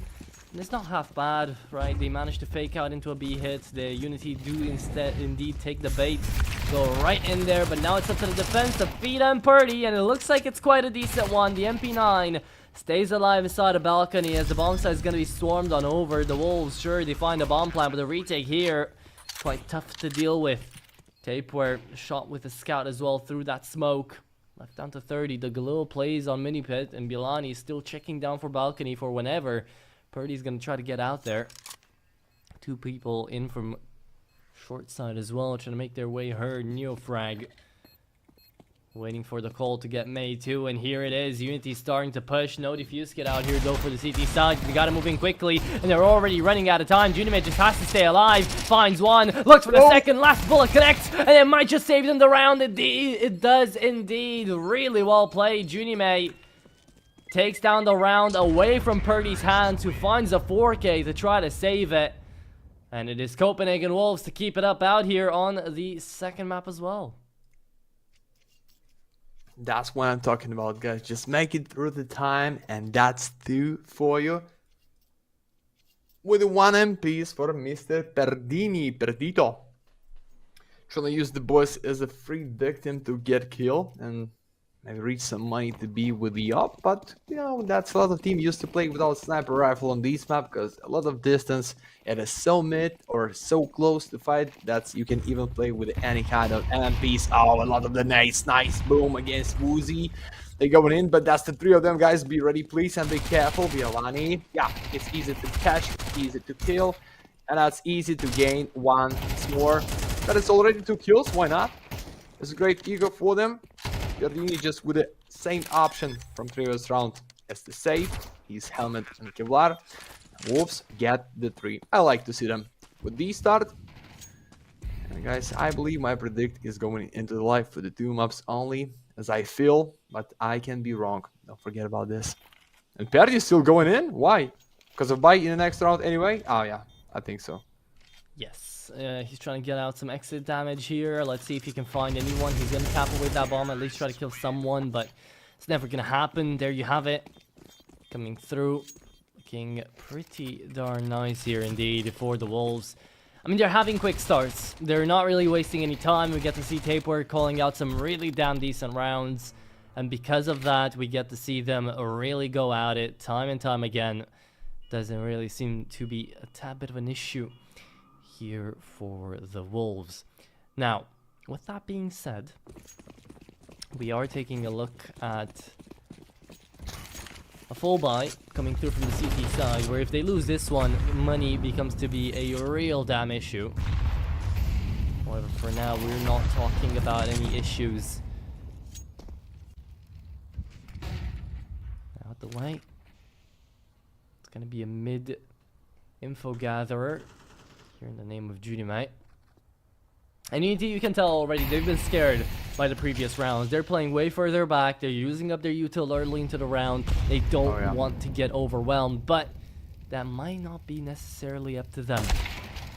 Ooh, there it is. Woozy, great shot. Connects on Mateos, and we know he was a scary person back on the previous map, so see he's activating out here early. Bielani, sure, it's a good shot, but Purdy's right there to trade him, and the A-bomb side suddenly empty as Nixon hits 2 beautiful shots to almost end off the round, I guess. But I have a question, Hatra. What is just Darver waiting for? He's behind the pillar with a nasty angle, with the info about A house. So just for the refrag, being at a 3-2, even you going down, that is 2-2 retake, it's possible to win it. But as we know, the hardest point that you can retake in this game, that's the A on Inferno. So that is just 1 more save. Great loss bonus, but still not enough money to surprise the Wolves for the next. And they get the 4 in a row. That's what I wanna see. Bielani for the 4 KD with the 8 kills in the 4 rounds. Just want to be the most valuable, and maybe he's going to be, we don't know. It's just the start of the side, guys, but what I see is like 2-0 in this best of 3. And don't forget, switch round number 2. Teams with the 1 win and still with no loss who get this one almost being in the playoff. Just need to grind 2 wins, and that's gonna be your dream to play against TNL, to play against Team 9, like BC Game, a lot of the boys, which is so with a great position for the ranking by Show TV in the top 100. So yeah, that is your decision. That's the 2K buy with 1 rifle only, and the sniper at the this time not at the B side, for the A house, for the short side. But Wolves want to make it slow. Here we go, round number 5. No diffuse kits, mate. Maybe just 1 pair of diffuse kits. So if you're going for the diffuse, it's going to be 10 seconds. That is too much to gamble. No, he's still going to try. We've seen a lot of these gambles before. Again, I'm not a big fan of them, but it is what it is. I mean, UNiTY, they need a risk to pay off, and they're going to be going for a couple of risky plays in the upcoming rounds here. There's only so many risks you can really take, right? At some point, it's going to get too much. At some point, they can't really afford to try their luck, some might say. But in any case, here we are. It's a 4-0 start. It's an op on Woozy, and it's going to be Bilani again trying to hit up this A bomb site on a timing. Needs to get in through the smoke, needs to connect onto Purdy first. Smoke goes away, stays in the corner. Bilani should be expecting this. Oh yeah, he swaps on over the crosshair. Purdy's just a bit too quick though. Love the WASD he's got going on right there. Makes it work out here for the team. And Mateo's jumping into the B bomb site at the heart of that pin. Drops it. Tapeware saves him. Now through the smoke, comes in a push, and comes in FAVBET to take down two. It's a beautiful flash coming through from the CP side that allows them to win out this round. They can pick up nice kill on Tapeware. He tries to do it all by himself, forgets he hasn't fully killed the last player there. And that is how UNiTY pick up their first round. Insanity out of a force buy. Yeah, such a huge kill line. Him B for the diver after the knife. Even he's gonna kill this George player. That's the CD wants. Get his back anyway. But that was nice goal, guys. Going with just 2 flashes against pistols for the B. And for the first 1 round for Team UNiTY with a great reset. AK-47, money for the next. First loss bonus there. Just find the second round, guys, being without money for Wolves. And I think we can be like 4-3 and the 4-4 score, but we don't know how Wolves prepare for this one. Nice damage against Novaq, but he traded for the best teammate against Mateo joining me, and a bit for the Nixon, but it's good. And the second nasty, wow. Double nade to respond them for some damage, but we see nothing. And Mateos would attack. His red should be the opener, and the boys trying to. Oh, it's a Nixon for the dive. Where no. Guys, setup in 3 just going down in 1 second. He one feeder behind the smoke. When I say he's back, just at the CD side, but setup is pushing out of the balcony, and Bialani need to be ready for this, my friend. That's everything for you, but Perdi with a nasty check for the 3 and 4, and looks like this time is going for the B set, guys. No pretend, even just proceed right here and right now.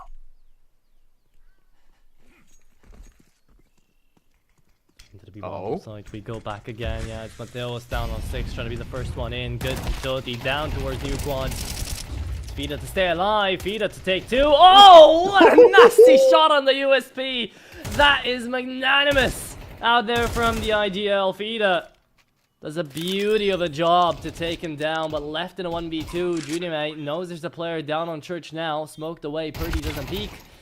And now he does, plays the fountain, wins out the round. FAVBET, beautiful hold out here for the man to basically win off the round. Let's see that in the replay. Yeah, we have this one. Yeah, we should. Yeah, K1 FAVBET just made 1 bullet running away. Is only CS to like for the CS:GO mechanics to play that is almost unreal. But can FAVBET prove us we had the different version of our favorite FPS shooter? So yeah, it stacks to your house with no Kevlar, with the 1 smoke only, and the full stack like snake in 5 Ds in the 1 line. Just pushing by the A house, and K1 FAVBET should be in a few seconds for the good timing for the beautiful nade. Oh, that was huge. And they ready for this Woozy for a nice open. They can trade, but they not because of smoke. Mateus there, his teammate from the library. So fast, I like this. I like when the team used to play fast at the eco round, not waste 2 minutes to talk, to hide, just going in and going down. 3-4, full buy. We're ready for the something by the Wolves because we didn't see them for the 3 rounds in a row. With a nasty highlights for UNiTY anyway, but guys, we here not for the kills, we just for the rounds and for the next stage at tournament.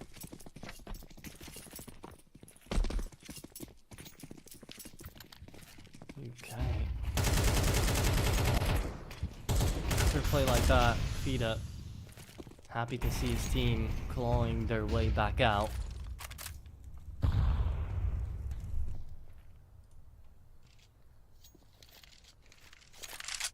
Now though, what should the plan be looking like?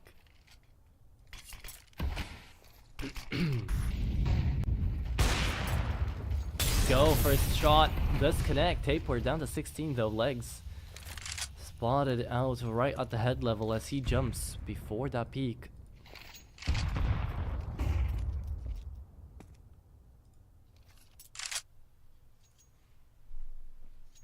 Darber. As well, Darber waiting.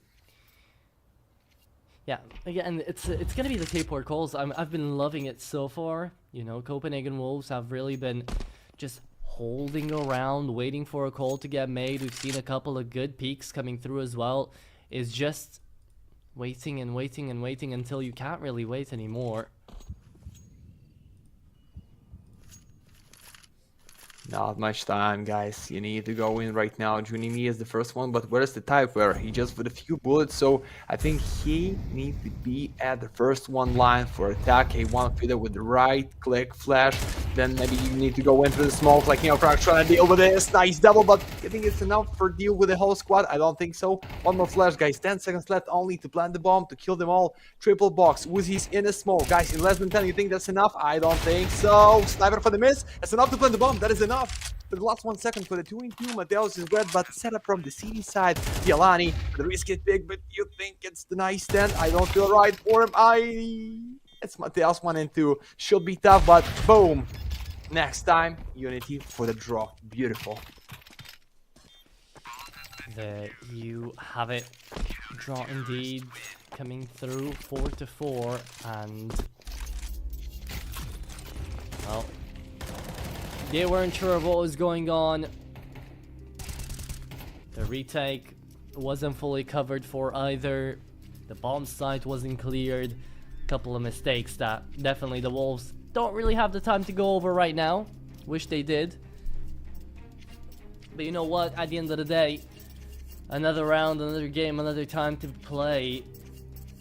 This attack pause after this is going to be looking for the buy. Now, I'm very curious because it looks like after attack pause, the T side will only be investing into a half buy. Tech 9's coming out. So what's gonna be the game plan? What's the plan here for these guys? Just looking around for a potential turnaround on a fast play to the B hit to the B site again, or is this going to be a little bit more of a slower approach? Good question. Going to set up. Oh. Don't tell me it's timing just to catch 1k feeder at the B, but full pack of nades give them such a big privilege to stop them with the smoke, with the molly, with the nade, but they going in right now, so that is not even time to throw the molly. Novaq, you out. Yeah, it should be the bomb, but we don't know how K1 are gonna hold the spray after this nade against default. Yalani, somehow not still alive. It's a sniper from the CD side, even through the smoke. You want to do it once more. You want to plant it for the default Nix, and that's fine. But where's the gun for the Neo? He's so far away. Can Valfira, that is info for him. Nice net, but he dodged this so well. This can be a surprise for the Nixon. Come on, my friend. Yes! Oh! It is him. Nixon.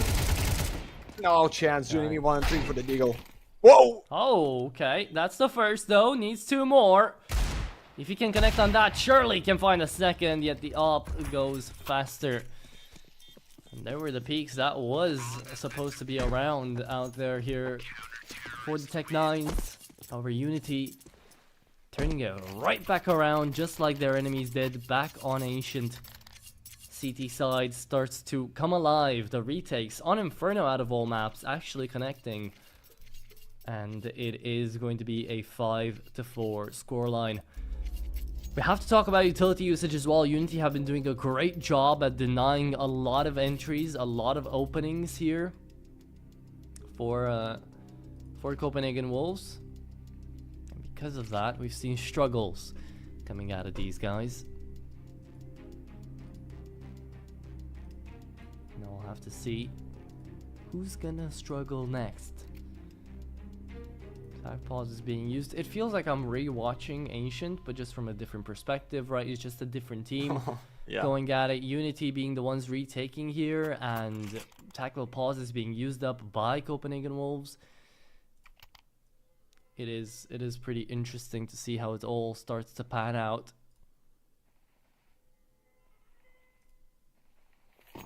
But here we are for now.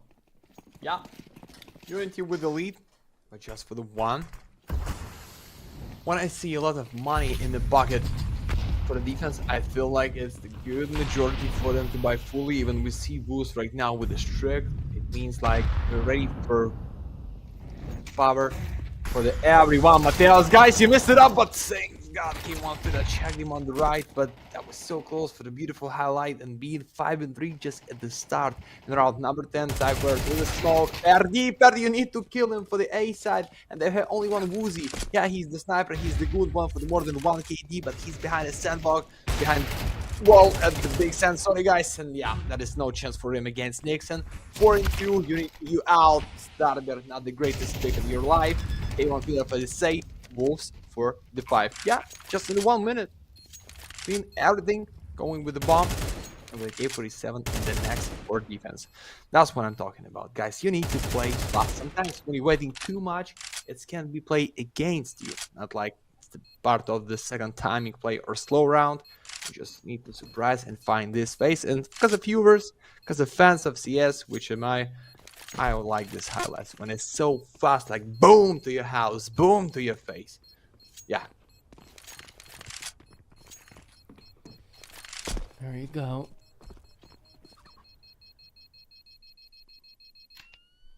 5-5. D-side back in the game.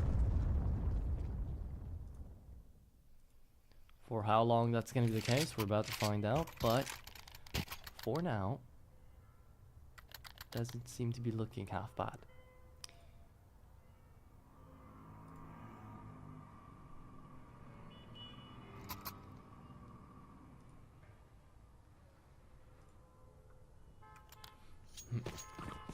There you go. Full buy still incoming. CT side learned their lessons. Diffuse kits bought up. Can we take a moment to say Purdy 12-5, right? He has been having such a game. A big push down towards Banana though. Can't really be watching the eyes of Purdy right now because on the other side of the map there's action being had. Darber coming through CT, B-bomb side being cleaned up early as the trades do go in the favor of the T side. And Nixon, he's got to be wary. Someone's coming out to the smoke, and it's Darber on a good 1-for-1. Leaves Nixon down to 34, and a 2v2 on the retake incoming. Bomb planted, and Woozy's on the AWP, so he's got to swap out for a rifle, because that's not the weapon you want for a retake in from CT on Inferno.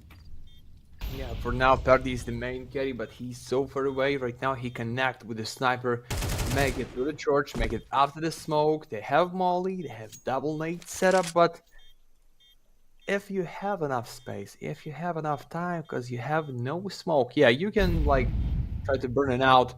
And that was for the triple side. No, Nixon, nasty angle to kill him right now. That is no fake. First one is down, next is 2, and then Nixon with a quadro kill for the 10 kills in general. And no need to save sniper rifle. You see the setup for them to play with no up.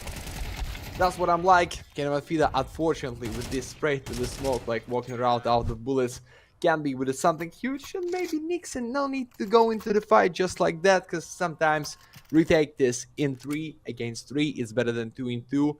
Don't forget about case what we have mirror against Team Falcons at the same plant on the same map, because yeah, sometimes you just cannot go in as you want.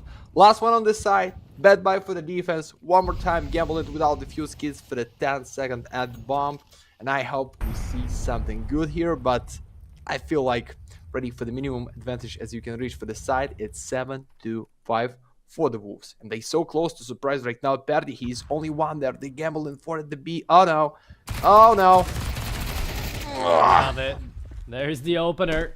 Again, the T side connecting on the trades, and UNiTY have not connected the correct bomb side, have not been able to stack up correctly, not even twice into this half. However, a fast trade coming through from Neofrag now is going to be allowing them to actually move back around out here on towards Boiler side. Neofrag spots out Junime, but Junime is a bit quicker on the spray. Takes out 2, makes it look damn easy. As Darber's taken out, that will be the side of Copenhagen Wolves taking the advantage on their T side. Moving on into CT, Inferno. Should be interesting out here. UNiTY chose to let Copenhagen Wolves start, and they started out T side. So now comes in CT side, which they should have a good time for. But guys, remember, I hope you've actually hit on over 2 words that giveaway, because it's coming up to you right now, and the winner will be receiving. There you go, Leaded Glass, better than any of the blues. UNiTY, you're gonna be the happy winner of that. Congrats with this one, mate.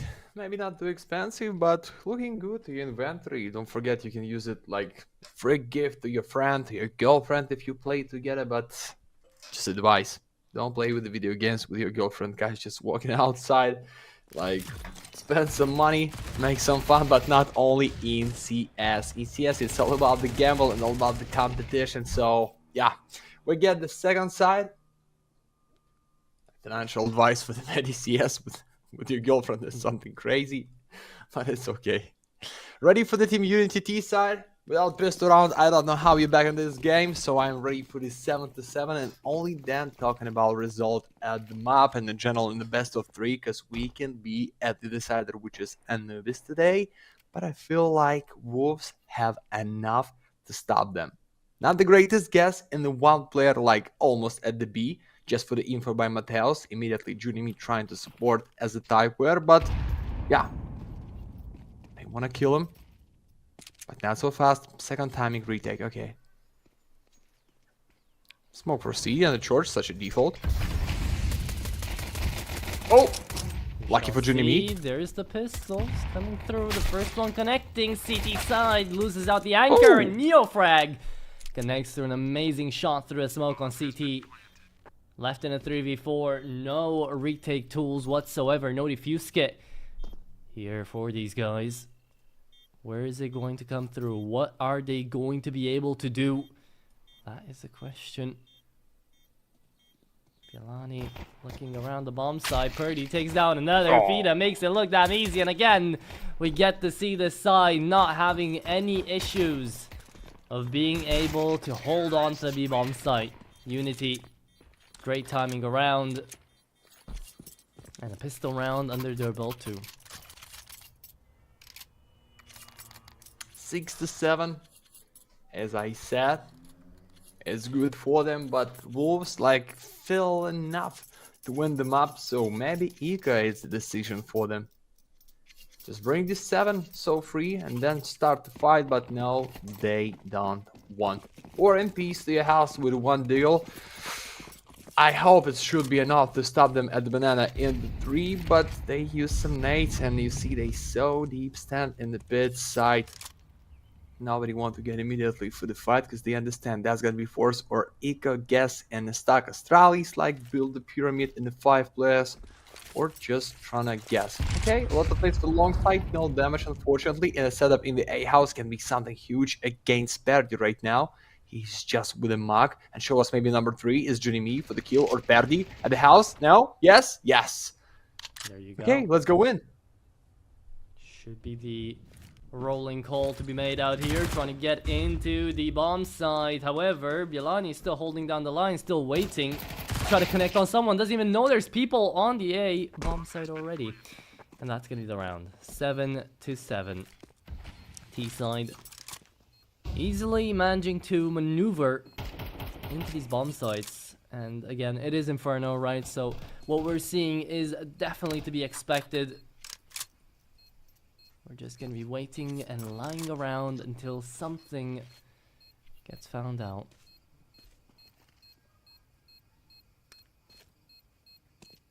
Two MP9s and a Deagle saved to the next round.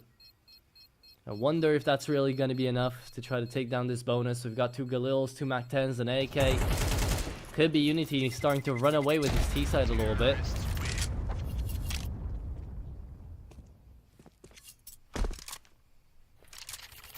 Okay. Maybe still not so bad. Anyway, you play this eco, but right now you can push through the mid side with a few nades. You can close them with a smoke at the pit and try to be as close as you can to kill somebody at the second mid. I don't know what's the setup you need to use when you have enough firepower and like 3 of your teammates with nothing to play there. And yeah, it's just the gas and the 4 for the B side. Okay. Like every time, UNiTY with no fast push at the banana, Darber his favorite position to play, close the long with a smoke, so Typer is there just as the for the info. Going deep to A house. Oh, okay. They see somebody. They use the smoke, they're trying to stop them, but it's like half a minute in round number 15 for Team UNiTY, and maybe it's gonna be the problem. Like nobody can take control of the mid side, nobody take control for the second mid, and they just want to go in for the B just like this. I don't feel right. It's a good trap, even with a default pistol and a 2 MPs. You can stop them like with a 2 success. Oh no, Mateus to the double. I'm talking about this. There you go, Bielani on the 5-7 right behind, trying to hold up against Mateos. They're both down low HP, though the Mac-10 could spam them both down. However, look at the minimap, they're running away. Starting to move. Hopefully, that should be enough for these guys, but in reality, will turn very, very damn bloody. Into the A-bomb side, it's Purdy to take down another. Bielani, remember, he was low. So UNiTY making that decisive step to move around might just be saving them the game here. To wonder, Mateos is gonna save 8-7, and the bonus buy indeed works out here for the T side. It's brilliant to see as well, you know. UNiTY making that mid-round call on the 3v2. They've seen that all of their players were getting absolutely scrambled on the bomb site, so just hoped and prayed that it would be better to move away. That's exactly what happens.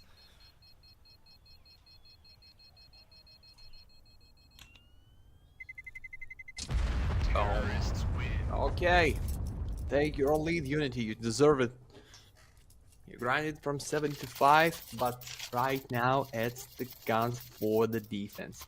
That's one of the most interesting parts. So against MPs and a pistol, somehow you can win. We understand. Thank you so much. But what's the snipers calling right now? What's the points going to be for them to play? Maybe just like they used to understand that it's the like slow death at the banana, so maybe just need to catch them at the risky pick just against the start. Frog trying to prepare some nades. Oh yeah, I'm talking about this. Mateus trying to sneak, try and be the first one with the ult. Frog, he's too loud. He's just almost trying to kiss him into the face, like face to face, but Mateus is a good one. It's the second kill, nice. And the only time he was there for the kill. Now he's not. Only Nixon can save the whole side if you're trying to go in just right now. Not to the smoke, mate. Not to the smoke. With the fire by the charge, it's fine. Okay, one feel the dodge this so free. That was the gap. Yeah, that was the gap. No, oh! Gap. There you go. Trying to get in there. Bomb should be planted either way, but look on down to CT spawn. It's the Mac-10 to take them both down. Surely nothing to be wary of. Oh, I love the trigger discipline too. This is so smart. It's gonna be a knife kill as well. Purdy's just making a play out of this, and he's making it look easy. Again, Purdy's having fun, and it's Bielani to try to save. They get absolutely whacked around. And it's the 9th on the board for UNiTY. They just can't seem to really lose on Inferno so far. It was a good start for Inferno here for Copenhagen Wolves, but it looks like that good start was everything they could muster up.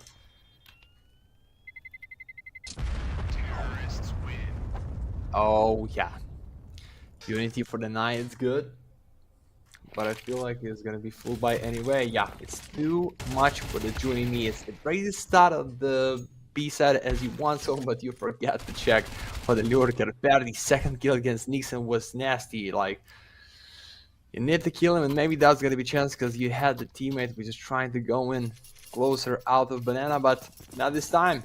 2k buy, guys. No full buy. They still believe they can back in this game. Just Junimi give enough against mid. It's gonna be fast play for the near frag. Nice damage to his body. He cannot open this one. So a K47 looks free right now for the Matthews type player on the Nixon. But then going back immediately and try to support UNiTY. He's the loneliest person in the world right now for the whole plan. And trying to gamble there. So deep push in against mid side. Oh no. Nice flash, but second kill. Oh, that's the no scope against the bomb carry. Bravo, but Woozy and the party immediately for the refragging 3 and 2. Still majority bomb is laid down by UNiTY. Boom. It's the triple, baby. And Woozy is the last one man standing in the mid side.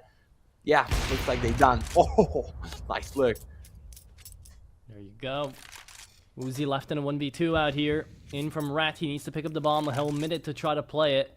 In towards short. Needs to figure out first the apartment player here. Knife out. It's going to be a peek. There you go. Easy kill. 1v1 remaining. Woozy. Single bullet in the mag. That's all he needs right now. Will be a peek actually coming through from UNiTY, trying to be aggressive. Let's see if it's going to pay off. For now, nothing happening. As he is moving back, he's not really taking care of looking at the bomb too in this entire time.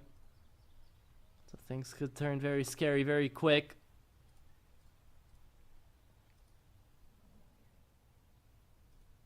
Seconds. Bomb picked up. Woozy. I think he spotted him. AWP in hand. He's holding down the line. There it is. Woozy. Such a tease, man.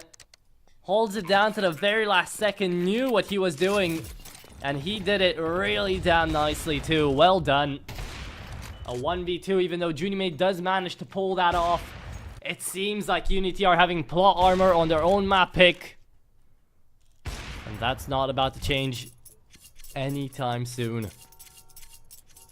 I have a question to Wolves, guys. 1 and 3 with the bomb at the short. You plays against Woozy, you know where's his point to stay. Why you trying to kill him? Just stay behind. Just try to go in. Even with the K47, you should be ready in 3, just at the 1 position, but looks like they not. Time for the UNiTY looking good. Step by step. Behind 2 steps for the map point. Bialani just want to use these gap for the first 1 kill, but the question is how AK-47 is going to deal with this. No chance. Nice Molly, no way. Use the A house for the A side. Nixon, boom. Oh, what is that miss? Here frag for the refrag. Beautiful way to use the long side right now, but you forget about the library type where for nothing there. They done. I think A side is so cooked right now.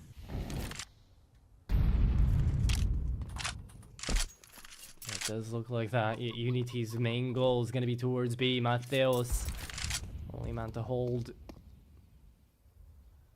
Yes, it does come down to a 3v3. The bomb's stuck inside the middle. Darber needs to get out of there. Matthews, he's got a perfect angle. Darber 1 for 1. The bomb's dropped into mid now. And sure, you thought UNiTY had the advantage there for a while, but case in point, they're stuck on B with no bomb. So Matthews is just holding on to the line. Wish they would have played together though. Bilani, Matthews right now on different sides of the map. But it might just work out. Matthews 1 for 1. And there's got to be Neofrag to try to get that bomb. Bilani using all the utility he's got to try to get it away from him. Down to 26. No way. The dink does land. And now the push is there. 3 HP. And the kill mate too. Bilani finally connecting on a round here. For the Wolves. That was close. That was really close. Imagine just being at the fire so red, but with AK-47 for them. Boom! 1 bullet to the face for the 11. Yeah, here. There is no time like go even for the A side. You can save yourself in the A house, but he pretend to not stay alive. Just kill him straight. Last one for the Wolves, guys. I think it's good time to talk because just win this one, somehow win the next one, and that's gonna be no money. It's the money breaker round for UNiTY, so we're ready for this. MP for Matthews and the famous for Nixon not looking good, but guys, you can stay just in the short setup, on the roof, like any kind of close distance fight at the start of the banana as you want, so just use your brain and your IQ for close them. Round history with the 1 purple sign for the Wolves is the problem, but I don't know why I believe for the Wolves anyway can go for the OT or for the win by full main time. They have a Perdi, shines so bright, the most valuable, but that is no money for next if they lose it. Here we go. 19 to your house, guys. Or to your church at the B.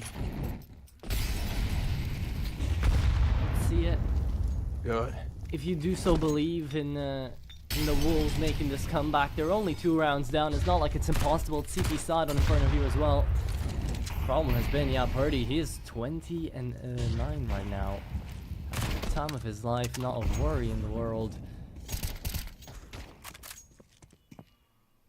There needs to be a way for the Wolves to be able to actually mount up to all this aggression from the T side of UNiTY. They're just running away free with some of these kills. That just can't really happen for these guys.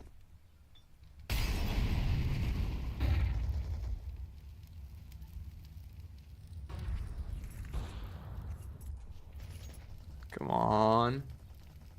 Half of round. Just wait for the time. Nexus with a smoke. Like nothing left on the B side. Just stand in 3, but has Nixon with a double flash setup. UNiTY and the Bialini with the great crossfire, but guys, nobody take care of the long. Just right now, Nixon feel like he should be there with a smoke for the church and the rivalry. Need to maybe going in right now, but with a mistiming, my friend. Why? Oh no. Good day. Nice kill. Ready for a second. Ready for a Purdy second the hero. indeed. Ah. Purdy. He's still playing it up, man. He's not slowing down at all. He's the reason UNiTY right now are winning. And remember, for the last map, it was Mateos to get them to win. It was him moving them through Ancient at the same speed Purdy is getting UNiTY through this Inferno right now. And it's a tough world. It's a tough thing to accept here, really, for the Wolves. But this map, unless something huge changes, it's just gonna go the way of UNiTY. We're gonna need Anubis to end this.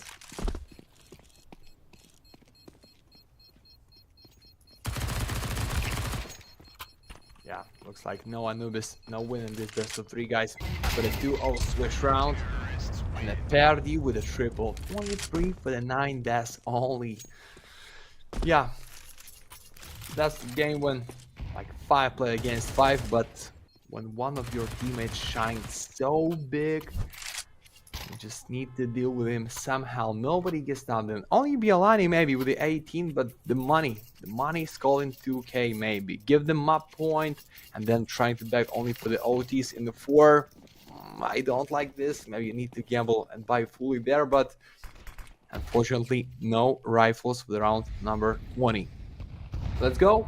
One pair of the fuse kits can be something. They're trying to push at the mid side through the smoke is fine, but Woozy is there for trying to punish somebody. Nah. They going back immediately, and that is 1-1 at the B side. Mateos with a pistol only gets a K47. Mateos killing through the smoke at a K47 for his hands. Oh no, Neil, you think about this? Oh, 5 and 4. Type where risky way to play like that. First 1 kill, second is gonna be against the bomb case. The problem for the UNiTY. 5 and 2 at the bad buy. And that is so bad, Bialini. Oh, It's flawless. there it is. Should be looking like it, and indeed it will be. A lot of pickups in this round. Tapeware. Big boy damage coming through from him. All AKs now on the shore, on the deck. And now they should be happy about that, right? That completely turns the game around. From what should have been 12 to 8, it's going to be 11 to 9. It's a way back into the game. Look at the buy coming through from the T side. They need attack pause for this. Different. Nice to be seen out here from the side of the Wolves. UNiTY, they need to make something work out here, and they're going to try to do it with the Tech 9s. If that doesn't pan out, they still have a big safety net, which is going to be the fact it's going to be 11 to 10, and they'll have a next full buy coming after that. So, not all too bad yet. Certainly can become an issue later down the line if they don't win the next gun round. But they could just try to run away with this one right here, right now. Yes. It's all about gold, my friend. I think it's gonna be fast push at the B side, but only after the nades for UNiTY. Sorry for the type where UNiTY just at his back. And you see these boys, how they deep at the B side. Oh!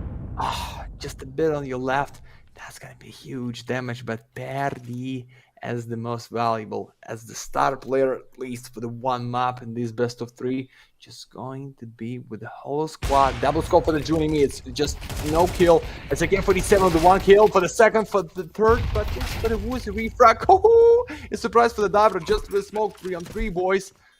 With a K47 and maybe with one more for the diver. No, they just want to stay with attack. Okay. 3-3 and 2 pistols. I don't know, guys. I don't know how you need to deal with this.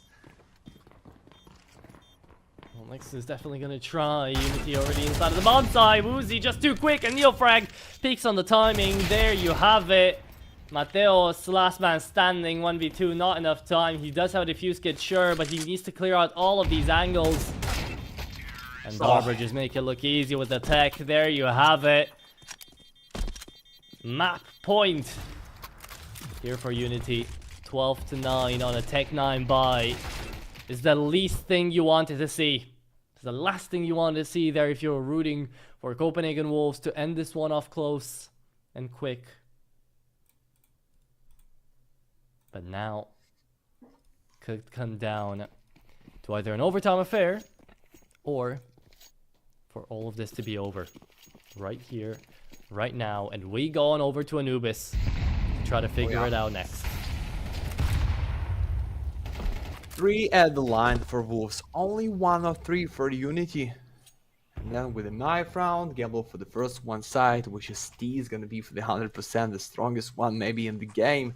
Not included here defense at the nuke, but that's gonna be no nuke there, guys. Just only Anubis or Andis for the OT by the Wolves, but somehow 3 in a row, as I said, with the buy for UNiTY in the next anyway. Yeah, second timing play at the banana works like as the clock every round. Hey, getting closer. There's just Typeware at the B1. Oh no, they're just going in right now. Typeware just with 1 kill. There's no reason to stay back, guys. Just going in with them only in the smoke for Darber. Just thinking about this can be set up, but he knows that it's nobody's there. He's just pushing as fast as he can. UNiTY with a beautiful nade and 4-3 right now with the flash. And they just go back, but Violani just in the Mexico make. He's too loud. They just too loud. Violani now 2 at the line with the bomb carry. That's for the round for sure. Yeah, yes. Oh, 1-4. We've seen this before by Woozy. Please don't throw it. Oh, it's the chicken. Ah, beautiful. Over just yet, 12-10. Apparently overtime still in the book, still in the cards. Let's just see for how long. They're gonna have another buy after this as well coming up, so not like the T side's getting scared just yet.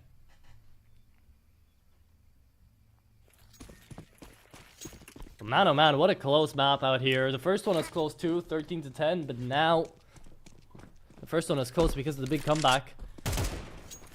Here the Wolves are just trying to stay alive, and they are trying their damn best.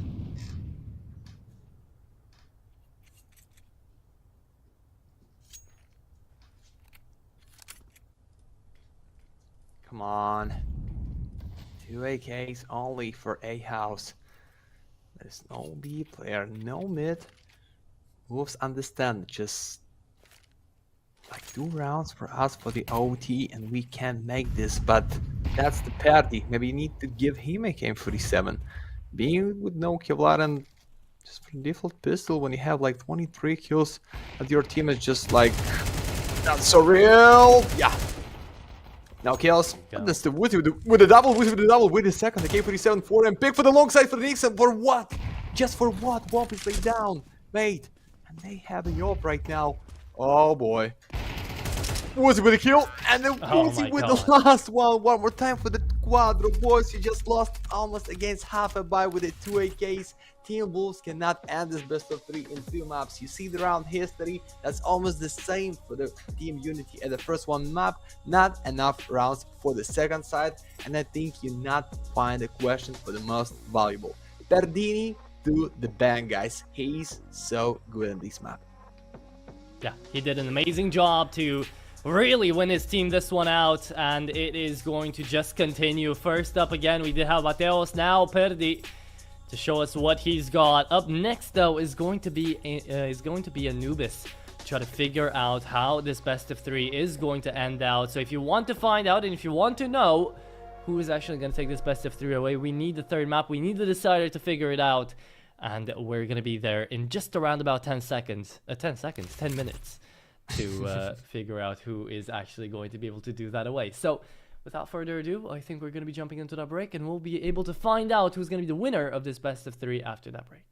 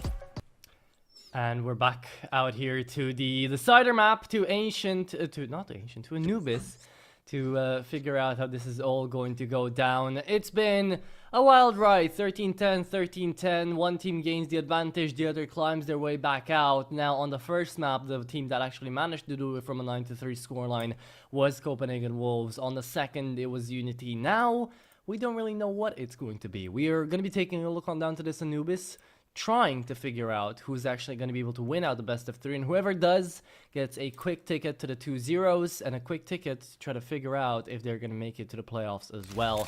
Met, we've seen so far great resistance coming through from both teams on different maps. Now, as we get to see a little sneak peek of the teams actually preparing for this, who do you think is going to be able to take the last map?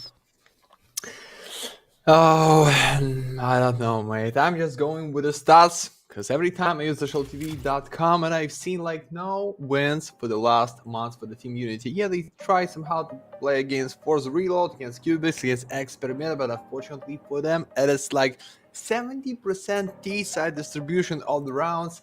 And just a bit better for the Wolves, like with the 7 times played and the 3 wins and the 4 losses against Eyeballs, Experimenta, Sabra, Cubics, just the same enemies, but another result. So I think depends on the knife. Who will take the first T side? I think is gonna reach enough at the first one side for the attack for sure, and then close his opponent, and that's gonna be Team UNiTY for the first one pick with the attack. I hope so, but I still believe and my predict still for the Wolves anyway in these best of 3 guys. We're ready for the pistol round, and the Wolves started for the defense as I thought. Here we go. Should be like we have the same score at the first 2 maps. I think it's gonna be something like big OT, like 19-16, or we're just gonna see like speed run for the team UNiTY or Wolves at the last one. Because you cannot be so locked in for the 3 hours play, like close for the 2-0. I think right now just something is going to happen. Okay, so you presume that one team is going to be taking it away in a big style, and it could be UNiTY if they start out T-side here, and with a start like that, I would be willing to agree. Mateos looking down on main, trying to figure out if he can find Fido or not, as the rest of the bomb site is being overwhelmed. Mateos is cool as a stone, man, and he holds it down. Those dualies are his to play. Beautiful out here from Mateos. Time and time again, he shows up when he's needed for the Wolves, and he just showed up in a big way. Out here on main, found the 4th. And would love an ace, but already he's basically won his team the round. Talk about impact. That's going to be impact right there. Left in a 1v3 as well. Purdy, the hero of the previous round, the hero of the previous map. Here for UNiTY, would have to pull through in the big time as well. Wants to win it. Mateos, he needs the ace. He wants the ace. He smells it in the water. Shark would love to have the AWP for round number 2, but it's not going to happen, and it's not that needed on CT side. It's good T side hopping. CT side hopping, it's not necessary per se. Mateos, on the other hand, beautiful to start things off like that. Oh, yeah, Mateos just the only one who can stop them, guys, and he did it so clean. 4 kills, just the 4. Full buy for the boys. And right now, Team UNiTY with no bomb, just walking around the Glocks in the hands. Gonna be the snake in the 5. Take it slowly but surely for the A main, where they have only Nixon with a smoke. He can stop them. He can use his spray with the 25 bullets in 1 mag for a great impact, for the nice trick. But somehow, I don't know, Mateos, careful. Yeah, you start with the pistol round, but right now when the 4 face is trying to deal with you, even with the Glock, it's gonna be huge damage, just so clean to your chest. So, Junini, the old Berettas, young cowboy, want to kill the short side, but they know where they are. Mateos for the first. Junini should be for the next. No, it's the deep pick. I don't know why you're trying to play solo like that, but it's okay. It's still 4-4 with a good chance to be at the 2-0. And they're moving back towards Mateos. Just the FAMAS in hand, but FAMAS should be good enough to at least check to take down another. You can see it on his webcam. He was waiting. Purdy connects, moves into the bomb site, and is going to be waiting for Bielani to make a move. No headshot. Bielani messes up big time. Left 2v4 now. Post-plant scenario. The MP9 could do a lot of damage. Good grenade. Takes down the head of Uzi almost. The CT side, they've got to retake this. They got to try it at the very least. They're going to be moving in through CT. 2v1ing this. It's going to be the right choice. Purdy taken out. MP9 does his job. Spams and wanes them down as a low HP player is on the bomb site. Smoke's going to go right on top of it. No defuse kit either, so one needs to move quickly. Dooley's in hand and in from Cave. Another shot made. Trying to defuse in the smoke. The knife comes out and Tapeware is left in a 1v1. Looks in for the Cave player. Knows where he's at, but there's not enough time to win out the round. So it's going to be 1-1. UNiTY make it close from the very damn beginning. Boom. Okay, boys. You have your respawn for the 1-1. That's what not I thought. It's gonna be just with the Glocks for the boys, but yeah, just without teammates, without defuse kits, make it at the A, just unreal. That's why they're going for the B. That is just less space, less angles you need to check, and you make it for 1-on-1. It's fine, but Juni and me wanna gamble this so big with the op, with the 2 calls for the squad, with 2 pistols, and one more time with no defuse kit. So proceed at the mid side just right now. Or wanna make it so slow, Junimi. Yeah, you're trying to guess it, but you did it well. Ah, good one. Okay. Good one for Purdy. That's the entry into the A-bomb site they needed. Junimi, he's just gonna go back, doesn't connect the shot, so don't think this really constitutes for the retake. They're gonna try it still. Tapeware, if he can connect the shot, maybe they could have gone for this, but now surely a forced out save coming through from the CTs. And a round out one by UNiTY. Good start. They lose pistol. They win the force buy. They make Copenhagen Wolves save and save time again. That's why they have the AWP and ENCE. But they're still on the leg up, right? They're still the ones initiating these fights, having the better economy. Even though Mateos had that beautiful 4K dualies round on the pistol, now things have seemed to slow down. It's Mateos and Tapeware versus the world for now. Sadly for the CPH Wolves, that's not going to be enough. So UNiTY 2-1 up. We'll try to keep playing and up-playing this T side. Yeah, that's the strongest side, guys. Don't forget. And they flip the start of the half with the full E round. Yeah, it's kick you so bad. I understand, guys. You're paying Wolves, but you have enough to stop them right there. And Bielini, maybe sell just 1 nade in B with the fuse kits, guys. You lost it just against Eco, and you think you're not going to lose this against full buy without the fuse kits? And Woozy, yeah, the first at the bridge, so free. Typeware's almost red. Woozy ready for the second kill, but that was nasty. Rifle not for the double. And B-side is not so empty. That's the number 3, Bielani with a K47, but they go back and looks like they want to split it at the A set. Kasperdi calling something for the team. Guys, I'm here at the short, coming closer to me. I think it's the right way to be at the A side.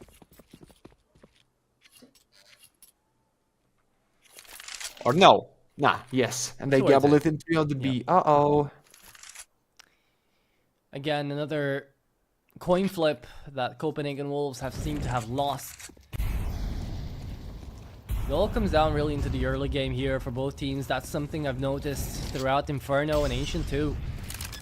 Opening frag usually states who's going to be able to get this.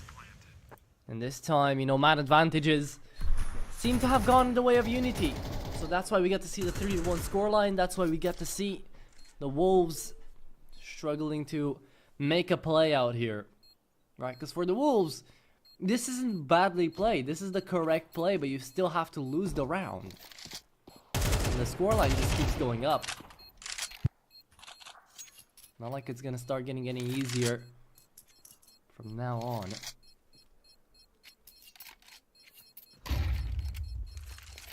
Come on. So 3-1. Guys, it's gonna be safe for them anyway, yeah.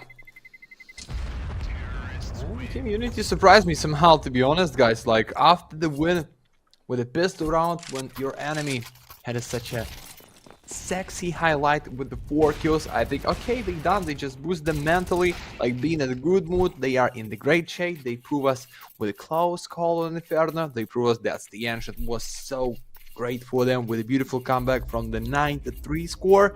But right now, they already use tactical pause at round number 5. And sometimes it's bad sign for the squad, but sometimes it can fix your problems. Like fix your position, your plan for the game. Neofrag, like, you just lock in, almost freeze at the 1 point. I don't know what Wolves need to deal with this. Like, Mateos at the 6 kills, everything is fine, just unfortunately they cannot find majority at the start of the round, and like, being for the 4 and 3, not find the deal and idea how need to kill them all from Team UNiTY. Okay, let's go with these 5. Los bonus is good, but only after this one. So with C set up in 2 pistols, in 2 AKs, and I think such a gamble right now should be for the defense. Let's go. Yeah, 2 just only for the A, 2 at the mid. It looks like 1 pistol at the A main, just for the sound, for info, and retake this plant. Now it's gamble in 3 from the main with 1 flash. Oh, nobody's there. Gonna be a slow mid-take this time around for UNiTY. Nixon's the one to try to take up space. Could go inside of the cubby, yet stays back. Doesn't play for E-box. Can't get inside the water, so instead decides to move back, and it might be the right play, as it looks like UNiTY might be headed towards an A hit. Purdy's not setting any util up though, so UNiTY might just be waiting around and lying. There you go, camera smoke to move towards B. UNiTY, this is a nice play, but Mateos here, if only he had something else besides a P250, could have dealt a lot of damage. But the pistol wasn't enough, and now it's up to the B-bomb side to try to hold it down. The Eagle's not enough either. Neofrag takes down the actual rifle, and that is UNiTY on 4. With Copenhagen Wolves just stuck in this saving hell to repeat and repeat and repeat until they finally get a goodbye, which is going to be in the next round. But that's already going to be when they're 3 rounds down, away from UNiTY's 4 and 1. Team UNiTY surprised me somehow, guys.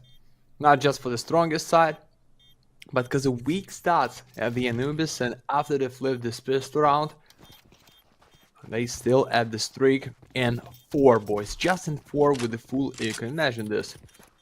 Like, in the break between maps, I'm watching like G2 trying to play against Aurora and Inferno, and that's like they make 3 ecos like in 2 rounds and just make them cry with the 4 rounds only, and that can be the same. Imagine just with the eco you flip this game so big when your enemy cannot find at least 1 kill as a Nix and Bialini at the 1 only. So yeah, don't start to grind. Parody at the 10k already. You want to be the most valuable like it was on Inferno, and looks like he's going to open just right now. So what's the plan? Playing without mid, playing without B house? Just going into the molly right now? No, Darber, there is no reason. Just after this one you can, but you throw the smoke. You push it with a nade. Okay, great damage. He's at the table, brings something to me for the table. Molly behind the pillar, nade to open it up. Nixon, he waiting too long, too much. Guys, this is easy to open, no chance. Beautiful headshots coming from Neofrag as well to just be connecting these rounds in UNiTY. They're making quick work of Copenhagen Wolves, minced meat. As we talked about at the beginning of this map, you said that one of the teams should be staking it out quite damn dominantly for map number 3, and so far UNiTY seems to be that team. Yet nothing is dead in the water just yet. Not the end of the game just now. But it sure damn is going to be a 5-1 lead here for the Czech side. We just haven't really seen enough out here from the Wolves, right? You're expecting Nixon to do a lot more coming in. Just picked up for the team. He had some decent ratings on his own previous teams. You're expecting Junime to also be doing a bunch more than he is right now. The 2 Danish players out here remaining of the Wolves. thinking they'd be able to actually pull through. But they've been slow. They've definitely been quite slow in this best of 3. Tapeware has been trying his best, but it's been him and Mateos really to be doing the heavy lifting. Now, UNiTY on the other hand, have had Purdy throughout the entirety of map number 2 and now here on map number 3 as well, 7 and 3. What they've also had is great entries, right? Just really quick plays, using up that T side completely to their advantage. And that's why it's 5-1 right now. Every single round that we got to see, the bomb was planted in the first 30 to 40 seconds. Like, you didn't give them time to breathe. A play was being made, a setup was being, like, enforced out here by UNiTY. Almost every single time we got to watch them on screen. And that's the difference right now, and that's hopefully what we're going to get to see out of the Wolves as well, moving on into their T side. But until then, it's a long ways away. You guys just wait and see how that one's going to pan out, and also join into the giveaway for our last halftime of this best of 3.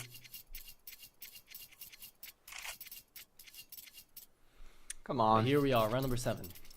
Yeah, after technical. Need to see something, but Perdi. Use the old meta smoke for the con. Maybe not need to use the new one. Why? If you're gonna play their solo out of stairs. I'm trying to guess it in 3 on the B side. Open up the smoke. Okay, info about Fever or con side. So Perdi need to move in and punish him somehow. But he's waiting for the Nixon. And just to check the spot. Dodge the nade. Being without damage. And the stack just go back, and the C setup is pushing into 2 guys. Number 5 is out. Mateos just with a pistol for Perdi's info, guys. So if they understand, the setup try to go in by the con, so maybe nobody at the mid side, or maybe just less than 2 players right now at the A. Maybe we need to go in, because we killed the step where he was with the MPs, if I'm right, or with the pistol. Anyway, they understand there is no money for the Wolves. We can just go in and kill them straight to the face. Mateos in the mid. That is info for the full stack with the bomb, and they can go into the trap. Oh no, that's gonna be a side split from the main and default and the CT for Mateos. I don't feel right. Only with the success open. Oh, Oh, there it is. Good for 1. Into the bomb side we go again. UNiTY played a bit of a slower round. Yeah, Bielani's not out of the fight just yet. 5-7 deals damage. Yeah, I don't think has dealt enough. Still a 3v2, and there you have it. Junimet cannot figure the rest of that round out. It's 6-1. It's UNiTY still running away with this.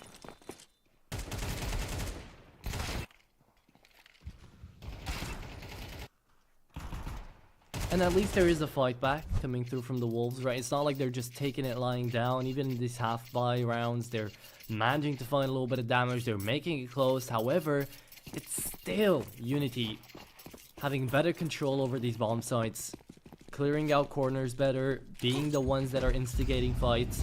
I think that's what's been missing out here for the Wolves. The one round where they took a lead, where they took initiative, was in the pistol, where Mateos just finds 2, 3, and 4. And look at this. This is what the initiative I'm talking about works. Bielani traded.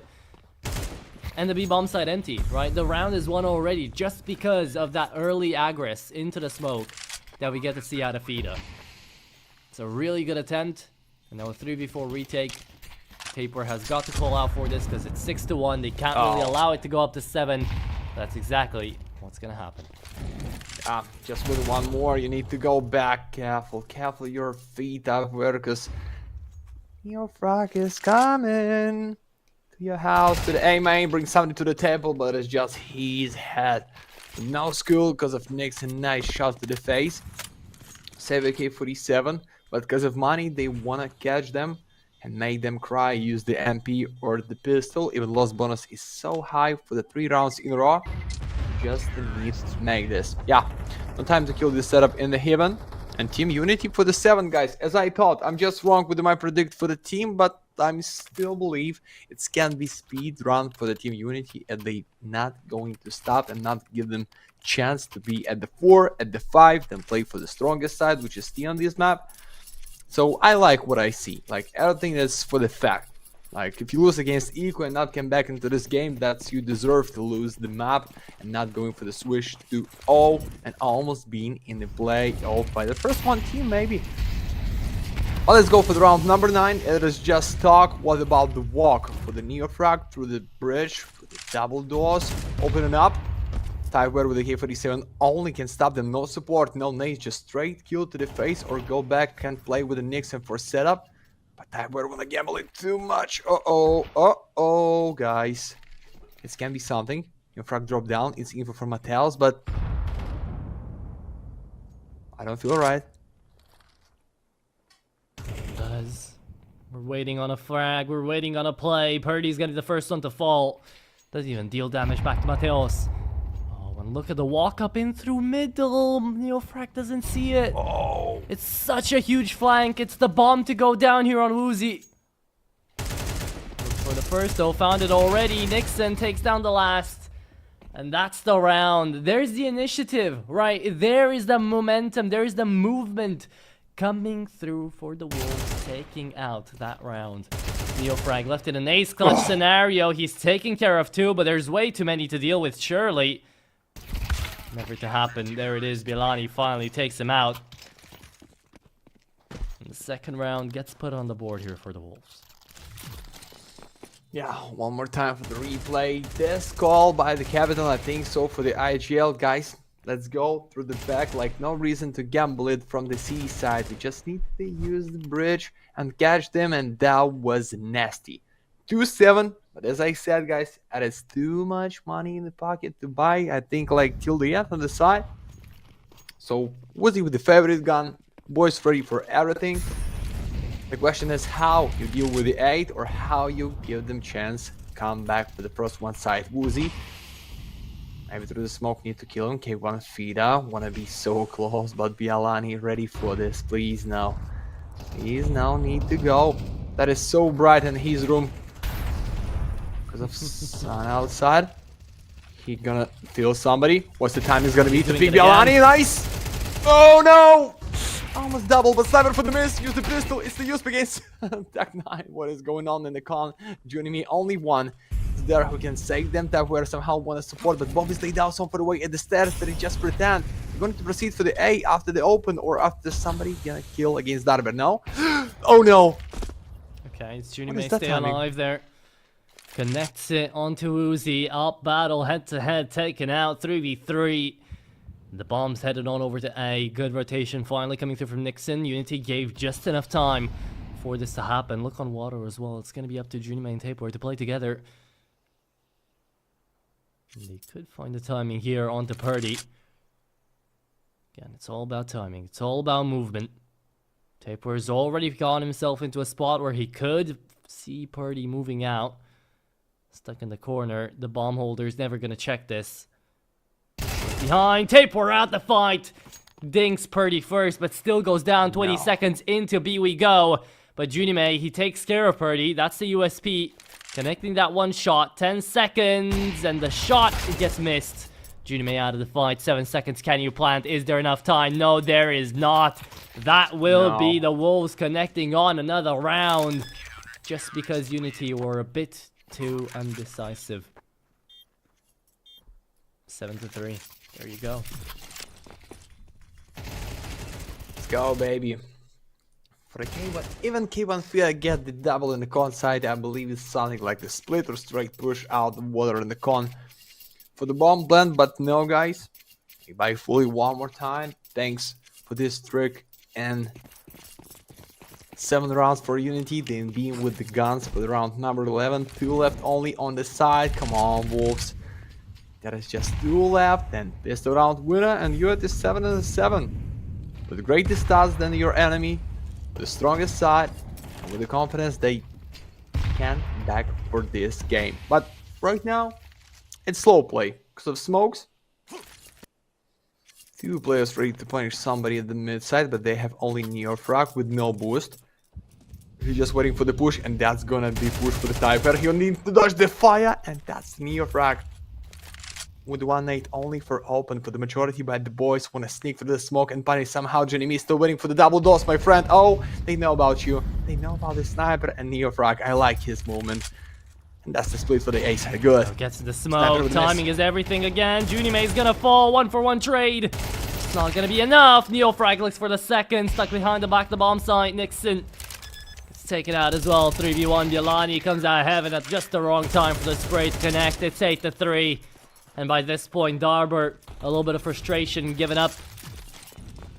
As it was a tough call to be made out there. They finally move into the A-bomb site at just the right timing. They were waiting for Novaq to make that move. And it's the last round of the half. It's been an amazing T-side here for UNiTY. But we know what 9-3 splits meant back for UNiTY on Asian, don't we? So, Copenhagen Wolves still a real chance to try to claw this one right back out. Oh, can be big nade, but they're just in the smoke. So free for Woozy and Novaq, guys. Yeah, you're trying to gamble with the 5 MPs, but looks like the last one on the side not going for the Wolves' hands. Empty on the A, UNiTY trying to save this with a triple kill with the MPs only when they used to use Woozy's red. Let's go in, UNiTY and the bomb getting majority, but Novaq for the refrag. Oh no. Oh no, but Paddy with the but Paddy with a nice stand. I think that's gonna be stand for the game, but UNiTY ready for this one. Quadro kill should be for the ace. Come on, Nia. Oh, there's the damage to your face. Oh god. And UNiTY with the ace on the side. Oh my god, boys. He saved the side, maybe saved the whole map, but anyway, double digits of the rounds. 8 should be enough to close them. Yeah, beautiful ace coming through out here from UNiTY too. As you say, maybe winning on the map and maybe save it away. Here for the Wolves, 8-4 split. Is that going to be enough? We're about to find out, but what we're also about to find out is this giveaway. So, let's see. Who is going to be having that shot at a nice little skin? Drum rolls, please. And it's going to be looking like an in living color. Hey, hello, hell. There you go. That is going to be going right to your inventory. Be ready with that trade link from one of our admins. And a pretty nice ace, a pretty nice giveaway. And now let's see if it's going to be a pretty nice map for the team that's going to take it away here. UNiTY, you're the hero. You're the safer ace for the last one at the side. But it's fine, guys. We've seen this before for the Mateos. The first pistol round at the decider, and then I'm not want to tell you what it was. Streak in 7 from the score 1-0. That's what it was. And they have technical. Now they, in general, something is bad for the squads, which is going in, I hope, so soon. And I believe for the Wolves pistol round, then for the 8-7. Because UNiTY, I don't know, you think it's alright to gamble this for the 4s? Maybe just give them eco and 8-6 with a full buy with a chance to give them 7, save some guns for the ones more. Because UNiTY, it's too close for the win. That was so tough for them, that was almost lost. And 2 maps, and right now they with the big privilege. I want to see this back.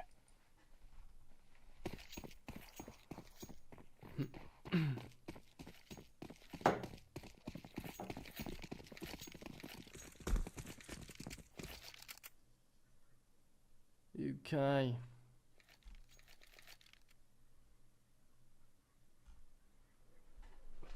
Still getting ready. It's called overgrown for a reason. Darber grew roots inside of that main position and has getting taken down. Oh, that is the Wolves getting to the A-bomb side, but left in a 2v2. Glock is going to get picked up for close quarters combats here. Novaq trying to get it a headshot. UNiTY takes him out first, and into water we go. Back to B. It's going to be the rotate. But I like this, FAVBET. He's waiting to drop on a timer. UNiTY's holding in for him. Yet FAVBET is going to be playing out towards main. Might be a position they won't be expecting him on. FAVBET doesn't fully know what's going on. Bomb finally planted. He's checking for T-spawn, man. He's playing really slowly when there's no defuse kit in play.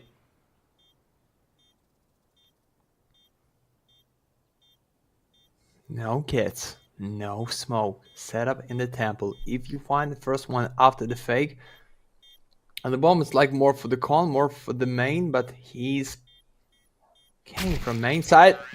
And Bialani for the nasty shot for the triple kill, and the Wolves get the 5. Okay, boys. I think they are still in the race.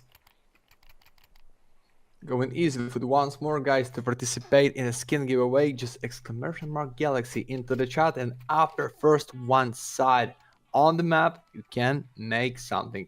We just add the kick. Not much viewers like it was on the Twitch, so it's the beautiful chance for you bring something to your inventory for free, just with a beautiful skin or with the expensive one, and I hope you will have enough luck. So back for the round number 14. That is nothing special, just equal with the 4 players at the B side and the 1 for the A. UNiTY already just like the Ghost Rider still have no damage to the fire, making it too loud. UNiTY. It's K1 Fida and the Woozy. Let's go for the B side, guys. Should be easy for them. Yeah. There As you a go. free. Pretty damn straightforward, and it just keeps getting better and better. No defuse kit into this round either, so it's gonna be that 8-6. Full blind gonna be coming after this for UNiTY, but look at all the cash the MAC-10s are picking up here. Flawless round for the T side, and no damage given to the Wolves. It's exactly what we got to see on Ancient. Remember, a 9-3 split turned sideways by the Wolves. Now, an 8-4 one that could go the distance as well. 8-6. And if this round gets converted by the MAC-10s remaining from the previous rounds, surprised they don't upgrade, at the very least UNiTY, to upgrade onto an AK. They do manage to convert this. 8-7 turns 8-8, and we have got a game on our hands.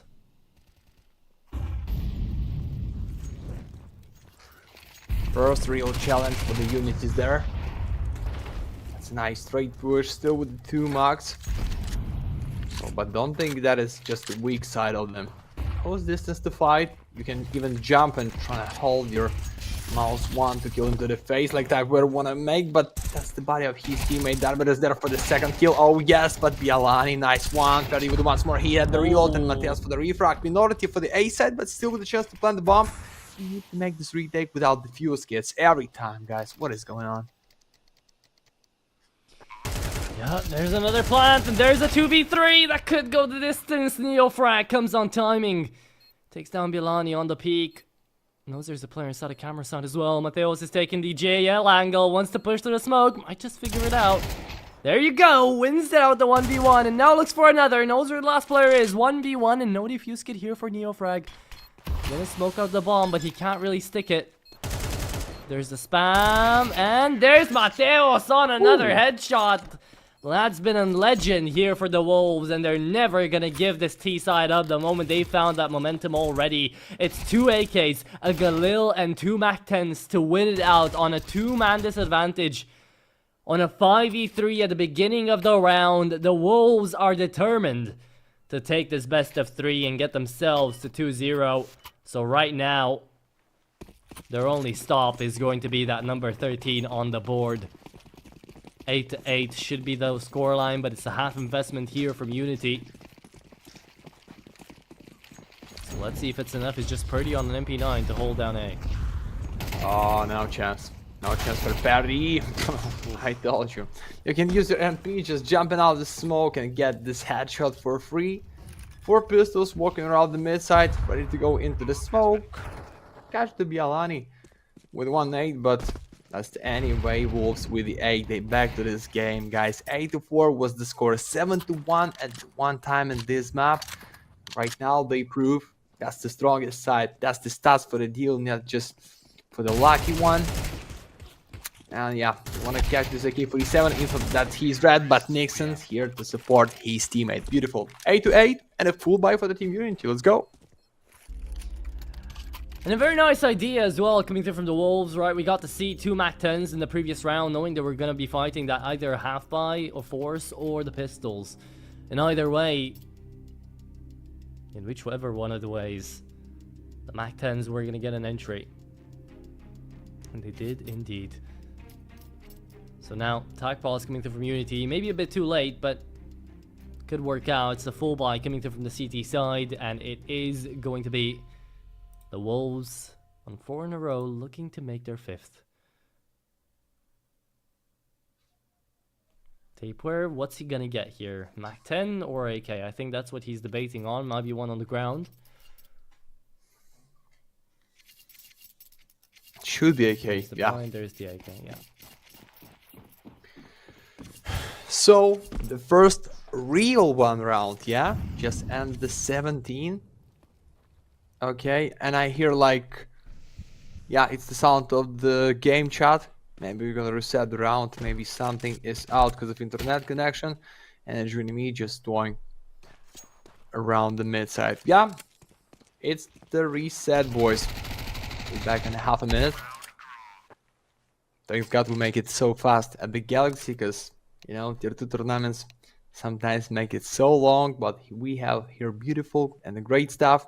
We can fix everything as fast as they can. And in 1 minute, we go back and find the lead for the UNiTY or for the Wolves. Come on, Wolves, just bring my predictors on the line. Unbiased casting, by the way. Remember, after this as well, we've got ENCE Academy versus FAVBET coming through into this best of 3, into the Swiss stage. That's gonna be fun too. You think it's fun be at the one more 3 maps in a row? I don't think so. That is nothing funny to me. Hey man, I mean, the more Counter-Strike we get, the happier I am, because we get to see a little bit more of what these teams have got to show us. But at Yeah, the same I'm time, joking. I get it, because, you know, the major's going on as well. Navi's kind of kicking Spirits' butt, so I'm happy. But We'll find one more Navi fan, guys, in the chat, and he's Atro. Great news for me. Oh yeah. Immense God. I hope if they not going for the playoff, it's gonna be reshuffling the teams, because Ime deserved the place in the squad anyway. I don't know what you need to change in the team, like kick the wonderful, take the simplest back. No, it's stupid. JL, Ime, like Alexi B, just they are at their positions, what I like. I don't know in general, but okay, it's all about the Navi, it's all about Ime. But we here for the Wolves and the UNiTY. Nixon, uh-oh, they check you out. You need to maybe kill him fast, but it's empty at the mid side, and you need to make it with a full team, or just split them for the B by the con and main, or A by the mid and main side, because there is only one defender behind the smoke, and that's the Perdi without half of health. Oh no, disaster is coming, I feel so. dodged, flash comes in, it's a lineup here, but no kills made. Purdy could have had the round-winning play there. It won't happen, and the Wolves are back to the bomb site. 20 seconds left to spare. It's going to turn up to 40 as the digits will be punched on in. And a safe call to be made out here by UNiTY as FIDA tells these guys it's not enough. No defuse kit especially. This retake's not going to happen. So 9-8. 5 in a row indeed here for the Wolves. They started off, as you say, 7-1. UNiTY had such a huge advantage. And yet it's all been turned on its head. And the Wolves, well, they're ready to play. Boom.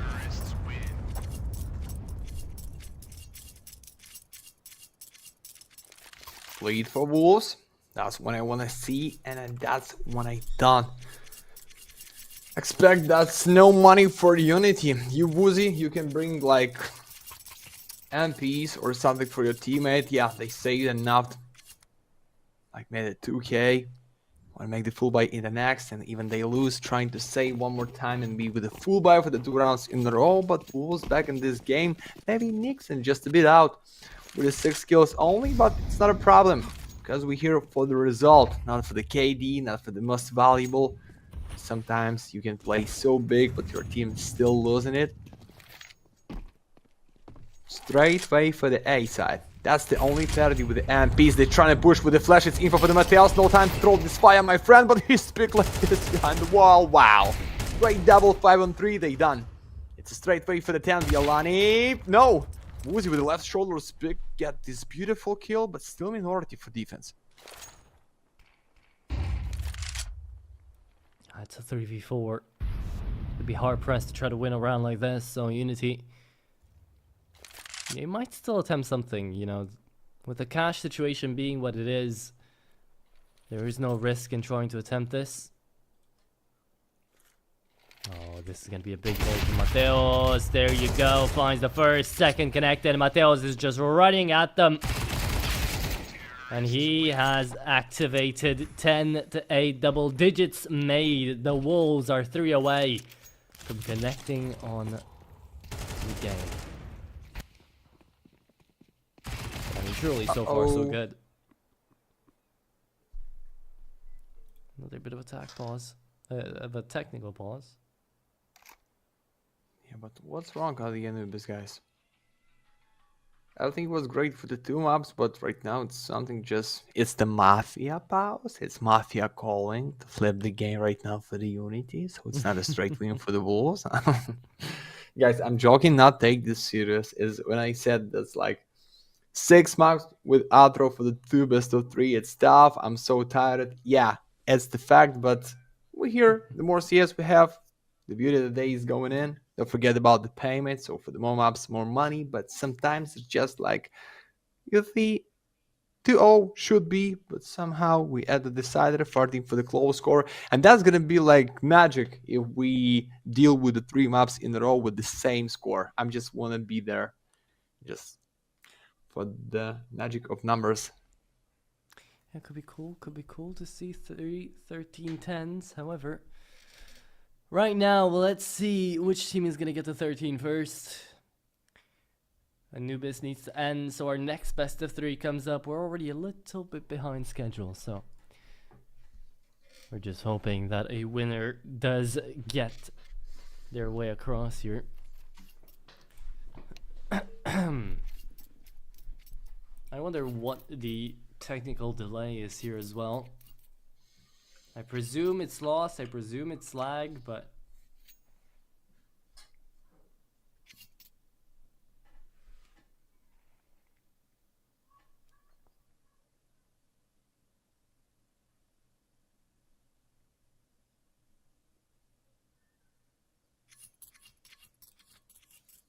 Let's go. Back there. Maybe Wonder want to show us something we didn't know about Anubis. Maybe like nasty angle with a beautiful like wall. Maybe Easter egg. Or Wonder doesn't know anything about this map. Okay, he want to find something. You see this? After I said this, he just want to find something immediately. Okay, it's the beautiful door. We've seen this before. Wonder, it's not a surprise for us and audience. Okay. I didn't see the space. I didn't see this corner. Archie for the water side, for the wall. we're exploring. We're on an adventure. What, are you working for the Discovery Channel in your past? I got some nice sailboats out. Okay. It's something new for me. Surprised all of this gets rendered. You know? It's interesting. I guess you're able to see a lot of these places even outside the map. Not you, Siri, thank you. Yeah, so far no information on the tech delays, so we're just swimming around about the sea, looking at the pyramids, waiting to get a winner here into this best of 3. Oh. Wonder has been playing around the VMX. He's having fun. He's having fun. Okay, zoom in.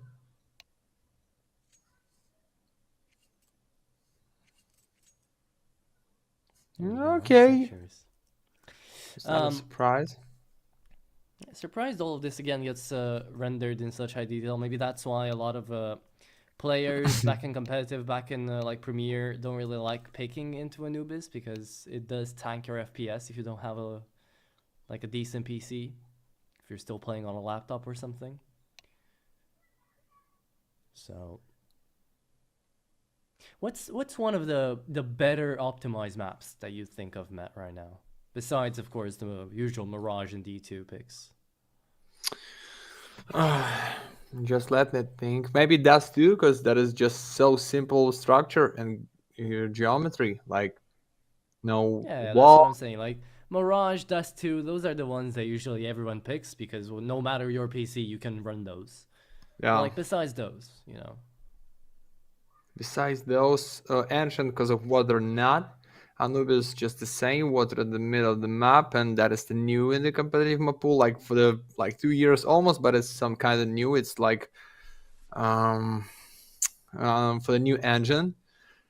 Let me think. Nuke, it's so bright and so deep for the B side. I don't agree.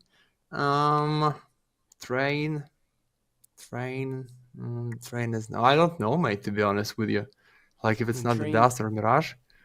does have a lot of new changes, I guess, to the lightning, to the engine as well, as you say.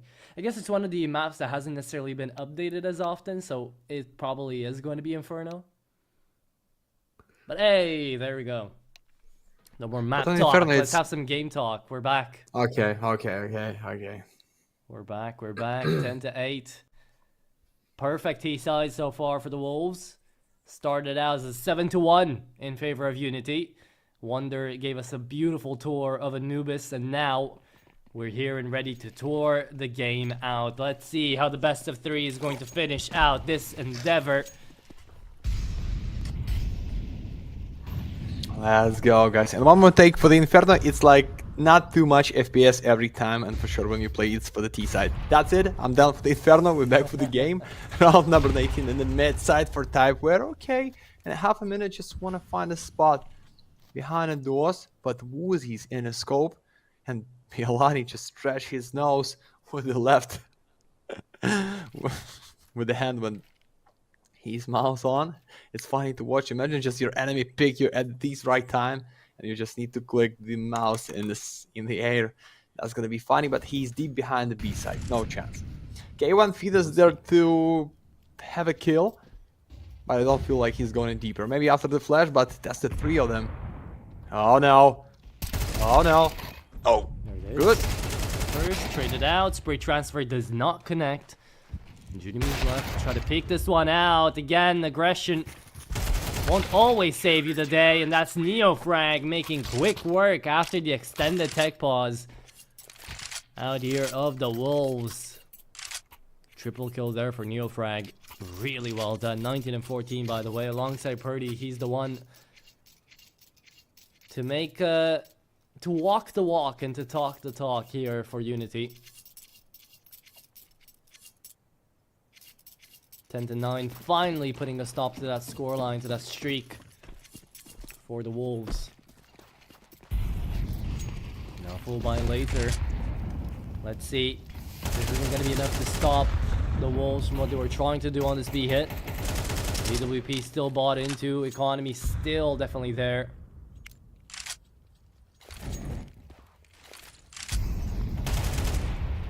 Good. Junie. Nah. Big silence. These one. And almost the same economy for the teams. So it means we will take this one anyway. We'll have a chance to flip this game. But for the UNiTY's draw for the Wolves is just the one step ahead the match point. And joining me with a nice reaction. But to be honest, that was simple kill. And what the next step? 4 and 5. Neofrag behind a smoke. I don't know how you need to deal against these defense guys. Sniper is waiting for the A main. They have no info about this. So maybe just need to go in through the mid side and you can split them even from the back with the temple and for the city side. But Perry is there to catch him with the gap. Nice molly for Neofrag. It's info for him. Neofrag, come on. Mateos trying to kill him immediately just right now with no flash. Just a straight pre-fire. Beautiful open. Yeah, they done. There you They go. done. Bialani takes down the last one in the bomb site, and indeed it will be 11-9. The Wolves making quick work of this round. And they're going to be 2 away from closing it out. So you think for a second, you know, UNiTY might be able to bring it on back. It's a big individual moment there from Neofrag on this B-bomb site. And then, boom. Immediately right back in. The Wolves just managed to strike. Pretty woozy, they managed to save. It's going to be a full investment to the next. Still not a fun one, though. Here for UNiTY. Boom. Okay. 11-9. But thanks God for the parity and Woozy's chance to give something for the K1 feed and Neofrag. But the problem is that's the last one chance. Even maximum loss bonus for you boys. It's not gonna be the same buy if Wolves take the match point right now. And you see like almost the same meta for the every second side in this best of 3. Like one of the teams cannot deal for the defense or for the T side. It's just like not like map round for the round, round for the round. It's like the good streak, 1 round, good streak, the end of the map. I don't know what's the deal. Maybe it's just like they're ready to play at the defense or only at the T side. And as we thought before, this best of 3, a lot of new players in the team UNiTY as in the Wolf, so I think it's just not much experience to grind it for the competitive map pool. Like for the 3 maps, you can. For the 2 for sure, but for the 4, for the 5, it's just not enough time. And we back. Thanks God now for so long. We're back with round number 21. That's gonna be the last one chance to UNiTY to bring something to this game. And I hope Darver just switch on with the K1 feeder right now, because without you boys, it's gonna be so tough to win it. Let's go. Let's see.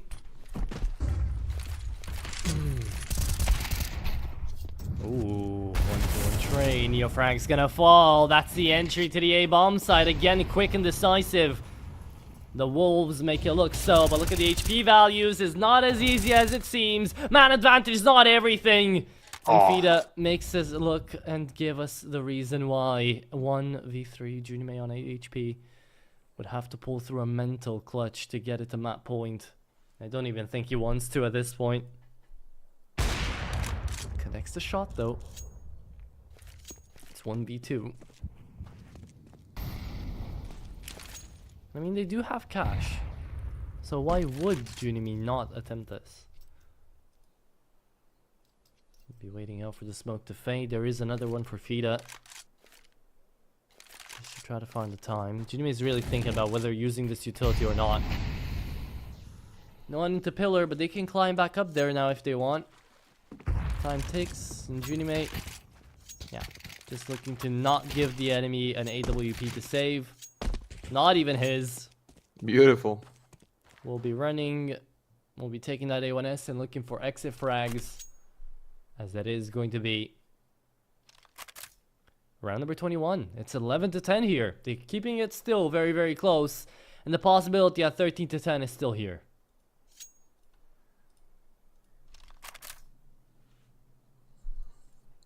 Joining me, you walking for what? For your dash? Okay, I think it's just all about loss bonus.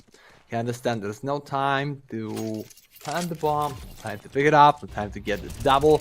But that was really nasty for the A side. Yeah, Wolves trying to surprise them with a fast round, and as we see, that is not the way you want to make this. Okay?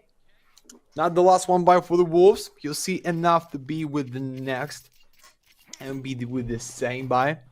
What you have right now. Come on, UNiTY. Bring the overtimes is gonna be good for the decider, but I don't know how. You just take 2 rounds only at a side. Set up for the Woozy and Neofrag with no up because of money. With a K47 that's good, but Woozy without his favorite gun maybe not bring enough impact with the op, but they have Neofrag with 20 kills. So save them, mate. One more time, slow round. Slow round indeed, yet they're still picking up the pace bit by bit. There's someone trying to pick the pace. Maybe not at the right timing. Darber didn't really have a flash to work with there. They do fall down. Kalani wants to move in. He is gonna get hit for that taper though. Hero apparently so far. Oh. This tries to keep it up, and UNiTY finds another. It's 4v2, and it's easily up to map point. Indeed, the 13-10 could happen again. They're gonna go for the retake though. Let's see. Could You it think? work? Could it pan out? Uh-oh. Fida, easy frag. Makes it 3 on 2. Remember, Taper is down to 2 HP, so this Molotov even could kill him. Oh, and through the Molotov. Wonderful for Mattheos. Wins that the fight, 12-10. That's it. There you go. Really well We played. back, baby. Yeah, we back. Just Typer. Not the greatest on this map as a Nixon, but and the one of the most important round, he got these double in the mid side and proved that they can get the swish round for the 2-0, drop them down for the 1-1, and be like in a few steps to eliminate it. UNiTY, that is your chance back in this game. So K1 Feeder with a drop. No op, just the 5 guns to your house. But then what? It's just like 2 rounds in a row for the Wolves and this one. Even they lose this, but they find enough kills. Bad buy should be for the team UNiTY and the full for the Wolves, and they use tactical pulse for the end of this game. Beautiful. I like talk like that. I like they want to bring. Uh-oh, I didn't see this Ammo Wonder. You surprised me for this one in the back of the pickup. I didn't see these bullets. Great. You're the greatest, I told you. Is indeed really damn good. 12-10 though. Map point here. Could we get to see the third? 13-10er here for the day.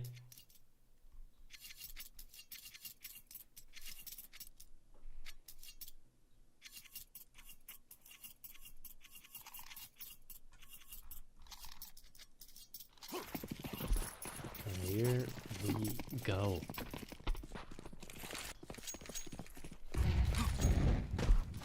Two MP9s, 2 AONSs, saved away AK, 4 defuse kits here for the CT side. That's the entire loadout we get to see for UNiTY. And Neofrag might just make it a little bit lower. Here's the peak, and Mattheos, he does not connect. He still takes down the fight. And is going to get taken out by the crunch in from Neofrag.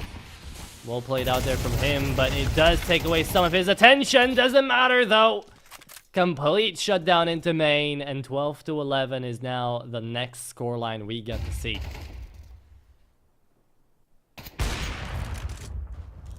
Nah, Judy, that is not for you, mate. You're a good sniper with the 21, but not with the ace. Let's go. But we've had the ace for the Junimi for the first one side. When they had like with the MPs 5 at the mid, if I'm right.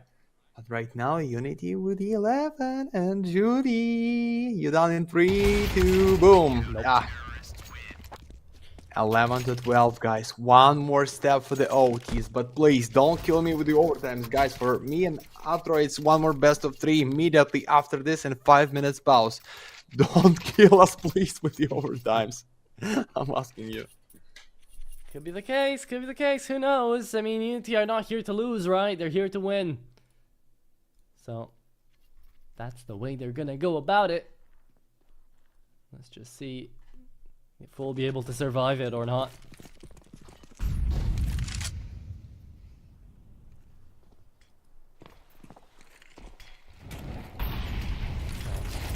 Good grenade. Forces Nixon back. Look at his camera. Got stuck there at the end.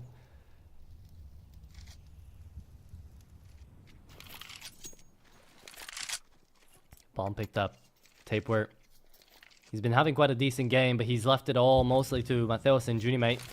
22 and 15, 21 and 14. It's been a carry battle here for UNiTY and the Wolves. And, well, UNiTY have only had Purdy and Neofry here. Whereas UNiTY and Mattheos did a bit more. We could have anticipated. Let's go. Still out here. Just one, Wolves, please. I'm not a fan of the Wolves. I'm not cheering for any kind of team because as a broadcaster, I need to be like somewhere between just for the energy at the live. But Just one round for the T side and we can end with this. Verdi is red. You gamble for the B side. That's the K1 feeder with the crossfire for the Neofrag. They have one molly and one nade for this duo. Not much time left. Empty mid side. And my friend, I feel this split can be something or everything for the Team Wolves right now. Nice smoke. Nice molly. They know about the K1 feeder is in the default side. Neofrag behind the pillar. Oh boy, not much time left. Who's gonna be with the open? It's the Nixon. Nice angle. Nice open for the Violani. Tap with once more. Uh-oh. They done. Enough time to plant the bomb. No sniper rifles to catch him to the default. 5 and 3 There's the retake. bomb. It's so tough. Could be done, could be not. Darber and Woozy still left alive, trying to retake into this one. AWP on Purdy now. Hail Mary out here for Bogdan's Law, and it is going to be Darber trying to get in there. Low HP on tip, where it takes him out. Makes the left on Electrical, looks for another shot. Woozy connects it, double peek in towards Electrical again. 2v2 makes it a 2v1. It's a 5v3, and it's just Bielani left to make it 1v1. Spams away, goes out. No defuse kit, and it is done. It is over, and it is out. Bielani on the other side of the room gets up in excitement because they've just found themselves a ticket to the 2-0 bracket. The Wolves made the comeback from 7-1 down, 8-4 on the split, and then what a T-side they've had. Really well played. GG's. And they ended in regulation as well here for you, Matt. There you have it. Neofrag. A bit sad to be given the MVP here. Doesn't really feel like it when they've lost the best of 3. Because definitely Mateos, he has been an insane force here for the Wolves. Neofrag, you're the hero of your squad, but that is not enough for the win, guys. And okay, we talk about this best of 3, we can talk about like straight for the midnight, but guys, we have the one more for today. Congrats Wolves with a 2-hour stage, 1-1 for their enemy UNiTY, but right now it's all about ENCE Academy against Team FAVBET. I don't know what's the break's gonna be right now for me and Astrum. I think it's less than 10 minutes, so don't run away, guys. We're waiting for you. Last one, best of 3, and I understand that's going to be 3 maps anyway. So thank you for being with us. Don't forget to follow us at The Kick, and we back so soon as we can.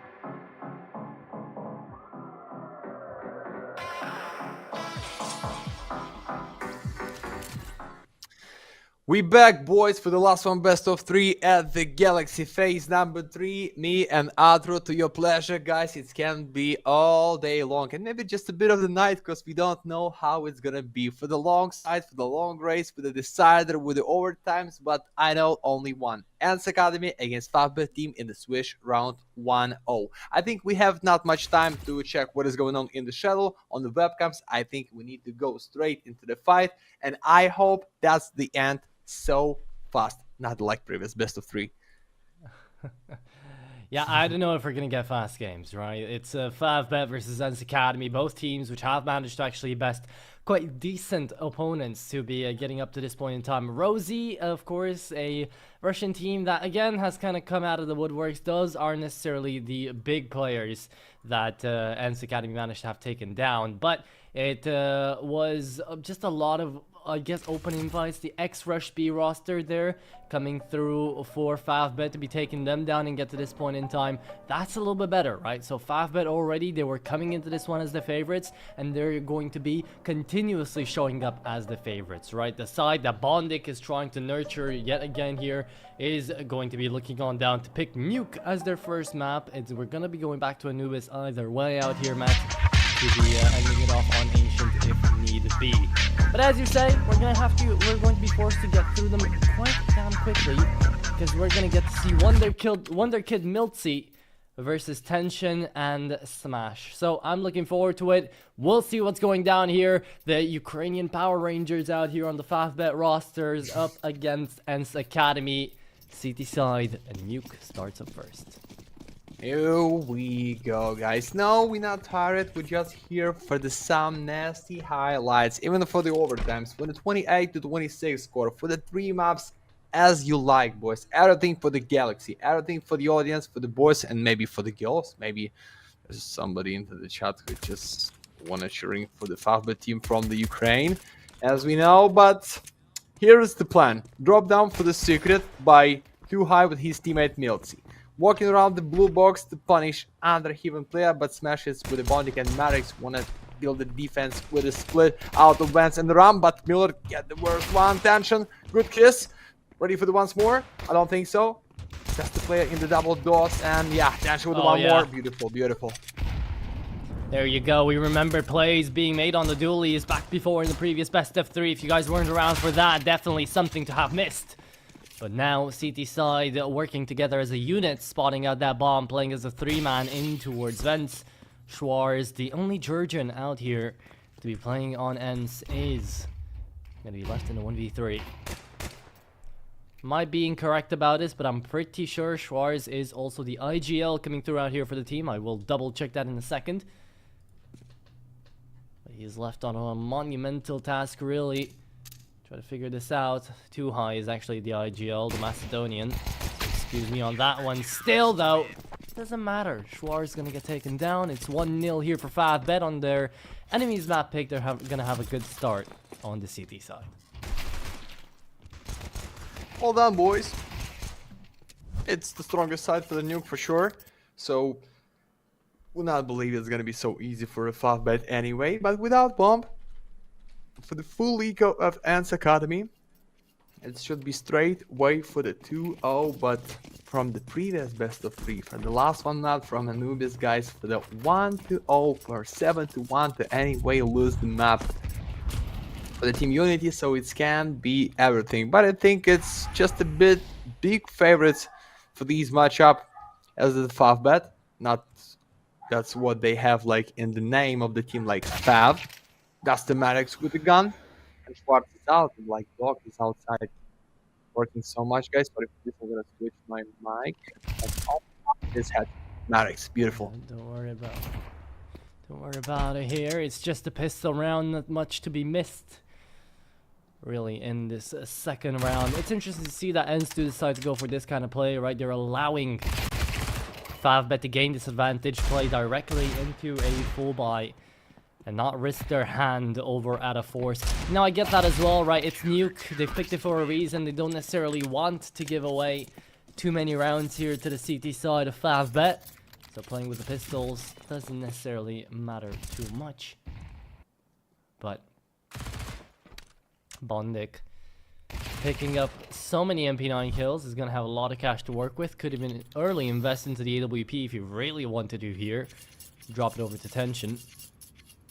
There shouldn't necessarily be a need. Let's go. As I like to say, first one real challenge. The same headset with me and Jackie. Logitech is one of the greatest guys.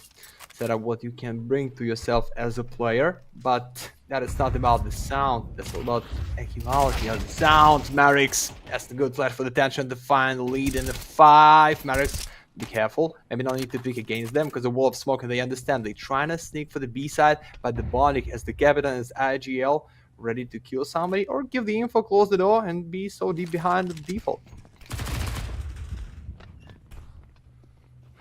Let's see. It's a 4-on-5. Into the B-bomb site we should go. Player at double doors waiting to execute out. Milty needs to make some noise. Either make noise or drop down secret. He's just taking up space, actually. ENCE Academy are back out in towards A. Gonna be up to Jackie to try to deny this, but first up is tension outside of hell.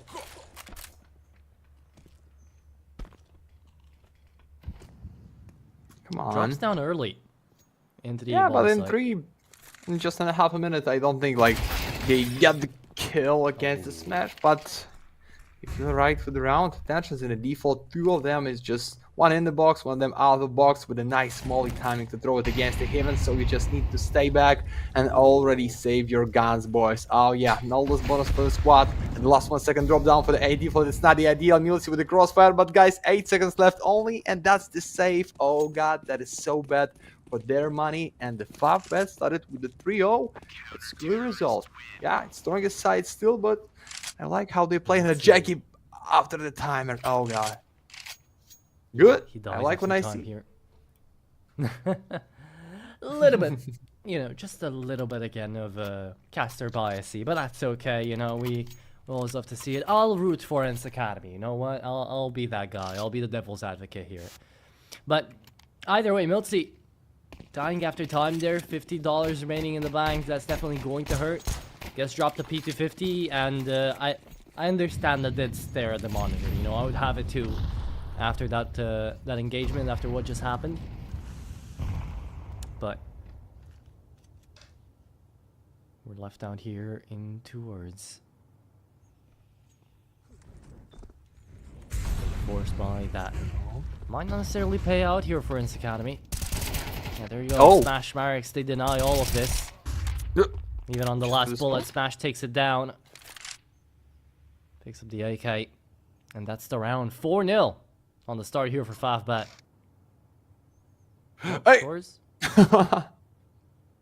You just want to kiss him. Just there you go. Just a little bit of smooch. A tiny bit. Okay.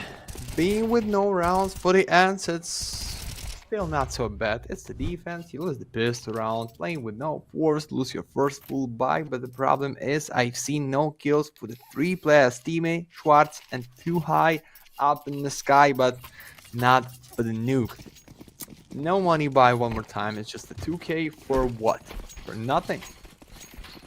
2 MP is still in the defense. They confidence. Just still for every round. Because they understand, guys. More than 7 in the first one side with a lot of money to not get them the chance to come back in this game. So it should be 2 or for them. And after this take, I want to check the stats for Anubis for the ENCE Academy. But they sneak for the B side and bombings B with the info at his favorite position. Yeah. Oh, there it is. Too High finally connecting on the first, but Jackie did too much. Milty keeps it up though, and Too High picked up an AK. Now starting to do work with it. Milty should be dead here. Smashing the timing though, doesn't catch him. Could be caught himself. Too High. There's a gap out here on the timing. He's dead. Anyway, Smash. There it is. That's the bomb. AK retrieved. Works into vent.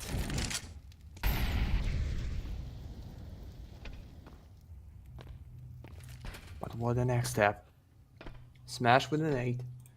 Need to use it right now because it's gonna be bad timing for you, even against Tech 9. AK-47 is there. Play of Shadows, so free. So 1 and 2, maybe just need to be closer for the bomb. Like not be so far away, and the Milty already trying to chatting with them. For the team chat, Maddox with the last 1 kill, and they still be at the streak. And the 5, good for the FAVBET, still bad for the ENCE Academy. We've seen this replay one more time. Yeah, this kill for the smash was for the round for sure. Here we go. No tactical pause. Maybe it's already time to talk. Why they don't use it? Apparently, not yet. Maybe waiting out a little bit more. And Academy, so far, not so good. FAVBET, however, things are going perfectly.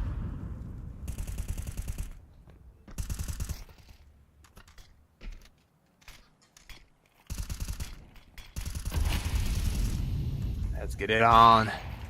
Marix. Oh, first one time they started with the majority at the side. Don't stop it, boys. You need to grind for the more, but Tension is too close. Yeah, this left shoulder pick, but Tension fast with his reaction to get this kill. With a 4 in 4 setup pushing out the ramp. And that is nobody if we talk about defense for FAVBET, but attention from the opposite side. Just deep in the B with the scope. Wanna be the first one for the majority, yeah. Oh, I don't like the spot. I don't like the position, too high. Boom, Tension, you solo. Not okay. Cleared it out quickly. Marks from behind, still 3v3 though, and Milty's down to half, so it's not like they're all clear just yet. Temet on the ramp, waiting for the secret player to get down there.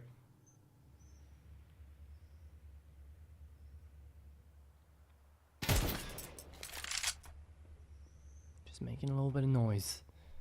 Nothing seen just yet. Into the B-bomb side will go. With 20 seconds remaining, they should know about this. FAVBET still all on the A-bomb site. Nothing moved, nothing changed just yet.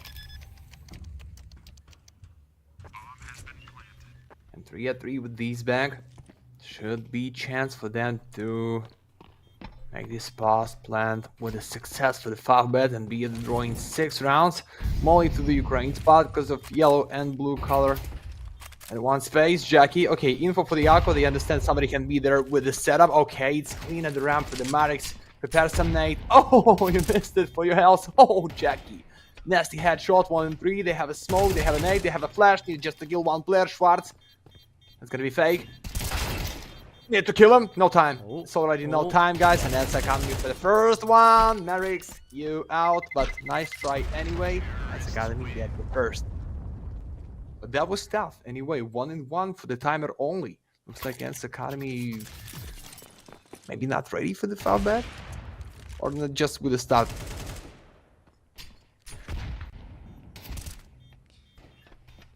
Okay, well, right now it is at least a start here for the T side indeed, but the CT side of Nuke is unrelenting, as we know. And then that'll be all that.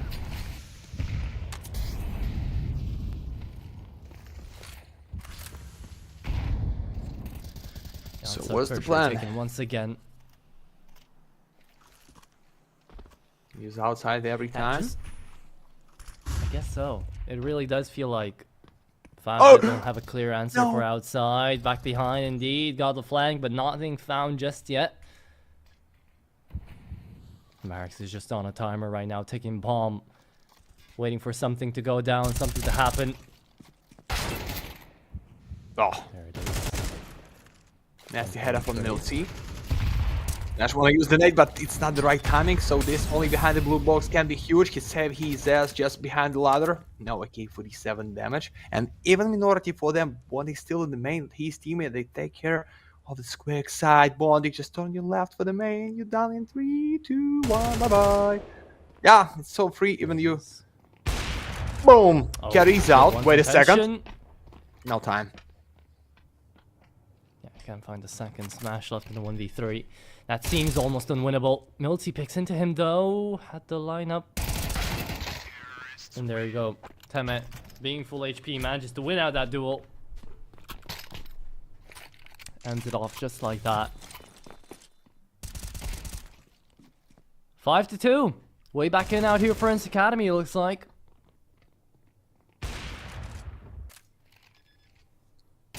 Yeah. ENCE prove us.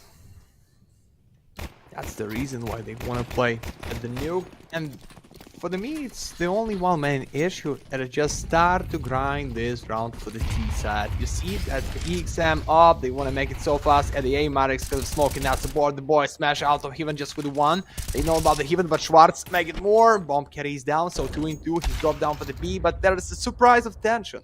For sure, half a minute in the sniper in the vent, so Milty, 1 and 2, you can be the hero or the villain right now. Okay, not he's then. Not just really one. It is web comes somebody else, but it's fine. Milty for the tough clutch. But right now with the bomb, it's great news. Behind the smoke. Smash so far away. And tension just for the deep yards point to get the kill. Smash. Oh no. Oh yeah. There you go. It's easy for him. And a K-47. Good. Streamlined out there for Smash to take it. Goes away in a flash. And the rounds really do seem fast. You know, at the beginning we have that big fight breaking out, especially towards outside, and then nothing else happening for a good while.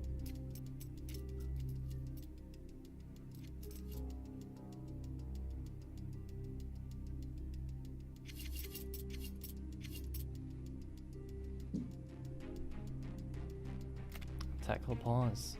Brought out here by ENCE Academy. First one from them. Definitely needed. Definitely needed.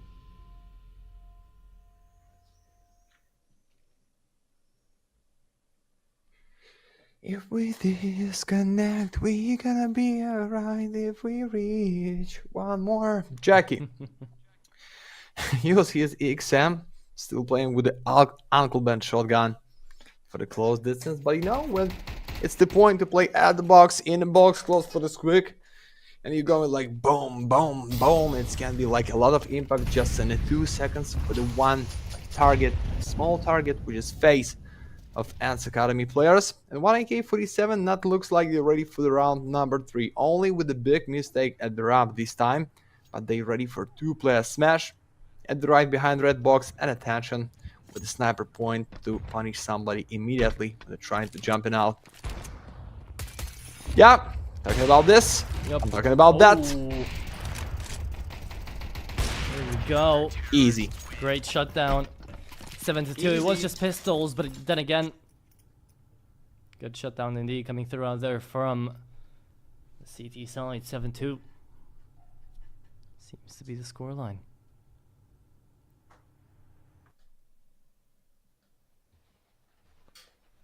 Oh. Uh-oh. Now we have a disconnect from our own observer, sadly.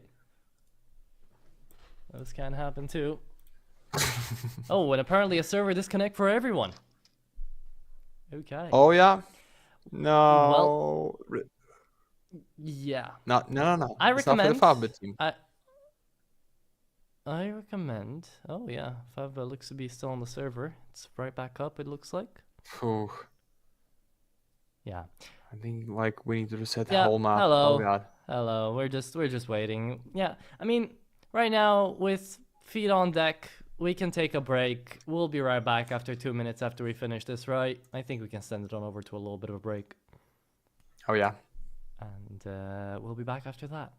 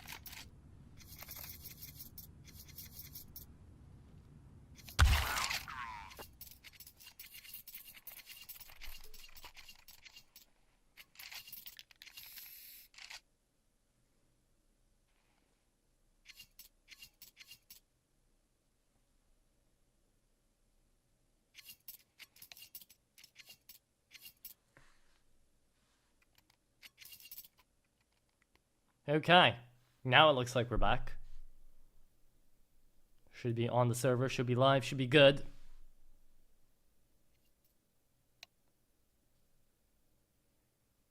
As I saying, guys, if we disconnect, we gonna be alright. And I hope we are gonna be alright for this one. Yeah, we banned, we back. Beautiful.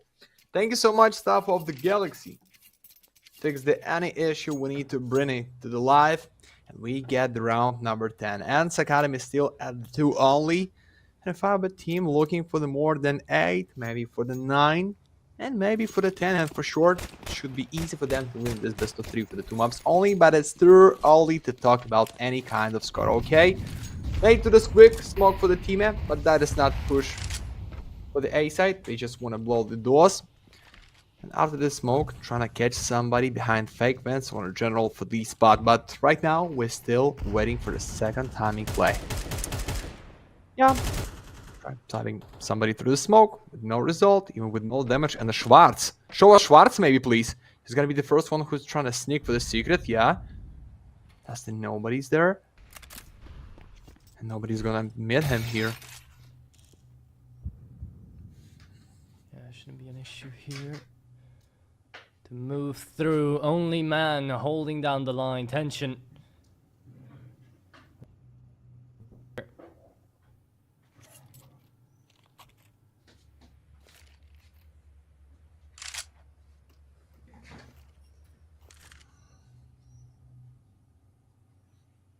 No magic trick, guys. Just straight push for the B side. And what they have there, number 4 extension. I like the spot, but if you're gonna miss, he's not. That is the first. Marix at the default. And they just pretend about this, yeah? They want to proceed for the A side, but teaming against Chucky is beautiful. Need to hit once more, but attention, what is that? No scope, my friend. There you go. Great for the first, and that will be the last for the round. A very slow round being played out here. And it does turn again in the favor of FAVBET.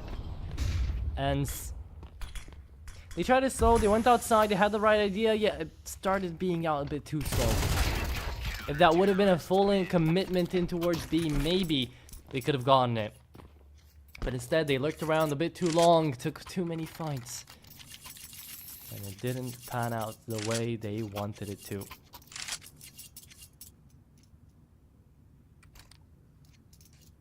Let's get it on. 8 Cougars. 2 rounds in a row right now for the ENCE. That is just double digit for the 8-4. So this buy, as we see for them, is so bad. 5 kills for the Miller. Like an average 4 kills for each player for the ENCE Academy team. It means like not enough impact in general. It's not a problem for the round idea. It's not a problem like to play for the majority or minority or post-plant option to win the round. It's just like they so big with the fighting, like the straight duel. And I'm talking about FAVBET right now. Good money for them, feeling comfortable, ready for the 9. I hope maybe it's 3 gonna be for the ENCE with the second pistol round winner for something and the first one map, because everything just looked like not ready for the FAVBET team body. What is that flick? That was nasty. Second head, beautiful. Tension picks it up from heaven, and it is just going to be the side of FAVBET running away with the CT side, as we were anticipating at the beginning of this. With the way this started, they don't seem like they want to stop. No, what it was smash. It's okay. You know, Yes, for sometimes. he saw what's going on. He tried to give ENCE Academy a chance. Too late though.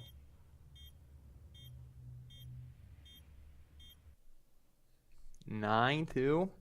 So what did the web comes?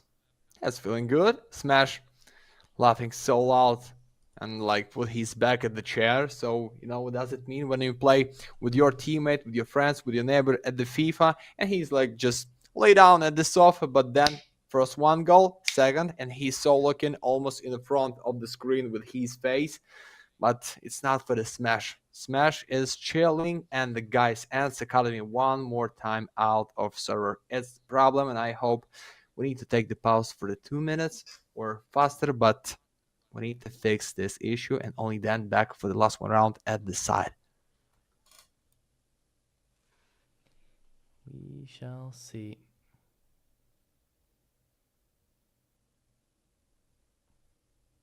Looks like we are going to be waiting around just a bit more.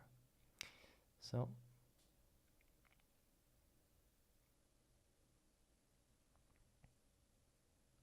yeah, the server having issues. We might be just throwing it back to silence. Sadly for you guys. So we'll be right back, and hopefully everything is going to get figured out.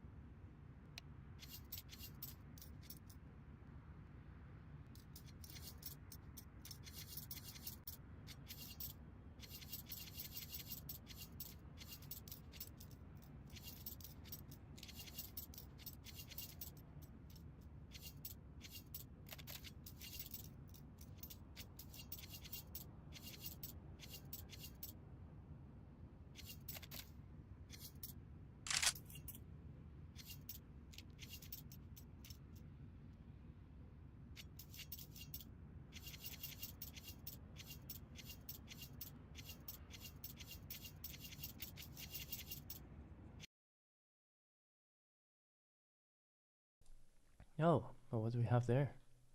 Brazil, okay. Thank you, Wander. Okay, so we got South America. What are you trying to show us over here? He's trying to focus it. He's zooming in really nicely on Peru.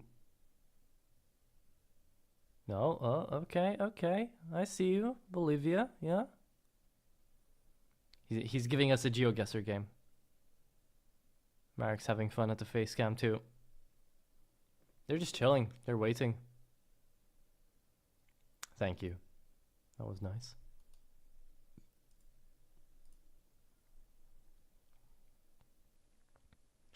But we're just waiting as well. Yeah. Back to the monitors and the city back chairs. We're just chilling. We're just staying here. Waiting.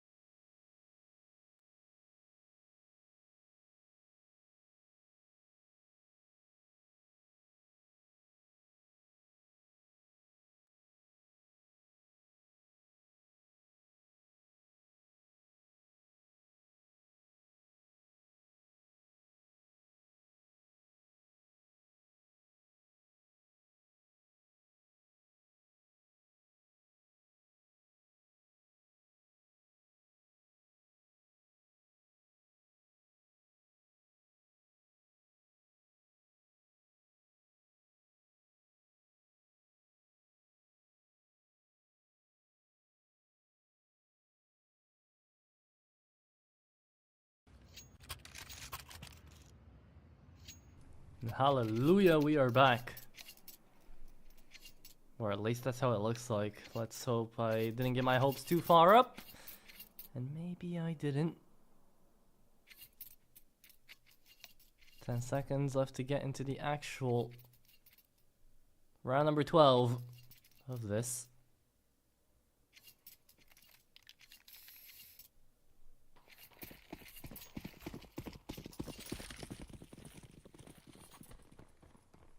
Yeah, we're back. I'm here, guys. Glad to hear you, Astrum. Yeah, you ready? Fixed it. Hopefully. It's fast, guys. Somebody just disconnected from the server. We make it fast. 9-2 up for a case, like everything what you need to take the round. But the question is, who's gonna be the carry? Who will carry the boats in a lot? But right now it's just wall of smokes. One more time trying to make it through the yard. It's no secret, no box play. I just gonna know what is going on behind the smoke with the nade, but it's info. Somebody dropped down for the main, and I think that's nobody hear it. Automatic just want to take it to the smoke. No, just with a flash. Okay, so straight away for the B side, but oh, almost catch him. Too high. That's the smoke. Yeah, first one down. First of many, it seems, though. So far, it's been quite a rush down here that FAVBET have been having on the CT side. ENCE Academy is not seeming to connect on anything. Finally do take out Jackie in the smoke. But you're left still outside, left to wonder where you're gonna go. I'm still not quite so sure where that's gonna be.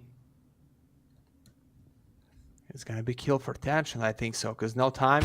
They nervous a bit. First one kill, repeat against sniper, or he just wanna buy him with the scope. Oh, good timing, but still no kill. Why? 10 seconds. Go! Massive round. Smash off for a kill. There you go. Not enough time. Bondik cleans them up. It's 10-2. Nothing to do. Double digits of the first half. FAVBET have been moving quickly in the server, but they haven't been on the server for that long half day. So let's see if the nuke is going to end off quickly to move us into Anubis. FAVBET's map pick, but before we do that, bit of a giveaway. Let's Let's see who's going go. to be able to win out this one. Oh. The Oh. pink's just passing by. What a night wish to be picking up by Tolki. There you go. Pretty damn lucky if I say so myself. A nice red on the night wish.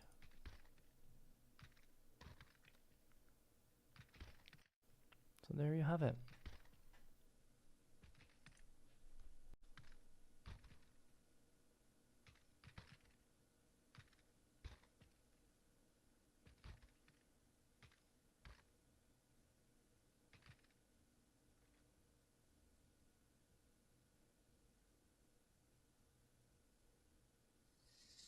And we into the game, guys. Hopefully,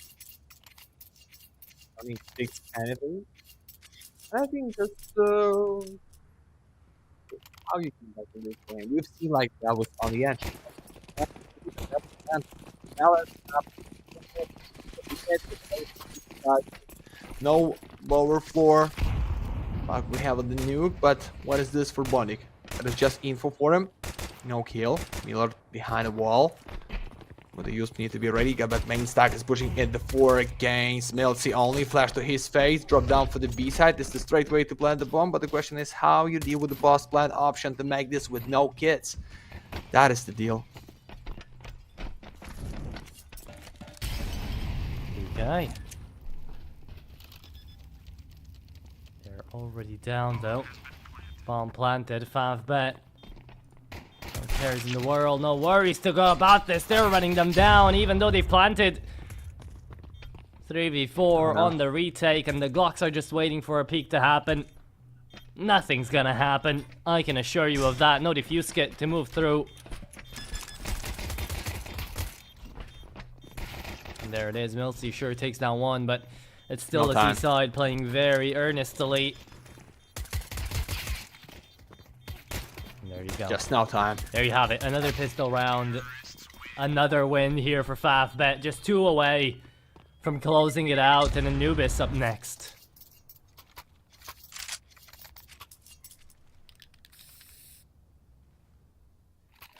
$11-2, guys.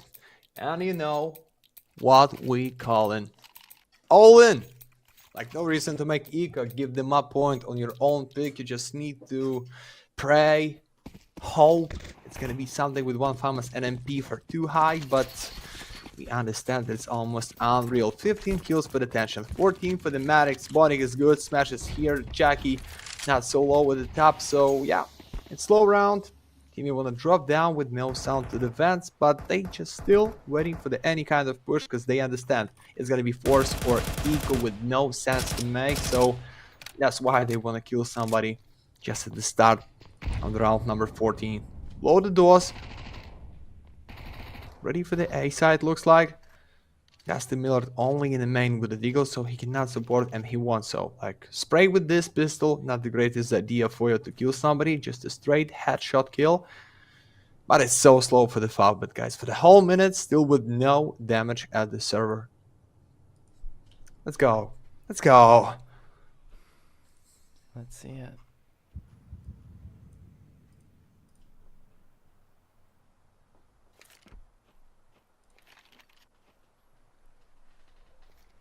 It is a force buy after all. 45 seconds playing it slow.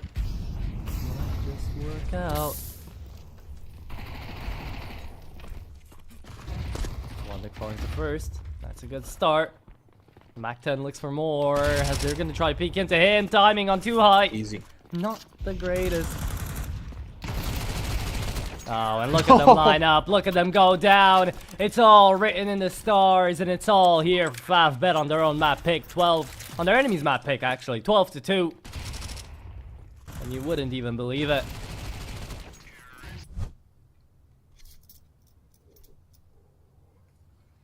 So, gentlemen, prepare your MPs.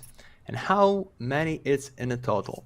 10 for the team and Miller, 9 for the male C, and 7 plus, like less than 26 kills for the 5 players, when it's just like for the Maddox and Smash, it's already the same number. So yeah, they just want to push it so fast to high drop down. They know about you, make too much sound, and for sure it's gonna be Jackie's with a double. Yeah, Oh, what my if it once goodness. more? 5 and 2. Yeah, no chance. It's time to say goodbye, outro. It is time to say goodbye indeed. First map quickly going down, even though we had a lot of technical issues to go around about it. Now, it is pretty damn easy. Try to figure it out. 10 minutes. Left outside to push through main for one last hope at this map, which is never gonna go their way. There you have it. Flawless to end it. 13-2 is how the first map is going to end. It doesn't necessarily feel like it for how long we've stayed here, but it is gonna be sending us into Anubis quite damn quickly. So there you have it. Yeah, I see the stats. That is almost nothing for the ENCE Academy, guys, for the last 1 month. So good for the FAVBET team. Maybe not for the score, but they grinded for the 3 months for the 21 times played on this map, and for sure we have attention as the most valuable because of ADR, or yeah, that is just more for the 3 points for the Smash, but in less than 4 kills. But meta on the Galaxy, it's all about the damage per round. So boys, not going down, it's gonna be fast to 0 in this best of 3, and that's it. The tension, the sniper, the hero for the most valuable player. Guys, Anubis in the 10 minutes at the Galaxy. I feel like we can end this just for the next map, but if we're not, the decider is there as always. So stay there, enjoy the music, and we'll be back in a 10 only.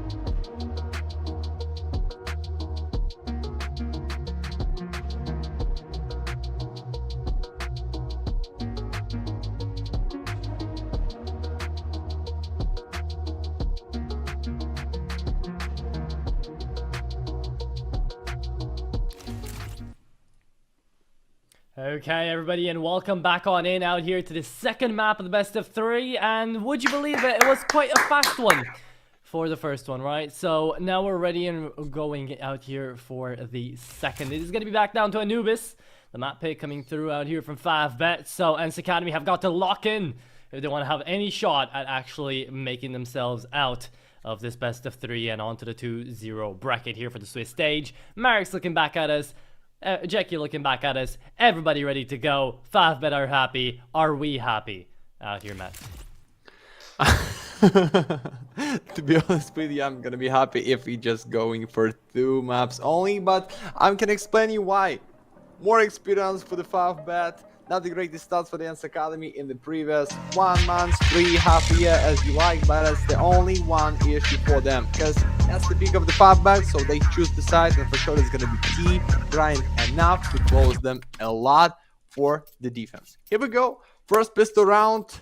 It's the only 2 rounds only at the peak of the ENCE Academy at the nuke, so oh boy, I don't feel right for them, guys. So you just start the grind after the pistol round by round against full bite. That is like no challenge. You need to play it all in till the end, till the ancient. When that's gonna be not easier to play when it was at the nuke, and for sure, like it's gonna be on Anubis. I hope so. So stuck in the 5 for the main. It's the only young cowboy like close for the pillar, just with the smoke at his left shoulder. Smash, or it's the Jackie. Sorry.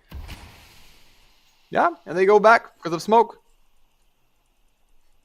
Let's see. Jackie left out here as the only defender of the A-bomb side. It's a real big mid decider here for FAVBET. If only you take a little bit of space down towards mid to actually figure out if they're wasting any time or not. Doesn't look like it though, so here it goes. Smokes down onto the A-bomb side. It's going to be up to Jackie on the back of the bomb side to try to do anything about it. Coming in from camera side, it's going to be a lot of people. The dualie's not connecting on anything, and it's UNiTY to break out the first, but Marks and Bondic are trying to trade it back. The CT side still playing from Heaven. And all that's left on Heaven is Bondic taken out and deranged. It's 1-0 here for ENCE Academy, and the Finns finally managed to break through. Good start, good play, boys. Just nothing special. Push for the A side with the smoke. Find the first one open, not going down with the bomb plan, and you get your force. But the question is that going to be force for the FAVBET, or they believe like them can break them just right now with a CZ out of her Bondic and with the pistol for the squad. No MPs, no rifles, no Sam or Nova, just straight guns with the Kevlar and the helmet almost for everyone. Okay. That is too high. I want to check somebody there. He see the nade, he take the damage, so they understand. Aha, they are with the force, just win there, and that's gonna be 3-0 for us at the T. Beautiful start, just can be. So watch the round right now. So slow at the mid. Jackie towards the smoke. No lucky shot. Not just yet.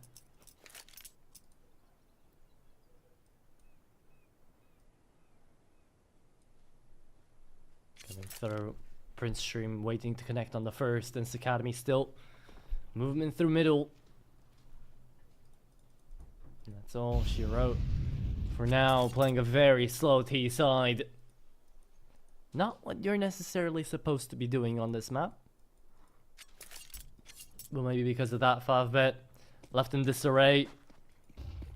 Don't really know what to do. And here it comes. Here's the push. Nothing connected just yet. The grenade will do a good bit of damage. CZ is able to clean it up. 37 seconds to get to that B-bomb site. And Marix is in a prime time position to actually find a couple of kills. Smash continues to. This eco is actually seemingly connecting, yeah. 20 seconds now. The bomb's going back on A, but Smash is there with a Galil. Good choose to defend. Just wait for your teammates. Just wait for the boys, and then you can play it with the Galil. But teammates there try to jump in. Oh! Bomb carry to the last 1 second. It's the camera, it's the default, but no refrag for the boys out of heaven. No, sorry, it's the tension for the kill. Milty 1 and 3 out of camera, my friend. AK-47 for 2 Eagles and 1 Galil. Okay, it's nasty 1 tension. What is that? Drop down for the default. I don't understand. So Marix from the main, no defuse kits, just straight kill. And only then trying to defuse it, guys. No fake play. He'll check the fake. Need to defuse it already, Marix. Running out of Great. bullets. There it is. Play. Oh yeah, 1-1. Great play. 1-1, forced Somehow- by 1. FAVBET. Really damn happy, I'm betting. Wasn't this how it started back out on Nuke as well? ENCE Academy managed to take out a pistol at the very beginning and then FAVBET just running away with it.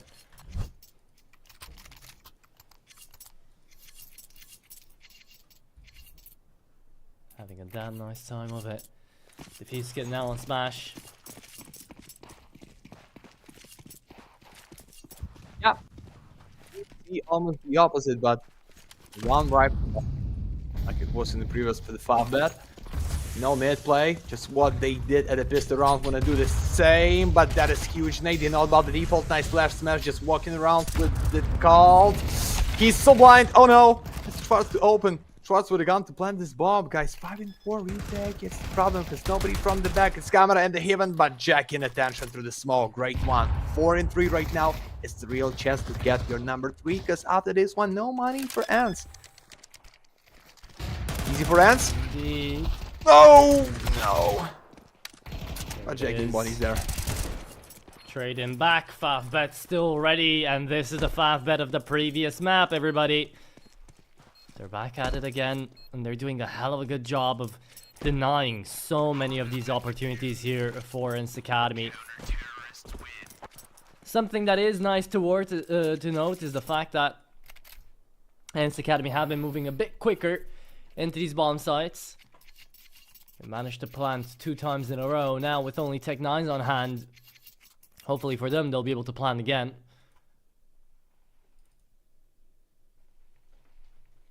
But nothing's easy when it comes this down into the game. Anubis. Map pick of FAVBET for a reason. This is their CT side as well. ENCE Academy are not allowed to get out of this half with any less than 6. If they do, it's gonna be really tough to try to come back on that CT side. Speaking of pushing though, here it is! Lining up for Marix. It's a highlight reel all day, every day here for FAVBET. Maybe not against the pistols, but somebody needs to deal with them, guys. Millard is the last one through the smoke. Trying to jump in out, and what? He just bited for the sound. Mate, let's go in and make it fast. We don't believe at least for the 1 kill for you against rifle. So yeah, make it flawless. Make it with a 3. Let's get this round number 5 and the Millard. No need to gamble for up with no ammo. And we see this replay for the Marix. Maybe with the slow motion is gonna be better, but just like that, it's fine too. So Body, you see, he's joined right now the moment. Because maybe he feel like, guys, it's 2 maps only for us. Tough, best of 3. Not today and not against the ENCE. So, yeah, let's get it for the Mark 10 for the 2 high. He's going to be the first one to open. And the boys trying to deal for the refrag. For the retake, maybe? We don't know. Looks like they have a conflict at the A side. There is still no play at the B, and the huge nade for the short. Oh, that was nasty. How hell for the military teammate almost. Smash just trying to close them with a smoke. One more nade. Beautiful. Smash. Or pass. Ooh, Pass. timing. Here we go. MFO is the first. It's up to tension to deny. Shadow advantage spotted. Takes down 2. Beautiful lineup. As the shadow spray comes through. Didn't even look like he moved his mouse, yet still went up. Tension down to 2 HP though, could get taken down by any flashes, any nades, any peeks being made. The AK strikes through on another one, but Tension, remember, he's only down on 2 HP, so he's gonna be the decoy, and Millard takes care of the decoy and the real body at play. And it will be ENCE Academy on their second. Great for Tension. Marix. Yeah, that is replay was for nothing, but thanks God, FAVBET still had enough from previous to continue with the guns in this. No tactical pause, just straight play. And I like to see ENCE Academy like that is no tilt, like and still in the shape, ready for number 3 for them. But the plan is, give the answer. From these nade to the short, in round number 5. But no damage, unfortunately, for you boys. That's a lot of nades. For the defense, it's the good call. They still play like almost with a mid. Only Jack is there just for the infant step out. For the A side being 3. So let's watch how it's gonna be. ENCE Academy is still waiting, boys. The same slow round for finish, guys.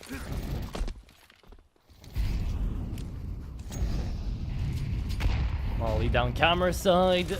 Smash forced into the bomb site, and it's going to be up to ENCE Academy to actually get to hit this A bomb site. FAVBET. They had Jackie on the rotate. It's a good smoke. It's a good wall of smokes, actually, to be getting too high into position. And Smash plays inside of it. He's waiting to deny someone the walk-in.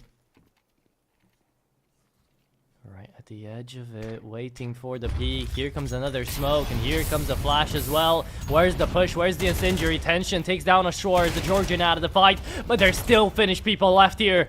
ENCE Academy moving to the bomb site. 30 seconds left to plant that bomb too, and all of them pushing together at the same time. It's a hurdle of humans, yet still they're getting through them. 2v2 remaining, and Miller takes down another. A1S spotted them both out. Marix left in 1v2, has to get through this one. 18 seconds at least by the timer. 10-mate moves on into high heaven and takes down 2. 3-3. Equalization on the scoreline in the cards here. So maybe Jackie would do something as the Marix. Yeah, you see this FAVBET team, like, no eco. We're gonna play this till the end. I like this. Just for the fight, for the highlight, for the chance to give the underdog take the lead at the side, at the map for the decider. We don't know how it's gonna be, but it's fine. No defuse kits, maybe sell one flash for Jackie and be at least with 1 pair for the whole squad, but no, they gamble. It's just for the fight. And the same fight out of B main. Show us this, please. Fight Miller, Jackie. 4-3. It's gonna be refrag. No. Jackie wanna save his ass somehow with his flash, dodge the nade, and going back for the B. That's what I wanna see. ENCE Academy not ready for this push. Teaming without health almost. Milty with a mug. But a smash no need to go in. You'll find the lead. Just need to stay alive and play it till the last 1 second in the round.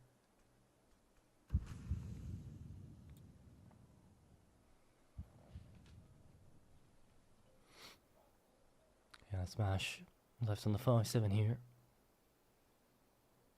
Has got to go up against Teme first. An AK for the pickup here on an upgrade would be very nice. Spotted him out. Smash a bit late on the reaction. Grenade to help him out, and now he pushes out. Teme shuts down 2. At the same time, 5-7 was still there to come back, but not enough to take down 2. Clapping away, as you can see here for ENCE Academy. It's 4-3. It's them taking away the advantage on T side Anubis, as it should be. And FAVBET now on quite a tough situation. Not a buy. Disadvantage on the round count. What's gonna happen next? Jackie's trying his best. Marix too. But are they best enough? Let's see.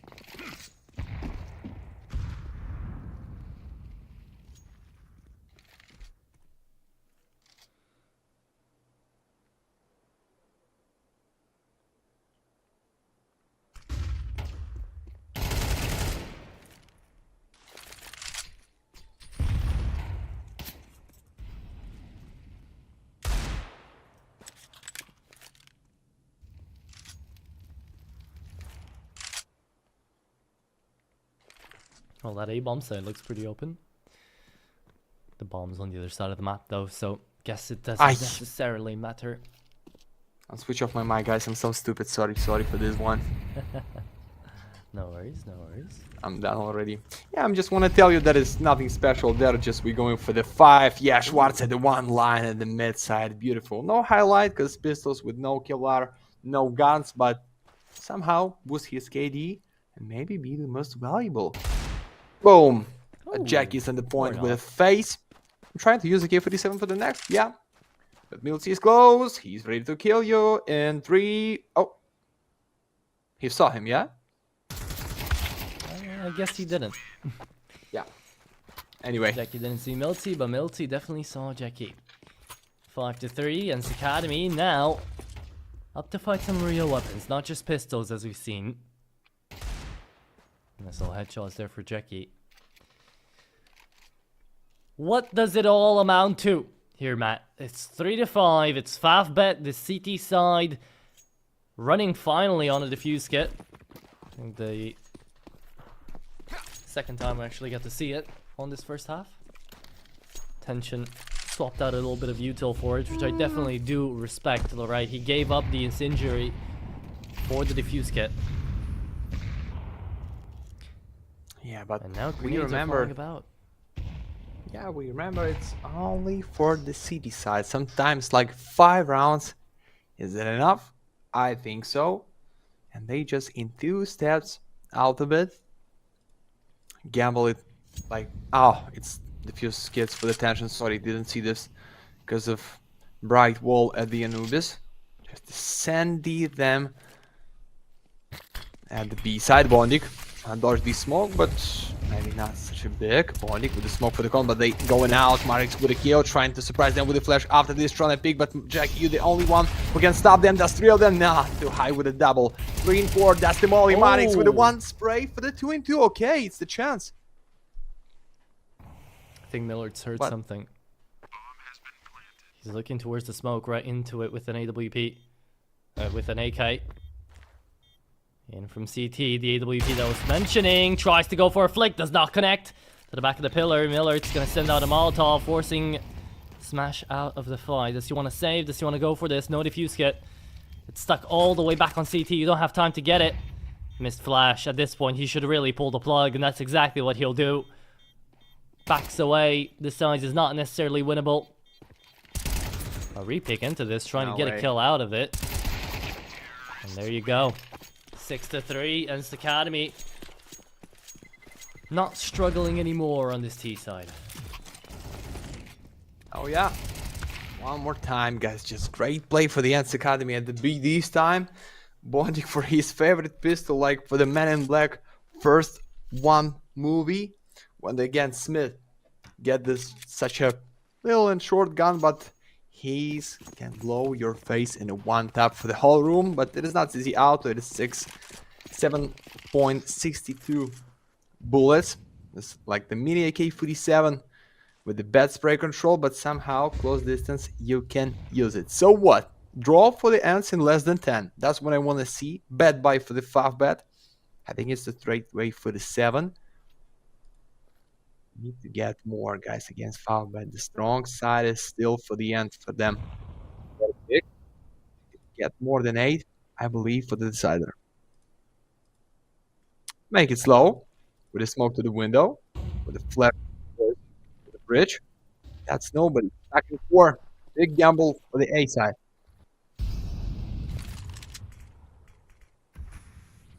Yeah.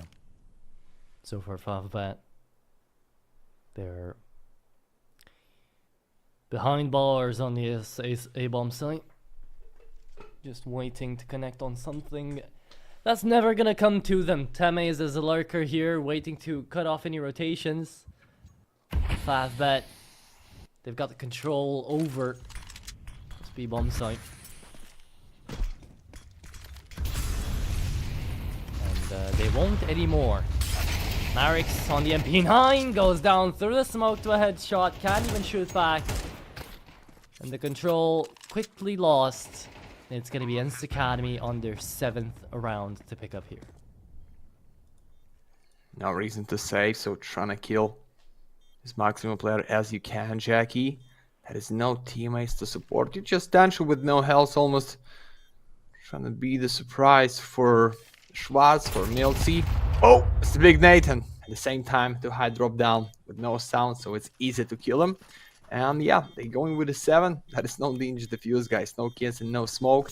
They solo can ENCE Academy understand. It's a beautiful chance for us. Take a lot of the first one and end this for the defense, as I said before. Even the Anubis started, but it's fine. When you save his favorite pistol for the next, but should be full buy, and with a 7-5, I feel alright. With the 8-4, with the 9-3, I don't know. Depends on the pistol round winner. We going with a favorite gun for tension, with a goodbye, with a lot of the money for ENCE. You see this, more 10k for Milty, and he's full right now. Miller with up. Everything's so fine for ENCE. Come on, get these decided, guys. Anubis is good, but only if you have enough at the first one. So this time no A play, no mid control. They want to make them cry at the Bs in the 15 seconds. That's the Maddox only and the Bondi. Good molly can be right now, but they're gonna dodge this and wait for the second timing to go in.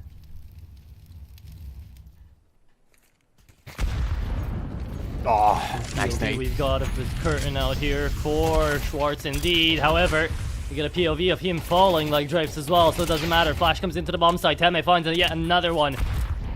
And they're playing in very open angles, but it really doesn't matter. ENCE Academy taking the fight to FAVBET and winning almost every single damn one. Tension. Last man standing is going to get the save. At the very least, is going to try. 7-3, though. It's the penultimate round of the first half. There's no money left in the bank here for the city side, so it might as well be a 9-3 split out here, Matt. For ENCE Academy. Ah, yeah. It's good for the kill, but not enough for the win. As Gabby, hey, that's what I'm talking about, guys. Such a good first one side, but don't be so fast. Don't believe it's gonna be easy for them at the city side. Trust me, guys. Remark my words. But 9-3, I don't feel right for my predict in the two maps only. 8-4, still something good. Tension with a drop for the teammate. Maximus bonus for the everyone. So it's the same full buy, but at the last one on the side. And Bonik is out. Technical timeout. Unfortunately, we just need to wait for a minute. I hope not for so long.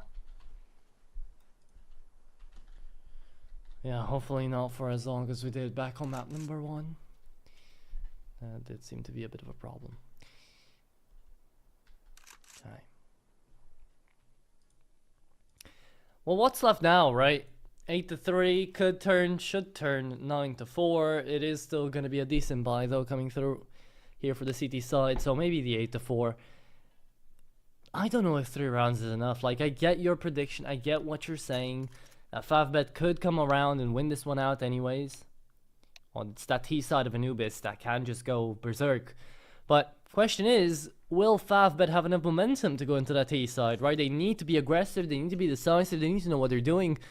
And it's their own map pick, so you'd guess they do, but ENCE Academy, they've had a really good run over here of this T side. Millard's been looking crazy, Milty has been looking good too.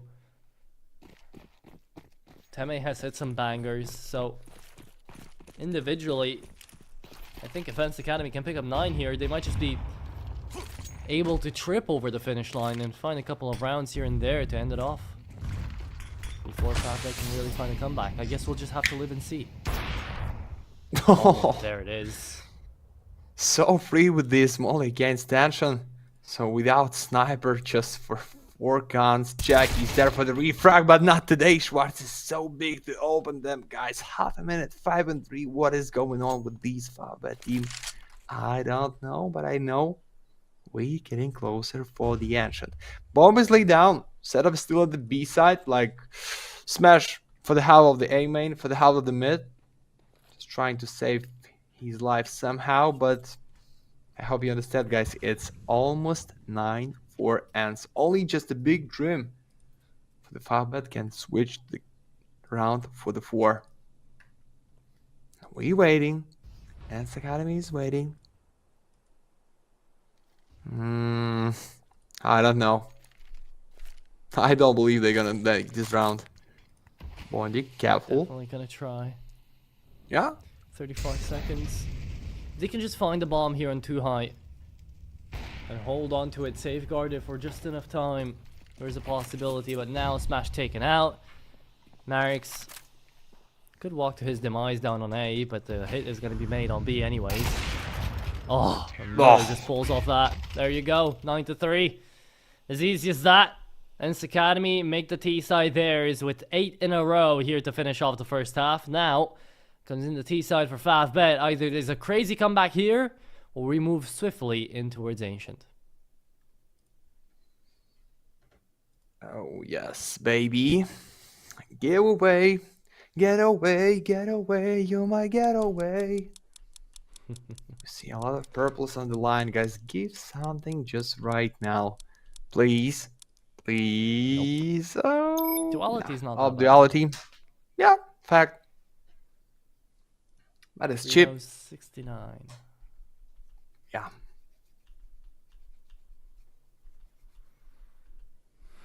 Okay.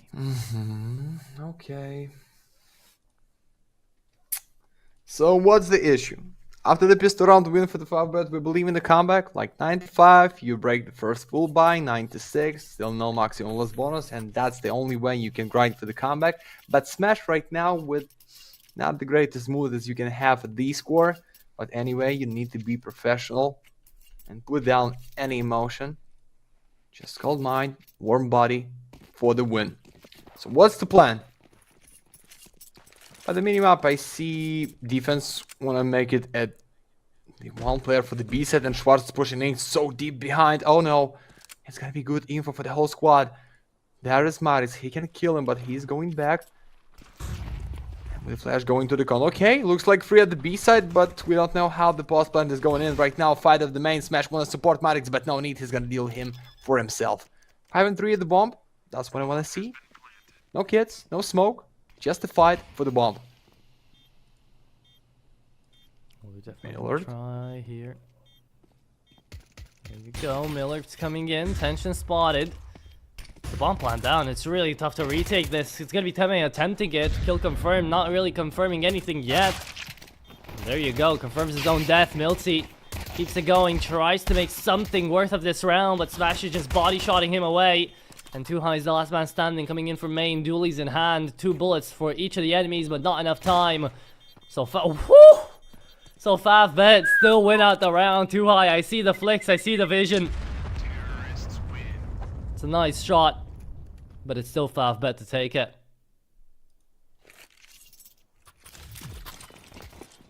Oh yeah. So 9-4. But with the 4 kills for the 2High, man. What is that flick? Great replay. Maybe we need to put some slow motion to make it sexy. Maybe Wonder can make this. He's professional. I believe in him so much. He showed me something what I didn't see on the Anubis before. And maybe it's gonna be slow-mo for the replay. But I'm joking, guys. Just here for the great performance anyway. 9-5. For the FAVBET there, if it can break these 4s, then 9-6 as I said. And only then we believe no decider in this best of 3. But ENCE can break this, don't forget. Staying 4-4 for the 2High. It's the MP for the Mills' close distance fight against Con right now, or against main. Bonik made some fake sound. We're going for the B side. We can try to build the split, but ENCE don't believe. Still on the A, still at the mid, but still playing without the bomb. So looks like it's slow timing for attack in this round. Yeah, seems like they're taking their sweet time into this one. For good reason as well, right? They figured out that there's a little bit of util coming through from the CT side, so they most likely anticipated the force buy to come through. And with that being the case, we don't want to be any too hasty. Bondik on the timing finds Milty.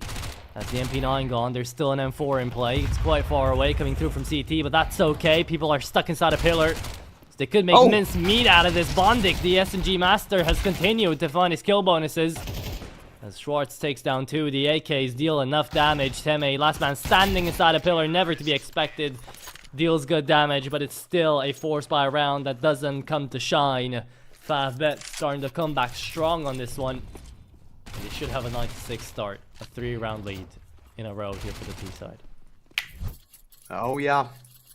EK is coming, guys. Maybe just a bit money for the Schwarz and the Miller be with the pistol and first ammo.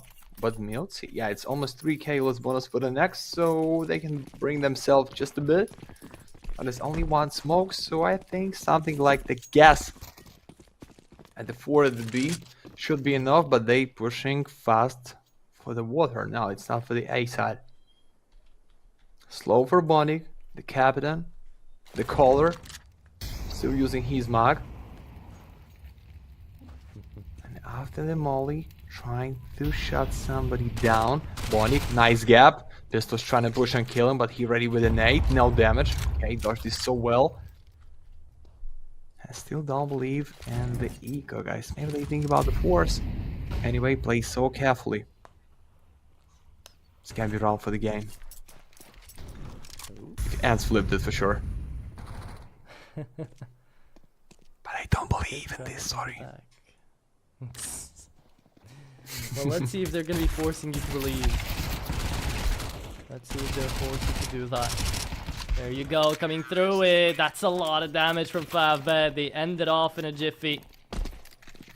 It's 9-6 ENCE Academy. A full buy coming through now.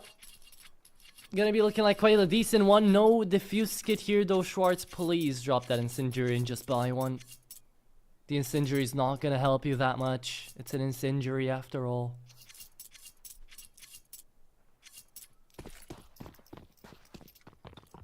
It's the challenge. After the pistol round, it's almost nothing, guys. Yeah, they gamble for the pistols, for the MPs, like guessing the big stack, but just right now, play with no mid. Up for the Milord, which is 2 KD for the 14 kills, the most valuable in the team right now for the round number 16, but looks like FAVBET used to play at the B every time. Bondik with a nice call, almost every time for open or with a good damage. They just in 2 players. Milty, careful with this pick, mate. Okay, he decides for his teammate to support him somehow, but it's double nade. Molly smoke for the Milty. He's behind the pillar. Bondik should be the first one. Nice small and a nice splash of water and one. That's what I want to see, guys. Break my tongue already because I'm going in so fast. 5 and 4. Maybe it's disabled already. 4 from the CD side. I don't believe in this retake. Sorry, guys. It's tough. But a smoke with the flash. With one more smoke. Yeah. Pushes him down, and it is indeed FAVBET to force out this fast save coming through here from ENCE Academy. Really well played out here from FAVBET. Once again, Bondik to be that entry fragger, right? He's the first man in. He's the one that calls the shots.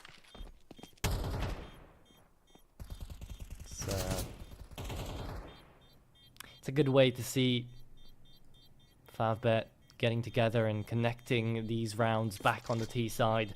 Again, reason they picked into this map. Now imagine how nice an 8-4 scoreline would have been right now. It would have already been up to 8-8. They've equaled it out. Now they'll have to fight through a couple of extra rounds where ENCE Academy have got the bye to try to get this one into their corner. We all know that's not always going to be that easy.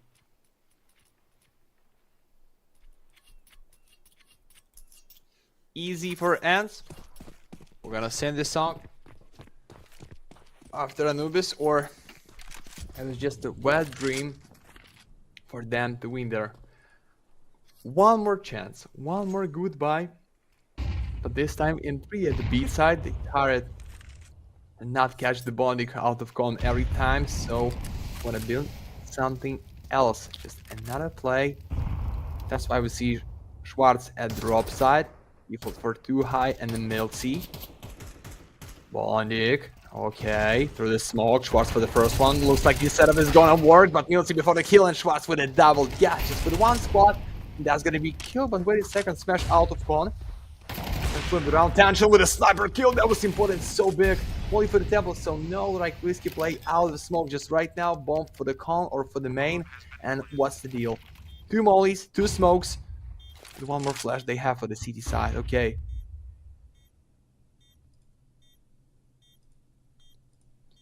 That is the silence right now. 2v2, they're coming in. Yeah. From cave. Give them a moment. Give them a second. There's the diffuse kit in play. There's 2 smokes waiting to be dropped right on top.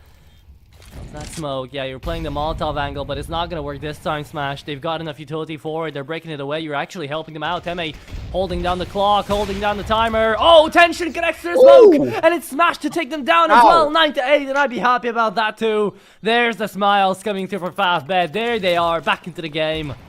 9-8. Holy. That was close. Arthur, I think you agree. That was really close. Without this skill for the tension, like this one. Yeah. Smash anyway, gonna kill the bomb carry, but I don't know, that was enough time to put a smoke on trying to kill the con and then trying to defuse, but tactical pause for ENCE, it's not the good call.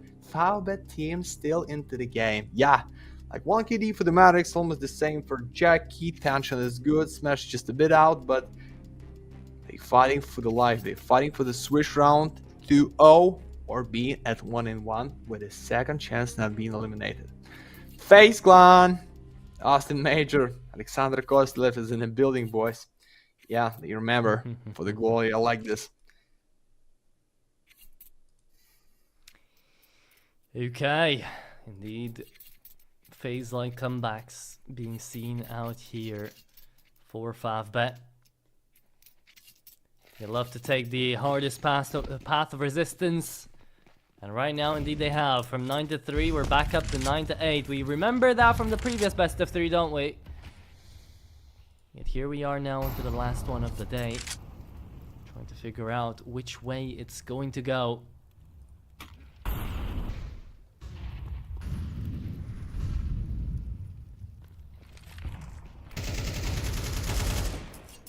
Nah. Nothing yet, nothing yet. Yeah. It's the new meta, play with no mid. Like every time, maybe I'm a bot to play Faceit with my friends, but at least one player need to be done. For the info, it's the Millard with the scope, but they can be so deep and they can split out from the back with the temple and the CD side and in the main for the B, so... okay, maybe they gamble, maybe they trying to guess, but guys, it's the Bondi, the same spot, the same captain, and I hope for the same result, but they want to go in. Show us number 9, please. Number 9 to number 9. That's a big smoke with his order. Oh, yes, yeah. It's the big double kill, Marix. Goodbye. Definitely well called out there. Good spot. We got to see. Milty finally trading it back. Takes down 2. Has to reload, but in that time, Smash gets to plant the bomb. Tries to deny him. He's out in the open, yet doesn't convert the kill. Bondik still helping out his teammate here. Smash just waiting for the smokes to fade. Milty's down to very low HP. A bullet could take his life force away from him. Problem is, no defuse kit out here. Only a smoke and a flash coming through for Millard.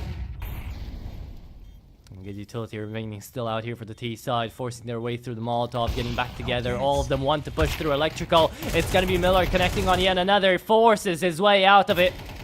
No time. And the last man standing, Teme, has got to run. No diffuse kit, no time. That is going to be the equalization round here for FAVBET. 9-9. They've climbed it all the way back. They found 6 in a row. And now they're ready to find the entire map if they can. Beautiful. 6 in a row. Guys, I'm telling you, we're still with the same meta. Like, something's going wrong for the second side for the teams. Like, just big streak, 1 round, big streak, the end of the best of 3. Should be on the Anubis if we continue to play like it was in the previous best of 3. So, FAVBET right now, I think they boosted. Like, expressed themselves for the big win.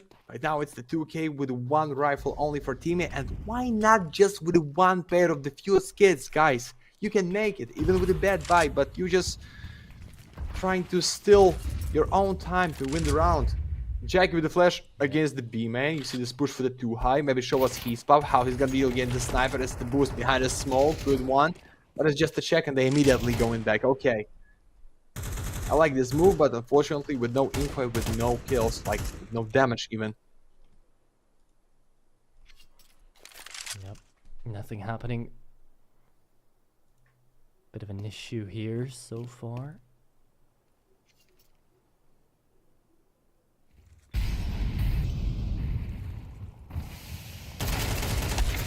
Oh! There it is, 1-for-1 trade down mid. Again, as you say, if only there was a defuse kit here in play, they could have played a 1A, 3B man setup.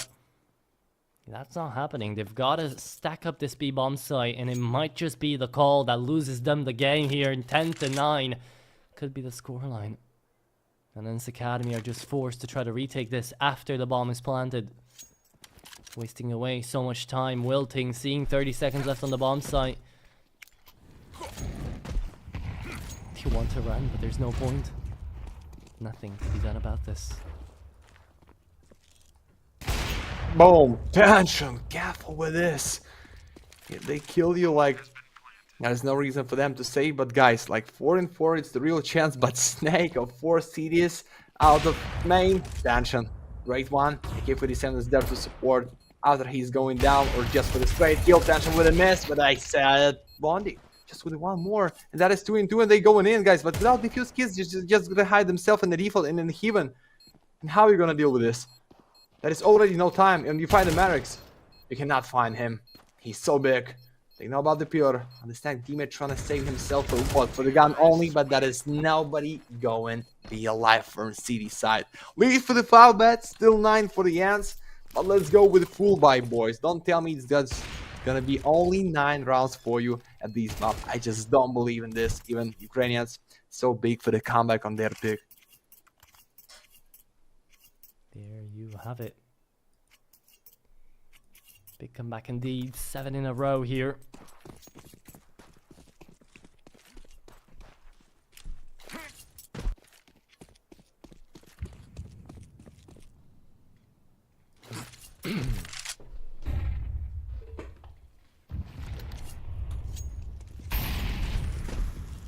To 9.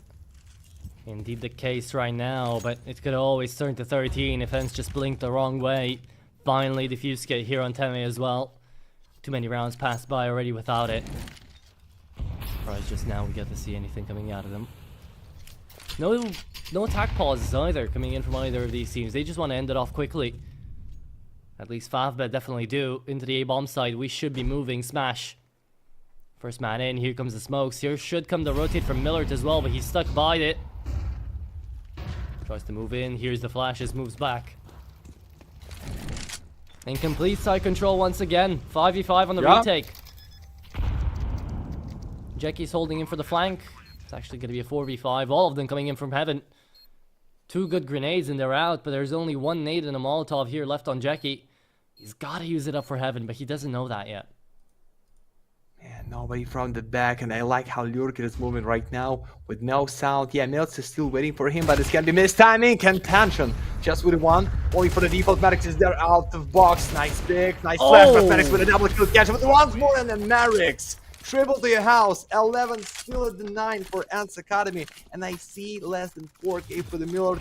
That means almost the same for the each player for ENCE Academy. And guys, I don't want to tell you, but after these comeback in how many rounds? 8 in a row. Just 8 in a row before the match point. For sure you need to talk ENCE, but I don't know what you need to fix to stop them. Woo! Oh yeah. It is.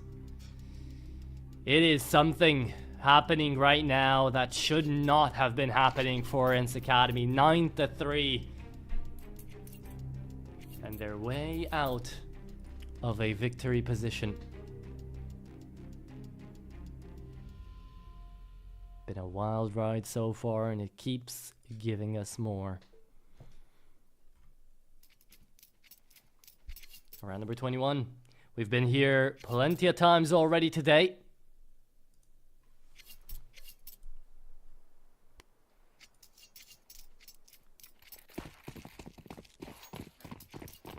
Atron, can I asking you something? Yes, sir. You believe in this comeback? You see this bite, and you like, I think you have the same smell as I have. That's the match point, no? That's the match point smelling? Gonna come through for What the is match this? point. Oh yeah. But if they imagine they guess it in 4 almost. For the A side, we see number 4 Schwartz with the pistol. Only he just stay here for the sound by Con, by the bridge, and he's immediately going back support. He's number 2, but that's the Miller with USPS without Kevlar. How he's gonna deal? How he's trying to give impact? I don't believe in him, guys. And they go for the empty side, Bondik. Flash to your face, but you dodge this, and the captain called, guys, somebody's there. So be careful, please.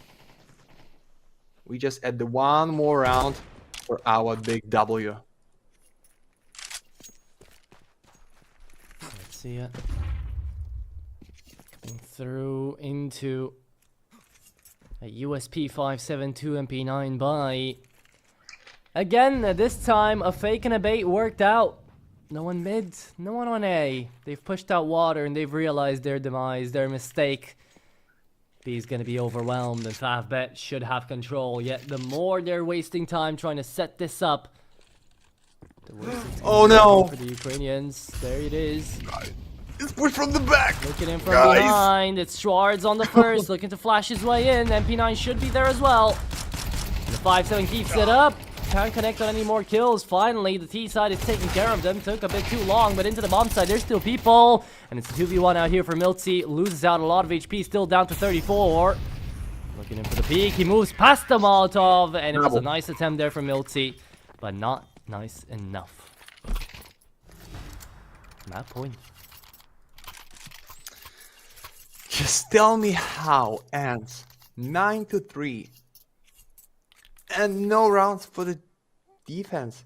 I understand, as I said, T side is such a strong opportunity to find your comeback or the privilege, which is give you easy chance to close them for the CT side. But mate, with no rounds for the CT, it's just something bad. Okay, so Gamble in 3 rounds in a row, main trying to push. UNiTY is there, Marix wanna kill him, wanna touch the flash, but mate, no. 4-4, third for the once more repeat. Like he's so blind to kill the sniper, so he's going back to the smoke. I need to be ready for the bonding. That's the spot for the captain. You need to be ready, guys, for him every round, every time. With the Mark 10, with the pistol, or with the gun, he's going to make this. Jackie at the drops, 4-2. I think it's time to say goodbye. Yeah. Goodbye indeed. A flawless T side. Tema left in a 1v4, and he's never going to be able to pull it off. FAVBET managed to bring it back around, and in some way, somehow, they'll close this one out. GG's. For 10 rounds in a row, FAVBET managed to make their way back on their own map pick, and they chose it for a reason. T-side, we get to see truly how T-sided Anubis can be, and we have just witnessed it out here today. I hope you guys have truly enjoyed FAVBET. End off the night quite damn early out here compared to the previous best of 3. With that being the case, it is going to be Marix being the savior out here for his team. Yeah, maybe Marix carried them just a bit with these open, with minority what we've seen at the A side at the score like 9-10 for beautiful triple kill. But guys, like in general, FAVBET team made this as a professionals for the whole second side and make it so beautiful. Like, I have no takes, I have no issues, just a beautiful CS for today on the Galaxy. For me, it's a big pleasure to work with such a great caster as Astrum. That was the first time for me, even guys. I hope that was enough energy for you at the Galaxy, at the Kick. Don't forget, the whole tournament today is just another platform. We're just trying to use like another strats to monetize our traffic, blah blah blah. Nothing interesting for you. Thank you so much for being with us. Don't forget to follow us on X, on a Kick, on a Twitch, and see ya tomorrow, guys. Have a good night. Thank you so much.